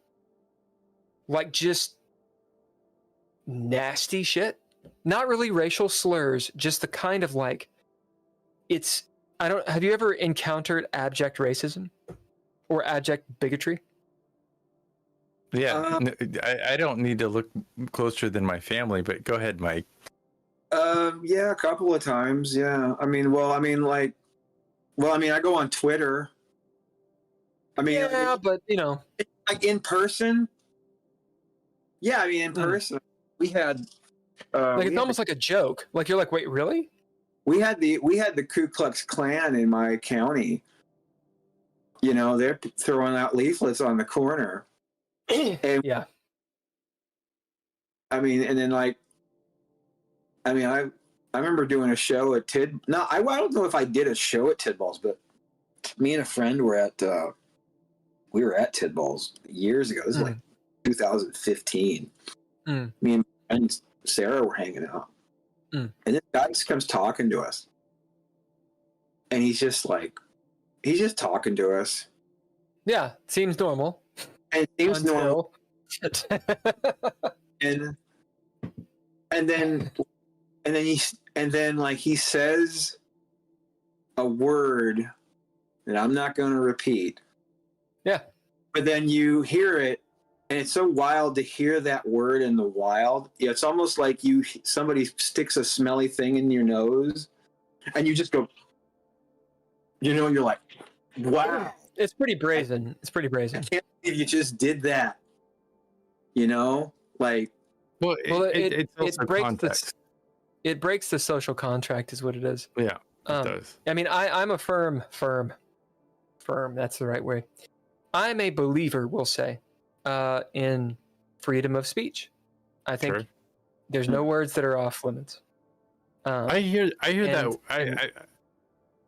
But there is a social contract, and there's respect, and saying certain words are disrespectful. And there's a context, like if you're in a play or in a movie or something, like in a film, and you're playing a racist, like if you're in a Quentin Tarantino movie, and like Django Unchained, you're supposed to say those words.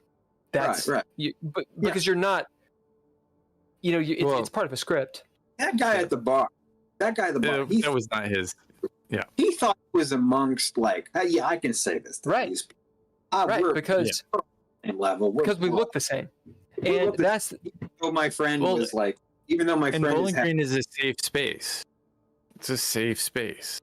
Yeah, we're all it's Bowling Green. We can all, it's like what's ironic because Bowling Green's the Midwest. I mean, is it? It's pretty fucking south. Close. Western Kentucky is. It's like Nashville light. It is. It really so is. My point, we're sitting there in Viking outfits, so we're like even wearing, and they kind of champion this culture. It's the white people warriors who fucked everybody up is, the mentality of it. Mm. So people are drawn to it. And the guy throws down, he doesn't use the N-word or any of those slurs, but he's talking in a way that we realize really quick. He's like, the blacks. And we're like, what the I feel like you're supposed to say black now. If you're talking about a black person, saying African American, I've said African American to like somebody who is black. You're gonna offend everybody, man. And you're gonna offend like everybody. literally, like the dude was like, you can't say like this is like dude was hard. Like this guy was like out of South Central. Like he formed his own company. This guy's a genius, and he's like, oh shit, no, that's not right. It was the dude that pointed the fucking gun at the, like I did an interview with oh shit, I shouldn't even talk about this.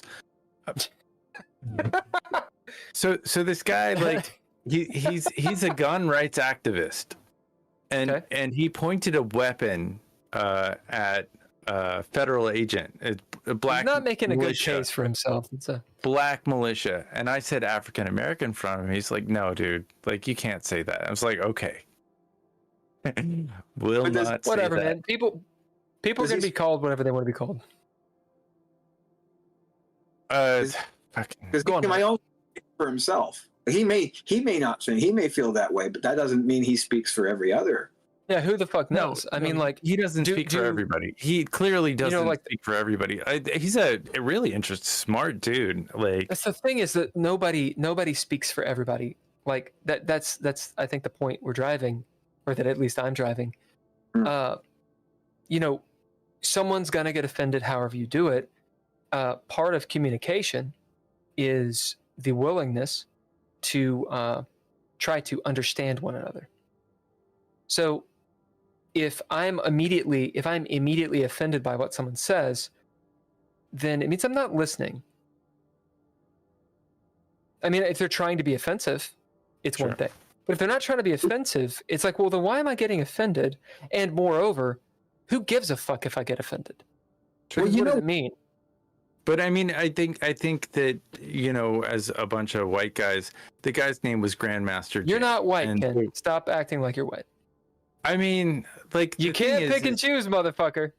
No, I am Hispanic descent. There we go. Are you? Yeah. Yeah. No, I'm a quarter Cuban. Did you tell me that? I didn't do that. Or did I don't think a lot of people know that. It doesn't matter. I know it does. It doesn't. Well, it does because we're not just three white guys. Is what I'm trying to say. Yeah. Well, I think there are white Hispanic people just like there are black Hispanic people, and that goes across.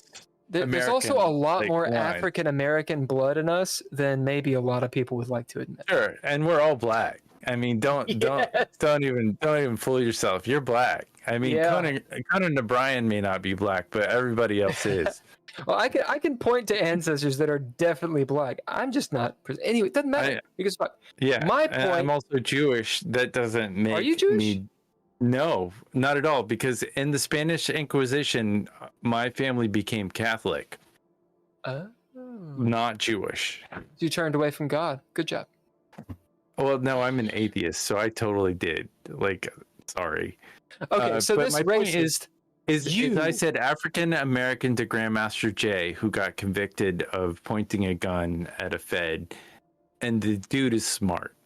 Wait, who's we did an Grandmaster interview Jay? with- shit, I'm gonna get in so much trouble. You're telling the story. I mean, if you're gonna tell a story, but if you're gonna that's tell the a story point. and you're gonna interrupt my story, you better fucking tell me who Grandmaster Jay is. I've done too many. He's a militia leader. He was sentenced to some prison time. He pointed it was a Black Lives Matter in Louisville march. Okay. Which side of that was he cited somebody, a police officer, who he looked through the site. Yeah, he shouldn't have done that. On a That's building. stupid. He shouldn't have done that. You don't That's look really through a fucking site. stupid. It was Hey, stupid. someone who's a proponent of guns. I'm a proponent of guns. But I think we should have firearms. He's definitely Let me finish the thought. I'm a proponent of having guns. However, Yeah. if that's a contentious statement, I'm not saying I'm right, but that's what I'm into. However, if you're trying to convince people that guns are okay, pointing a gun at someone defeats your you purpose. can't do that. Like that's fucking stupid.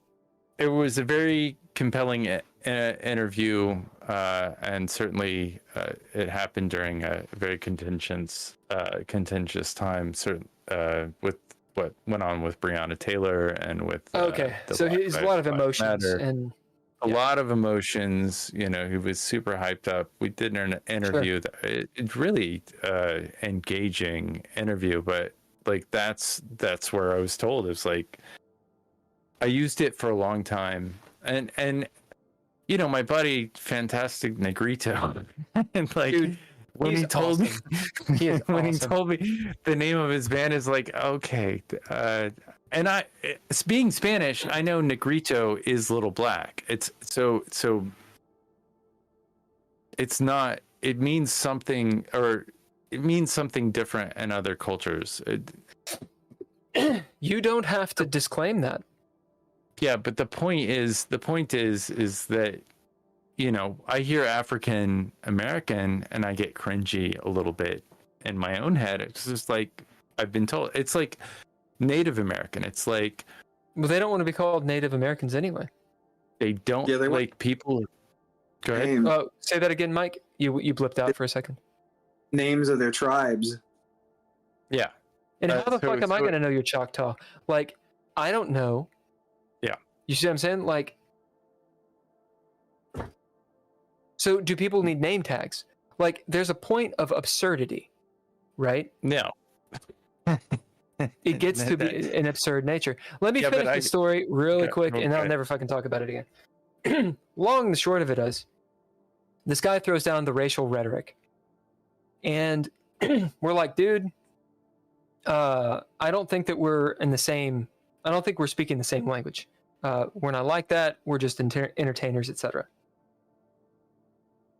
And he's like, right, but you know, we're all the same. We're all white. And it's hilarious. So a few of the Ulfithen Vikings, actually, at that time, a good quarter of them, none of us have Viking heritage, first of all. That's first. None of us are actually fucking Scandinavian in any goddamn way. A quarter of them Nor it is. are not white presenting. Specifically, one of the guys, one of my very good friends, rolls out a black guy in Oh, he's full super cool. regalia, full Viking regalia. And it's this entire story, and he has no idea this is going on. He comes out, he's like, "Hey guys, we're gonna practice." And this dude looks, he's like, "We're all the same, right? We're all white." And lands on him, and he's like, "Yeah, we're all the same." And the guy's like, "Oh, I thought you all were." And we're like, "Yeah, we're not racists. You fuck." Or maybe we are, but we don't try to be. Okay, that's the story. He got kicked out later. And then I found $5 lying on the ground. Good for you. I mean, good to all of it. Seems like a good day. The rhetoric, man. The rhetoric. What are you supposed to call people? Mike, you've traveled around a shitload performing. So you've had a different perspective. You're going to these places professionally. You're trying to communicate to people. You have goals in doing it. What have you seen? And what do you have to keep in mind when you're talking to crowds and all of that, as pertaining to what we're talking about right now? It's good. Or wherever you go with it. I just have to realize that just to be really concise with my thoughts, because I used to be a lot more verbose and like go on like tangents and stuff. I mean, especially in the Kentucky Prophet days, I would just go on like long tirades and things like that. Kind of goes with the Kentucky Prophet, though. Yeah, I sort of like the whole. It's kind of baked into the bread of what Kentucky Prophet is. But when with a group, you sort of like, okay, it's a collaborative thing. And it's like, okay, we're playing songs. There's no room for me to like talk. It's like, so like in communicating with audiences is like, get to the point. If I'm going to say something, I really want to get to the point and get to the heart of what I want to say. And in my lyrics, I want to get to the heart. Like if I'm singing a song, I want to like get to the heart of something. And even if it's something satirical or something meaningful, if it's political, I want to like get to the heart of it. That's basically why I keep doing what I do, is because I want to like get to the heart of something. And it could be, whatever's on. It could, if I'm saying something to the audience, it could be whatever's on my mind that night. I remember when we did the show we did on the 30th. I went on a little bit of a tirade about the pay for parking. The pay for parking lot outside the venue. Sure. And everybody cheered because we hated it. Crazy. Yeah. And Bowling Green paying for parking. I will never pay for parking in Bowling Green. Right. And everybody responded because we were all like, and it could be something as simple as that. It could be, it could be a simple thought or a profound thought. It's just why do you not pay? Because I don't know shit about Bowling Green. I can assume. Why do you not pay for parking in Lexington? I mean, well, but it's the same. But hey, Ken, it's not for me. It's for the audience. No, it's the same. Why do you not pay? Because they don't know Lexington. Small town. No, it's a small town thing. It's Bowling Green, small town. It's a small college town, and there's a bar. There's a bar nearby, and there are some private lots that are used for business during the day, and at night, because those lots were empty, cars would park in those lots to go to the bar, and then the guy who owned the lots would get upset and say, "I'm going to start towing," and he did. So what he started doing was he started instituting a thing where you had to download an app and download an app and buy the parking space for the night. That's what we got there on the 30th. And everybody, so, instead of like, in Nashville, if you go pay for valet parking or pay for parking, there's a little guy there and he, gives you your ticket and you park in the lot. And at the end of the night, you Here's your ticket. You take your car and leave. Now, he's not going to do that. And if he picks up a few bucks, he picks up a few bucks a night because somebody downloaded an app to save some money not parking, then that's great. But most people are just like, to hell with him, we're not going to park in this lot, which is all he wants. He doesn't want anybody parking his lot, even though nobody has ever really caused him any trouble. There's never been any problem because of that lot. It's just he finds it to be a massive inconvenience. And we just said, fuck him. All it would really take is for all of the parking, all it would take is for the towing companies to go, no, we're not going to do it. We're not going to. They want that money, dude. Yeah, they look, want that. If there's any tow, sorry, go on, Ken. No, I just said I was agreeing. I just said exactly what you said. If there's any towing companies that happen to be watching, if you're a tow truck driver, okay, listen. That's when you want them, is when your car. Yeah. I have sympathy. Do I have sympathy? Tow truck drivers. I mean, it's a job. That's respectable. Yeah. And when you want the tow truck, when you need it, like you just said, you need it. You need it. However,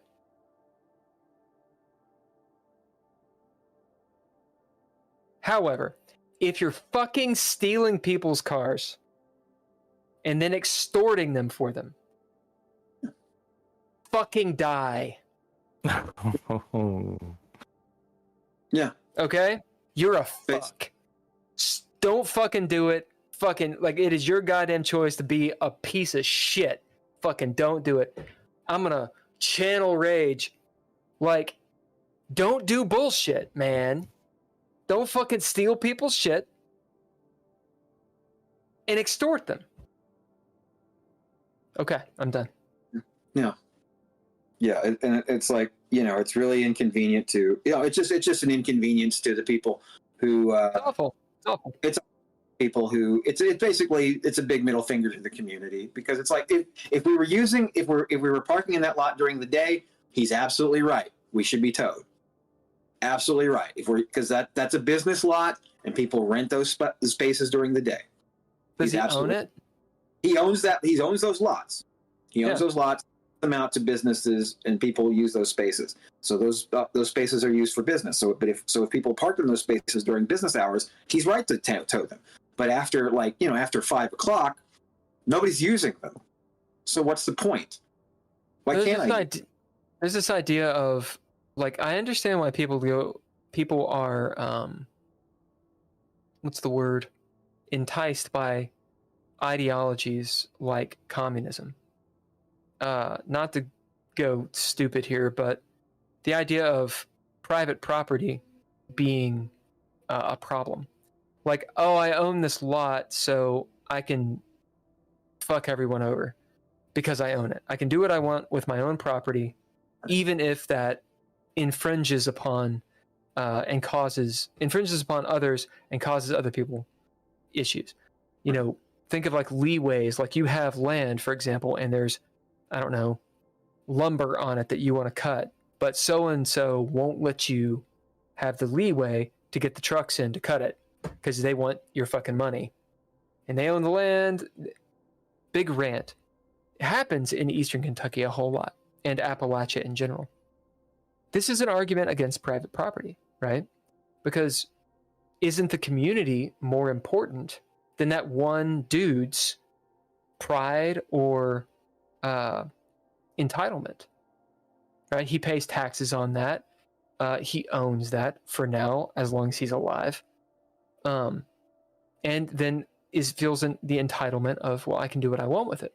And if I don't want people to park there, then no one should be able to park there, right? Yeah. Well, how do you argue with that? Because we live in a society. Go.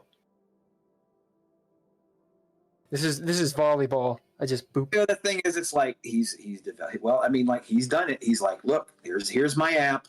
Here's my app. You can download my app if you want to. I'm going to pay you're gonna pay this much money for this app, and then you can have it for the night. So that's his solution. His solution is, if it means that much to you to use my spot, download my app. Here Is it just really convenient? He's getting his. He's getting his. I mean, it's the inconvenience factor is that if you want to park at this club, you can park behind it, right? It's a small lot, right? Behind it, you can park behind it. But and then if you there's a little neighborhood that's right next to it, so otherwise you're walking about a half a block. I mean, there are meters. You can park for free right in front of Rand Paul's burned out office that burned down, if you wanted to. There's an element here that go on. It's not like there's nowhere to park. It's just it's just dicky. Yeah. Well, there's an element. It's like an empty parking lot that doesn't get used. Also, it's not like we don't. If he were to allow us to use the lot, it's not like we don't have a responsibility to take care of it for using it. We do. We would have a responsibility. Like, okay, we use this lot. Let's not trash it. You know what I mean? Like, okay, we have, like, if he were to grant this privilege, which he did for years. It's not like What changed? Okay, so two Somebody things. could have left some trash there. First of all, someone could have fucked it up. Second, and it's something I hadn't thought about. I don't know how it works in Bowling Green, or even in Kentucky, honestly. Let's say I'm walking and I break my leg on his lot. Liability. The thing is, I do get the an argument idea there. The argument against liability, if we want to go like urban planning, That's and true. all, If it's private property, I don't think it applies. Although he needs a fucking fence. There's an alley right next to this that people walk from the square in a very public area. There's a public access alley, so people will be walking through that lot anyway to get to the. Although they're trespassing. No, it doesn't. I mean, if they are, there's no signs posted. It feels very. Yeah, but it feels very like public access. It's a bank. But it ain't. Yeah. If it was, he wouldn't be able to tow. That's the thing, and this is the social contract that you can't get to the lot from that alley. No, actually, you can't get. Yeah, you can't get to one of the lots from the alley. Okay. No, I'm thinking about the bigger lot on the other side of it. My mistake. Yeah. It seems like the bar owner would have some sort of deal and maybe just pay. Sure. And that way the customers don't have to. The bar owner is on the verge of saying we're done. And that could be the change. Yeah, so they don't give a fuck. That's what it is. It's people not giving a fuck. That's what it is. Yeah. And this is the problem, by the way, with communism.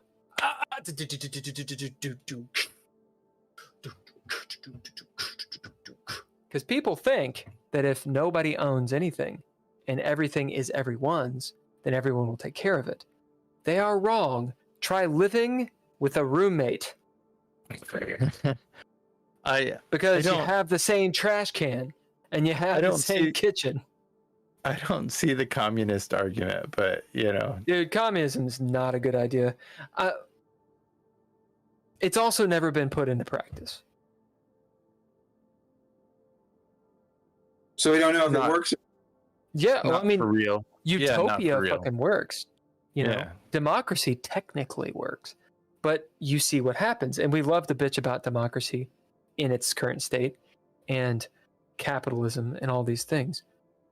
You have to do what people are going to actually do, and what people do with communism, arguably, is communism has never been tried in its truest form, arguably because it's constantly combating the West, right? Communism isn't. The West is constantly combating it. Absolutely. It doesn't. Because they diametrically, well, it seems as though they are diametrically opposed. They're not necessarily, except So if communism has to do with private property, that being the anathema, you need to get rid of that so that we can do what we need to do. The thing that the communists that I have encountered, and I'm not talking about real communists who live in real communist countries, because theoretical communists. Yeah, they've never read the Communist Manifesto. The people that are like, "Man, I'm a communist," it's like, okay, you identify as a communist.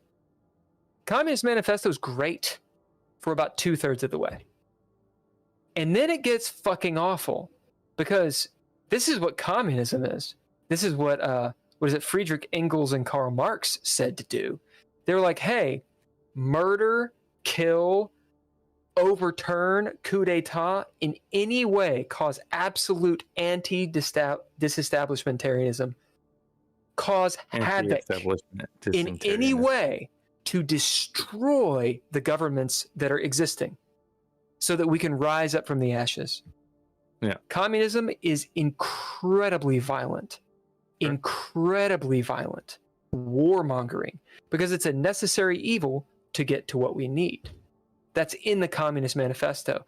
And this is the spirit of what was going on in World War I, the 20s and 30s, and all this bullshit that actually Rachel Maddow talks about in her podcast, The Ultra, or just Ultra. Communism's vile. It is not what people think it is. Bill Bunkum's heavy metal communist parking lot. I mean, it's kind of cool to be like, oh, we all own everything. How about this? How about we're not dicks? That's all. How about don't be a dick? Yeah. Own your shit. Don't be a dick. Was it expensive? I mean, is his lot? I mean, to me, it's lazy. Like, I wouldn't even consider parking in it. Having lived in LA and driven around, like, I don't park in parking lots. If I can avoid it, I will not park in a parking lot ever. Like, I don't want to park in a parking lot. If I have to walk a block or two in the rain, I'm not going to park in a parking lot. I don't care. I don't want to deal with, like, people.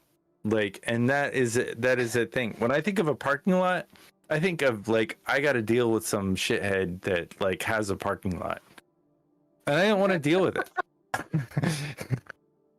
That's my thought on parking lots. I think it costs more to park in that lot than it did to get into the band, to get into Tidball's. Oh yeah, night. I believe you. It's like $10 or something, or $5. I mean, that's the cover that night. Yeah, that's lame. I think it was a $5 cover. It might have been a $10 cover, but still, it's like, but the amount of time to download his app and then, like, plug in your credit card, and then, or even if they had a QR code and you, like, snapped a little. Right, and you know what the thing is? It's not. You're not even sure that the QR code is, like. I mean, somebody drove up to me and said, "Look, the QR code sometimes doesn't work," and he'll tell you. It could be anybody's QR code. You could put your own fucking anybody's. QR code on. Like, if you want to listen to one of our previous podcasts, we went into great depth of like QR codes in public. Like, I'm not gonna touch it. I'm not gonna scan a QR code ever. No. Because you don't know where it's coming from, and it could have any number of STDs. Yeah, whatever that is. Sexually transmitted diseases. No, it's like I was trying to, like, synthetic, transferable, terrible data. No, I got mixed up. What'd you say? I got mixed up with STP. Oh, STP. Yeah, those Stone Temple Pilots. Yeah. Okay. Good band. All right. So, we got 9 minutes before we're gonna wrap it up. I think that's a pretty good time. Yeah. This is a 6-hour-long podcast. This is a haul, baby. Mike, this is a haul. All right. Yeah. It's a good one. I want to know what's the next. I did text you, dude. You never look. You never pay attention. Mike, I want to know, when's the next time you're going on tour? Why not, etc. TBD. Probably not likely to go on tour anytime soon. Wait, why? I don't have my next band, the band I am forming right now, is probably going to be a band that gigs infrequently and probably will not tour unless by miracle a massive hit happens and then we have to tour. But I don't think that's gonna. Do you want to? Oh, I'd love to go on. I'd love to tour but I mean, I'd like to play for audiences. I don't want to just book a tour for the sake of booking a tour. I don't, because I've done that. Okay. So we're getting to something. One of the reasons that we did not tour very much in any of the incarnations of bands that I've had, it's because, after a while of playing at, the 1-2 person show. Yeah, venue. Well, I mean, you're putting your band out there, but the venues don't market. No. So it's really on you if you play. So you actually need a publicist wherever you're going. You have to hire a publicist if you want to play for people. Right. Well, in that town that knows the market.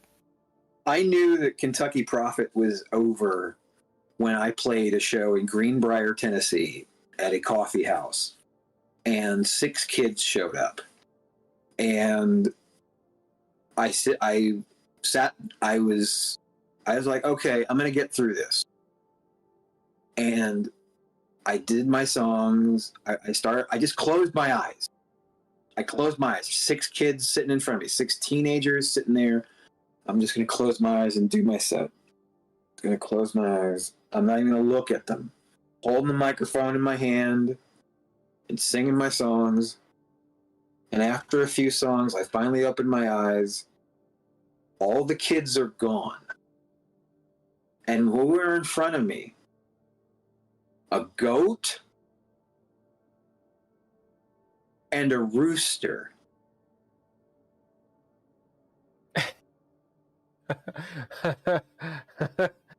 Where were you?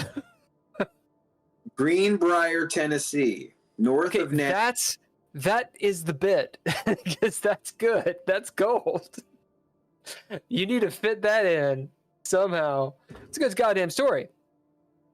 So did you continue playing? I finished up. I think I played a total of 6 songs. I was going to play probably about 45 minutes. And I think I cut the set short about 20 minutes. And then it's like getting gutted. It's awful. I'm done. I don't need to do this anymore. Nobody cares. They do. People do care. You're not going to want to hear what I'm about to say because you already know what I'm about to say. I don't, but go ahead. Try me. I don't know what you're going to say. Yeah, you do, because you probably said it to yourself. Maybe I'm being arrogant. It's not uncommon for me. So the idea, we were playing a show in Louisville once. This is a band called Forstella. And we're doing the set. We were 2 songs in, maybe at this bar, 10 people are there. Not too many people. Just kind of a small place that happens to have a pretty nice sound system and stage. And suddenly, all these people come in. And I'm talking, it's packed. And we're playing through a song. It's the middle of the song. They were not there for us. It just so happened that these people came in. And they're like, holy shit, we heard music. It's rock music. Let's fucking get into it. I remember looking over at the band members. And we're sitting there like, we're doing it, guys. We're doing it. It's amazing, that feeling. We got about 3 songs left in the set. People are going nuts. They're doing their thing. Something happens. A change in the wind. And they all leave the bar. Literally, they're gone. We got 3 more songs. And all of that elation, that holy shit, they came to see us. No, They didn't. They didn't come to see us. They were just here. We finished the song, and everybody, you know, we're a bunch of dudes, so we're emotionally constipated. You know, we can't admit we have other emotions than, you know, I want to fuck and I want to fight, right? Yeah. Those guys are like, let's just fucking end it. And I was like, we can't end it. We have to play we have to finish the set. Because I'm lawful neutral. You got to finish the set. You got to finish the set. But we didn't. In a band. No, if you're in a band, if you're by yourself, I see like stopping the set. But I think if you're in a band, you gotta band practice. But that was it. That was it. You set up your gear. You set up your gear in the band. They were done. You know, but they were like, we're gonna get have paid. fun with it. We're gonna get paid. We played. We did the thing, and I was like, guys, and that band broke up. They actually kicked me out of it.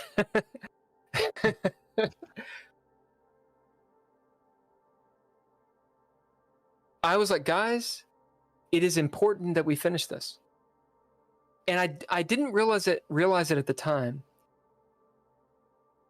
But I think what I was touching on was what Rick Rubin was saying. We're not doing this for them. If we're doing it for them, then why the fuck are we touring?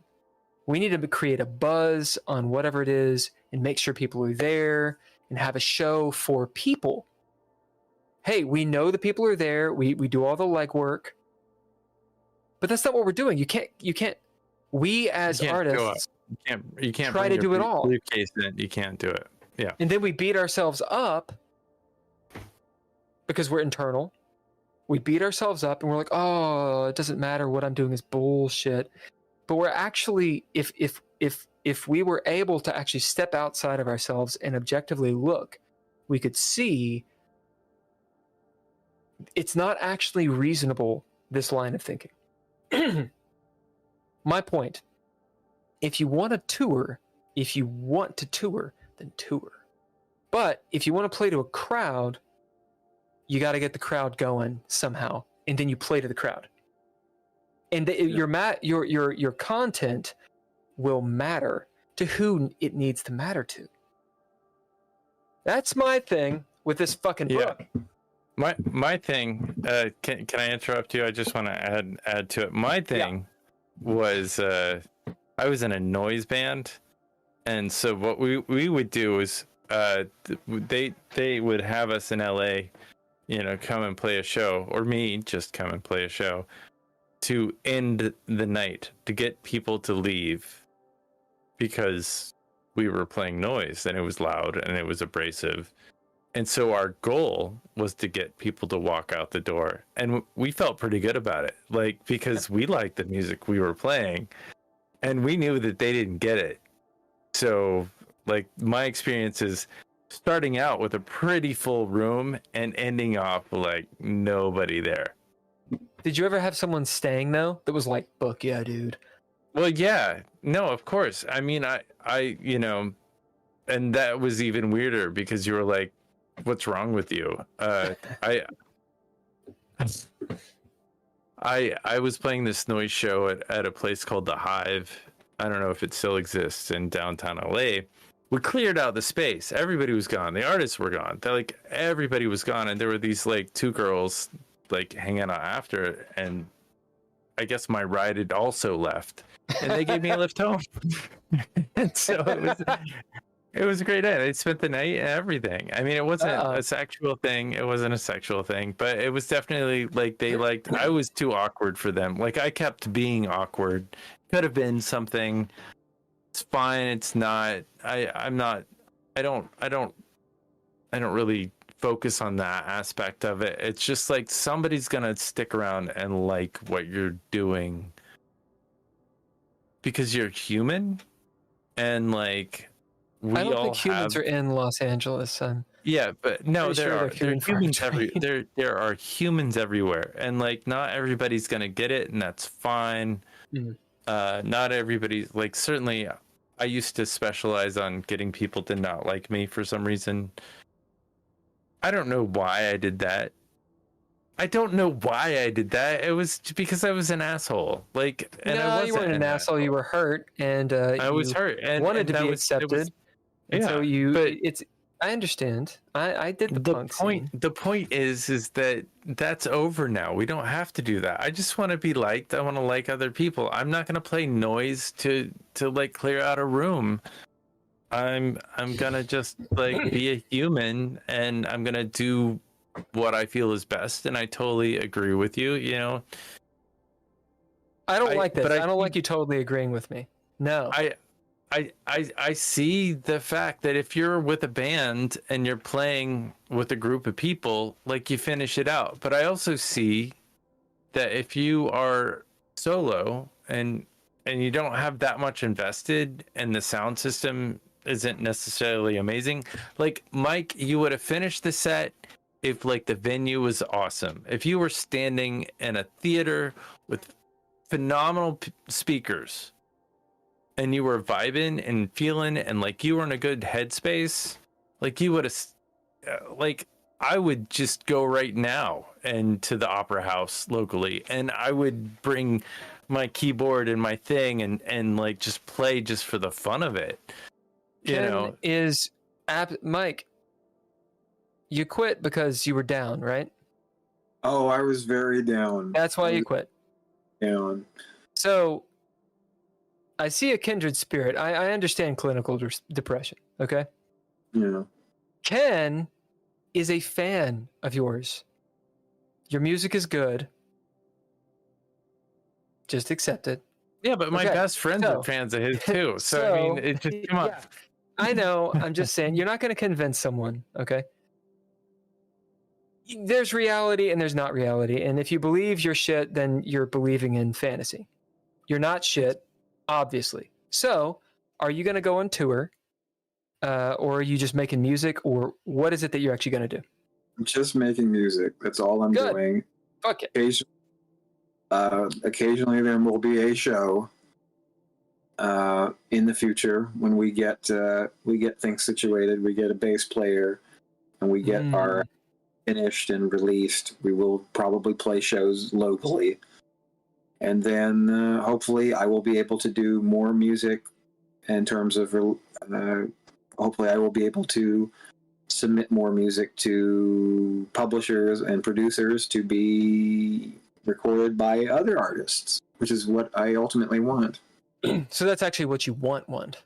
That's what I want. That's what I want more than anything, because it's like I don't, the days of me being a rock star are long gone. I do this because what I want to do is write songs for other people, because I think that's way more interesting.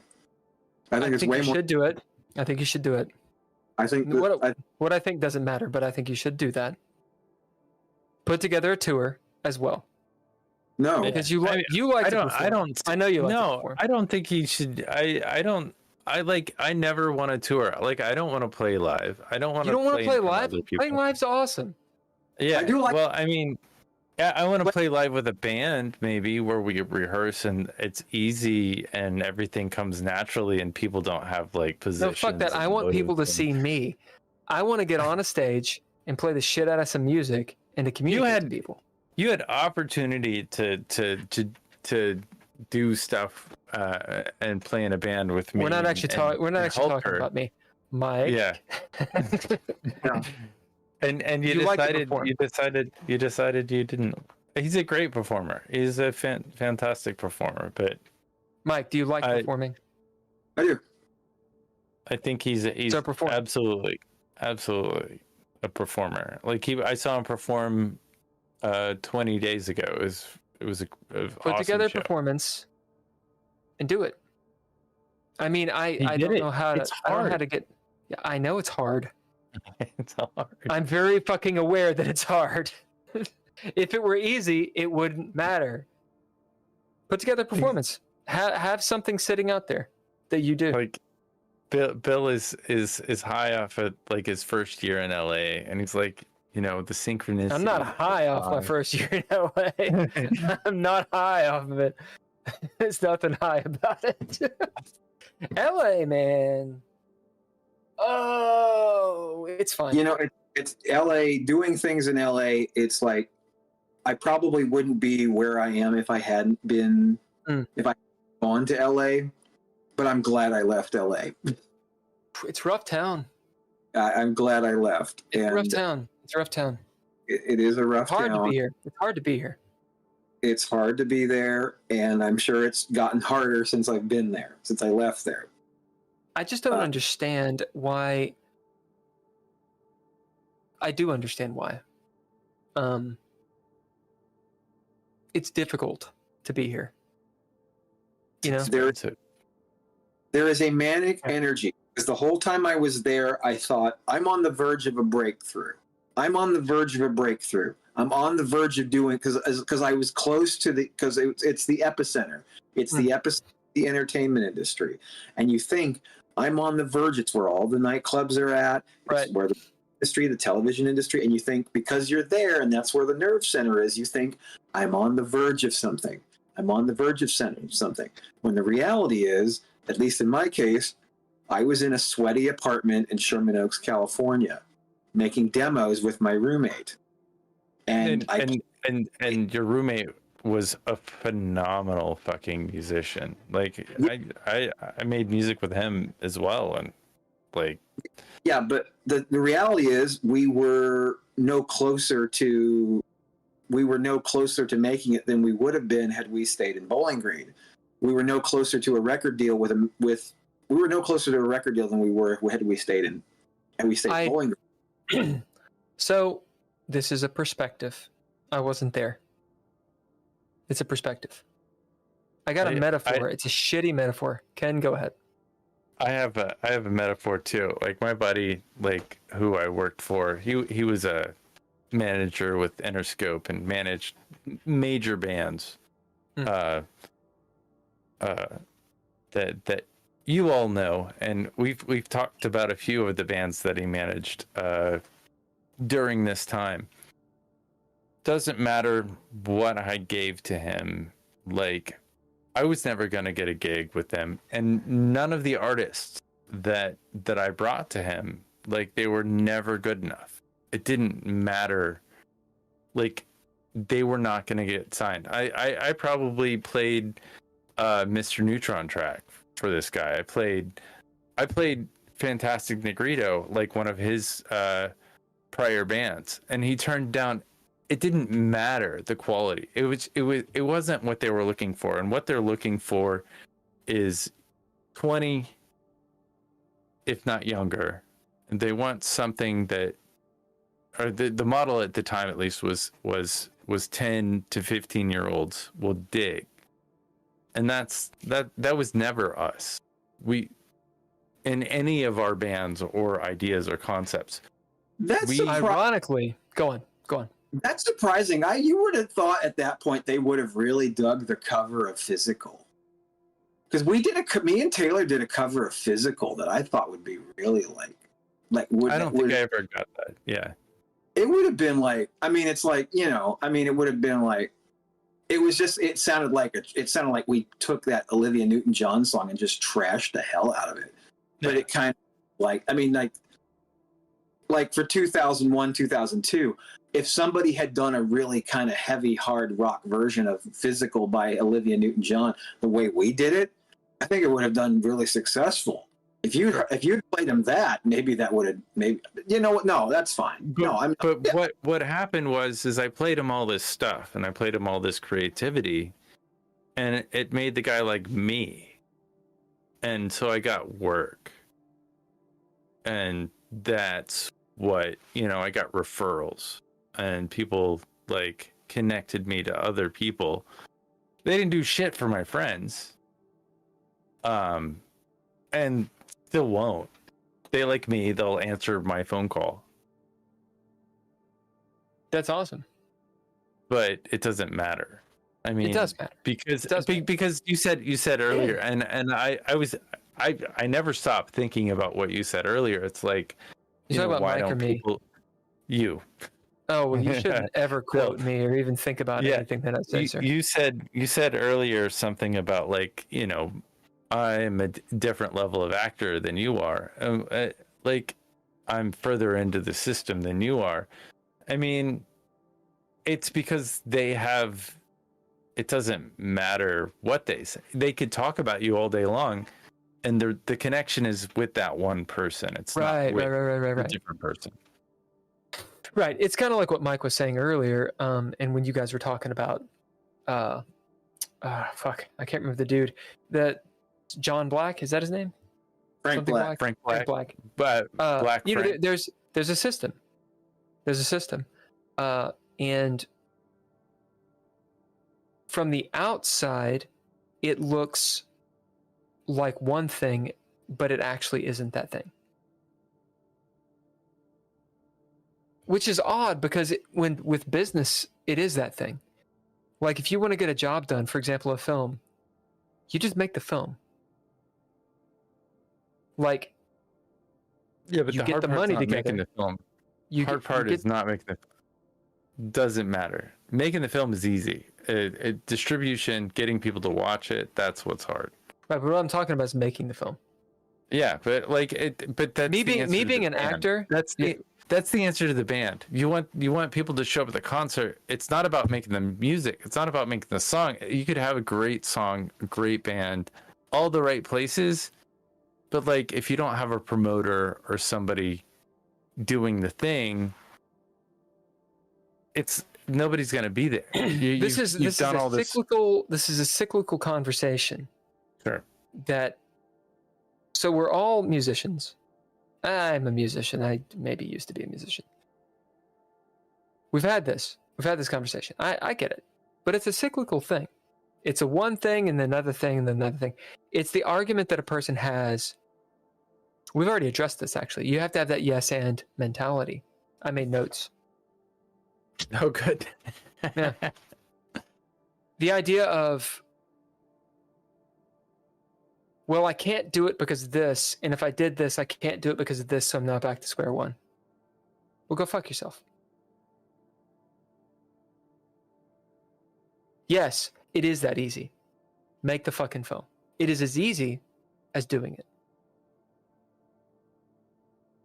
It is actually that easy. You actually get the people together. There are steps. There's things you have to do. You make the fucking film. Oh, and then you have to do shit. And you do the things. But what we want to do is be like, look at this shiny thing. Everyone like it. And then if they don't, then, kill me now. No one likes anything I say. Why would they like a song that I made? The reason why anybody ever saw Double Brothers Double Trouble, the film that you made at the Louisville Independent Film Festival that got in, the reason why that room was Mike, have full. you seen this film? I haven't seen it. Ken edited the shit out of this film, and I think you would like it. It's a pretty wild. We can. Have you ever seen or have you ever played Double Dragon? I've played Double Dragon. It's basically Double Dragon as a film, except it's stupid. So it's really stupid. I spent the day before, or maybe 2 days before, just talking to all the filmmakers, getting people to come and show up, and they did. Yeah. You did the legwork. If you want, like, but we don't have that luxury. I had that luxury because I am from Kentucky. I had a place to stay. You know, I paid gas to get to a different city, and I paid, this and that. I did get paid for that film. I mean, I'm not complaining about the money part of it. You can complain about it. You didn't get paid much. For the amount of work you put in, you didn't get paid much. it wasn't about that. It was about like my experience. But what other people did that went to that film festival, they paid for plane tickets, not only for them, but for a bunch of other people. All those people went to see my film. I did not see their film. Like, no, I might be an asshole, but like I was on my trip. And so I think pulling this into music. Yeah. I think pulling it into what Mike is doing. I think with music, Mike is on Mike's trip. Like he is in his creative space that he needs to be in to make it work for him. So he's gonna play when he wants to play, and he's not gonna play when he's not feeling it. So it's Mike, just like, you're here. I am a demon on one of your shoulders. Ken is an angel on the other. Tell us the truth of this.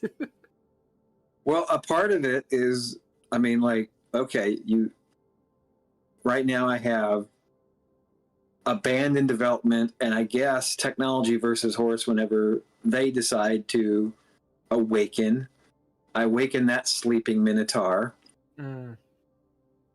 And these are bands that have members, and these members have families.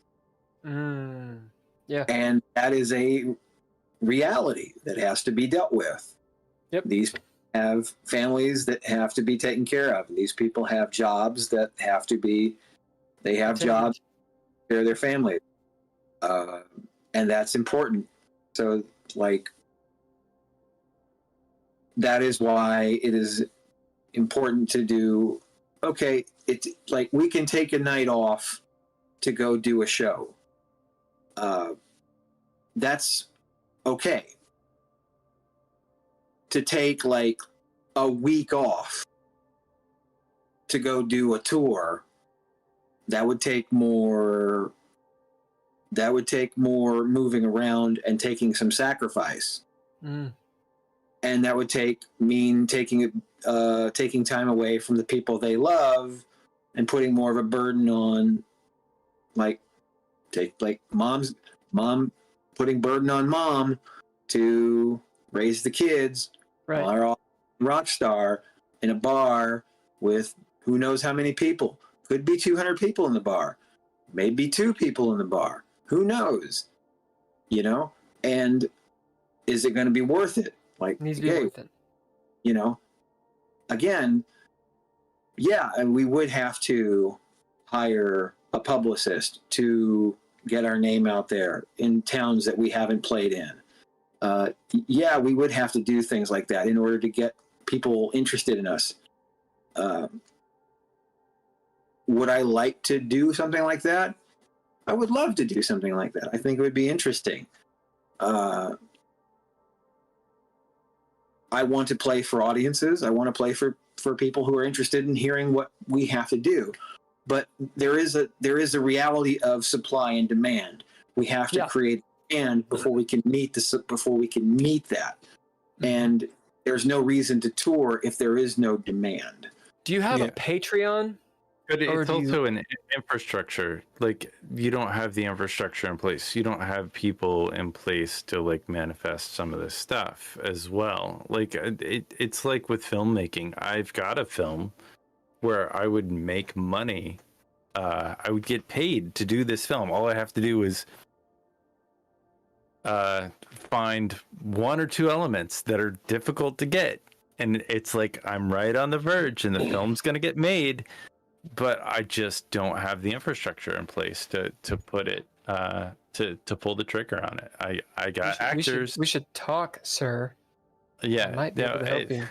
Yeah, well, I don't mean as an actor. I actually could probably help you. Anyway. Yeah. Anyway, you don't believe it. You asked if I have a Patreon? I do not have a Patreon. I subscribe to a podcast on Patreon. That's it. So, thank you. Having a Patreon or maybe a GoFundMe, some sort of crowdsourcing, if you have your own project, because it sounds like you have these other projects, these bands, and they have priorities. Yeah. Which is great. But we did do a Kickstarter in 2011 to fund the production of a 7-inch single. Yeah, and Kickstarters. And was it successful? It was successful. We printed 100 copies of a 7-inch single, and we had incentives. That's awesome. That's awesome. And it was great. We did great. It's a separate kind of. It's coming at it from a flanking maneuver, but so from the gaming perspective, there's a guy named Eric Bloat, and his company is Bloat Games. That's BLOAT. Eric Bloat is he kicks or helped me. He was a Kickstarter backer on DreadLore. He has loads and loads of games.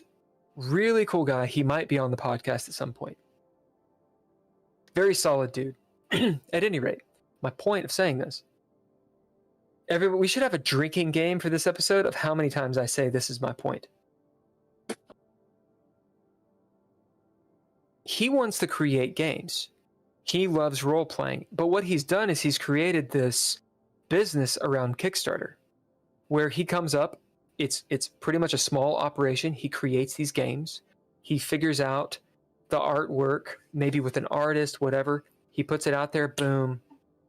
And now Bloat Games has an audience. You dig where I'm going with this? Yeah. He's created the traditional, I'm going to go be a musician, I tour, and because people see me, now I have an audience. That's viable, but there's another way to do it. There are several ways to do it. You creating a brand online, whether it's a Kickstarter, since you know how to do it and it's been successful, whether it's a GoFundMe, a coffee page, a Patreon, and it's literally stuff that you can do in your current situation with the music project you have. You're building up not just your target audience, but the people that actually support you. You build up that crowd, and then you say, hey guys, I'm going to be at this tour. I'm going to plan a tour. It's a week long. Let's do a Kickstarter for a fucking tour, for the gas, for the whatever, for the boop, boop, boop, boop, boop, for the promotion. There you go. Like, and this is stuff that fucking blows. I hate this shit. But you can do it, and people would respond to it, and you know how to do it, and you have the product. You have good fucking music. Like, you could have a Patreon. Oh fuck, you could have a Patreon that's like, hey, look, there's the $3, the $5. Hey, just support me. You got the one that's like the $15. It's like, hey, look, I'm gonna type these fucking messages. The one where it's like, hey, I've got all these fucking B-sides, and I'm gonna release whatever. Live stream such and such about talking. Blah. Hey, we're getting the fucking band back together on the Zoom call. You can be a part of it if you're in the Patreon. Right. You know, it's like I'd be, you know, it's like, I mean, it's an interesting way to look at it. I mean, it's like there are certainly ways to look at incentivizing a band that beyond, like, on an independent level that I've never really contended with because I really don't know how. I feel that. I really don't know how, you know. I mean, it's like the way that it was done when I came up with is largely over. Yeah, absolutely. Largely don't do it like that anymore. The idea of, like, you know, you tough it out in the clubs and pay your dues, and then, like, somebody discovers you, and then you get signed to a deal, and then, like, you put, you know, that 90s kind of Gen X kind of grunge idea, like, getting discovered. That doesn't happen anymore. Now, so it happens. Here's the deal. You're right. What the guitarist roommate of mine, he doesn't actually have a band, and they're already signed. It's not even a fucking band. They were signed before they had a band. Sure. I don't understand this. I was talking to him. I was like, "What are you talking about?" He was like, "Oh yeah, when all the documents are through, we're gonna go." And his music's awesome, and it sounds great, and all these things. It's honestly derivative. It is. It's derivative as fuck. But it is incredibly good, and it no doubt will be good.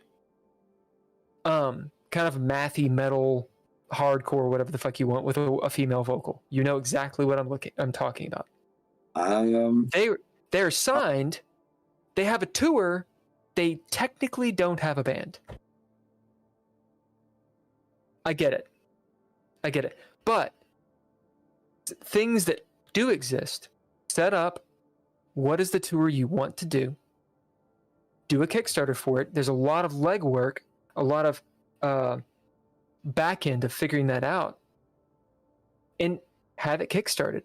At the very least, it's fucking paid for, and you go from there. And you can do, maybe it's a mini tour, maybe it's something very manageable, something local even, like boom, where you are, bam, Nashville, whatever the fucking trifecta thing is.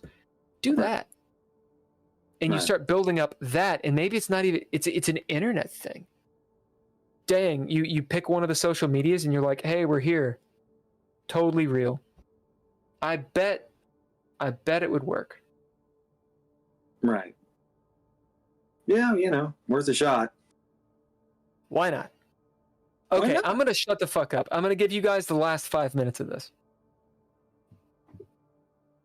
That was like 15. No, I messaged you. Oh, okay. Yeah. All right, go. Go. If you have anything to add, Mike, I don't have anything. Well, I want to thank you for having me on. I appreciate being on. I know that I'm geeky about some things. I'm not geeky about other things. I'm not really like I am geeky about wrestling, and I am geeky about music, and I don't want to gatekeep geekiness. I think that people can be geeky about anything, and I don't think it has to be a detriment to your personal health. I think it can just be like a thing that you are singularly kind of obsessed with and maybe a little too knowledgeable about, that maybe you know a little too much about the minutia of. There are all kinds of very basic white women that know the minutia of Taylor Swift, and you could call them geeks. They are geeks, and they are Swiftie geeks. They are Swifties, but they are geeks, and God bless them. And the world needs geeks. They're not nerds; they're just geeks. And I'm glad I could share my particular brand of geekiness with you guys. And if you're out there geeking out, God bless you. Thanks for having me on. Well, it's been a pleasure. I just want to close off before I hand it off to Bill. The devil. I would like to talk about trends this week, dive deeper as it would be say. The Republican primaries in full swing right now. If you've been studying or listening to mass media in any sort of way, there's something going on there, guys. I don't know what it is, but they're just going around like it's important. I couldn't tell you why. It's a 13th hour, Formula One is a thing. I don't know why. There must be a big race coming up. People are talking about the NFL. I just shotgun blasting the trends. Playoff season. Who's Jan Pollock? Pollock? Is Pollock? I know who Pollock is. Jan Pollock? No. Apparently, there is a freezing rainstorm happening on the East Coast. I don't know. I would have to look outside. Why are the Lakers trending?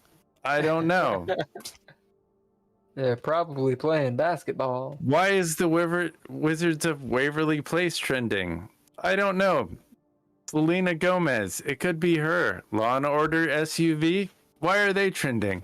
I don't know. If you're a professional wrestling fan, Kazuchika Okada just announced he will be leaving New Japan Pro Wrestling in, I believe, at the end of January. So if you're a wrestling, that's a very big deal in wrestling circles. You guys don't care. Where is he going? I don't know. He'll either go to AEW or WWE, but he is the biggest star in Japan. Wow, that is a big deal. I mean, I know a little bit of fight stuff, like moving venues like that's a pretty big deal. Yeah, he would be a big asset for each company. Sure. Is it just a bigger audience? Because it seems like Japan would have a pretty big pro wrestling deal. Well, New Japan is the biggest company in it's obviously the biggest company in Japan, and it's one of the biggest in the world. But WWE is Okay. the in the world, so it would he's be moving up to the just a bigger international audience. yeah. Wow, and what's his name? And more money. Kakushka what? Kazuchika Okada. Kazuchika Okada. Yeah. All right, Ken, you want to roll us out? Thanks to our Patreons. Patreons. Yeah. Patreons. You guys are great. Nostalgic. Daniel Hulker, who was on earlier. That guy. He was really good. Asked a lot of questions. Thank you to Nostalgic. Yep. And also Art Media by Couchfire Media. It's in the title. Twa Replay Productions. Whoever the fuck they are. We won't get canceled without them, so just I think I could just say canceled and it'll make Bill laugh. All I have to do is say canceled. Just woke canceled incels. Oh, come on now. It's 2018 to 24, by the way. Just saying. I'm just. Oh yeah. Copyright. It's a new year, dog. I mean, what is that even? Next week, next Thursday, Geeky Gamer podcast, 7 p.m. We're gonna try to start on time. 7 p.m. Eastern Standard. We got Lucas. What's his last name? Lucas Fudge. I don't know. Lucas his last Fudge. Name. It's not. That is not his last name. He's actually quite a cool. Like, I've been a fan of his podcast for a long time. He does the Ballad of Seven Dice. Yeah. They've been going for quite a bit of time, and they are. He's from Canada, and I felt like that was important to have Canada represent. Fucking you, catfishing, motherfucker. Canada. They run some Call of Cthulhu. They run some. They would. I think there's a Pathfinder. Like, I don't know what these words mean. Word. But he could teach Bill a thing or two about how to describe a scene. Potentially. You mean a boat? How I could try it? how to set up a moment. He's got a really phenomenal voice. He's a very inclusive fellow, and I'm just sure. really a swell so dude. So before he decides not to join us, I do have to. Mike, I actually confirm. love Canada. I just give it shit for no fucking reason. I just assumed, I just give it shit. Canada's great. Thank you, Mike. Go ahead. Yes, real quick, Mike. I want to get you on, if you're interested, a Monday night Theater of the Mind where you play your Marine guy. Okay. Your Space Marine. Okay. You, me, and Ken can get down on Discord and create a character and just do a one shot in the campaign. I think it'd be really cool. Okay. Yeah. All right. Oh, Ken, I also have an apology to make. Oh no. All right, so Black Lodge Media, Black Lodge Games, excuse me. I contacted them. It turns out, according to them, they did not delete any of my comments. Don't know where the comments went. I don't know if it was a moderation, an automatic moderation. I don't know if, maybe it's just the YouTube interface and I'm too much of a Luddite to understand it. Not sure. There is a suspect idea there, but regardless of all of that, the fact that they reached out and addressed the situation, I did apologize online. And I said, hey, look, maybe it's my error, whatever. Thank you for at least addressing the fact that, these comments were missing. So, Black Lodge Games is okay. The Eye Wizard, still calling you out, motherfucker. You want to sit down and talk about some rules light games? Get on the Geeky Gamer podcast and let's rock and roll. Stop hiding behind that screen. Let's have a conversation. Okay, that's all I got. Is there an apology for like the pejorative term that you used last week? Which pejorative term? Soy boy? Soy boy. Who did I call a soy boy? Oh, you didn't call anybody. You just used the term. Oh no, I'm not going to apologize for using that term. If somebody actually has a reason why it's not good to use, I will correct my speech. It is it's not a common term that I use. In fact, I think I just seen it that day and was like, oh yeah, right. The person looks like a soy boy. Just a stereotype that goes. And when I say person, it was a non-player character. It was an NPC. It was a description. It was a description of an NPC. But no, I think that's silly. To apologize for that. Well, Unless if there's a real person who's like, hey, look, that offends me because of this, and I think that it warrants an apology, then I would truly consider apologizing for it if it was on that. Otherwise, no, not at all.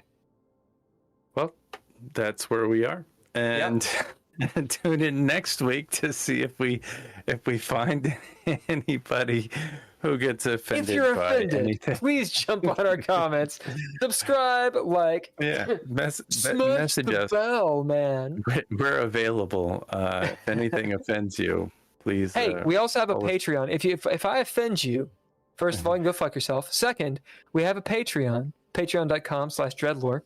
Go to hell, jump on the Patreon, and then I'll maybe apologize to you. Yeah.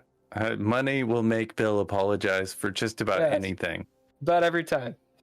It's actually not true at all. I probably won't. Just ask. How about that? Just ask. If it's enough money, I'm sure you'll say. No, I wouldn't. In fact, you can test that. Test us with that. I will not apologize for any amount of money. Ever. No. All right. We got some life goals here. Yep. Bye, y'all. Bye, y'all. Bye, Mike. Bye, everybody.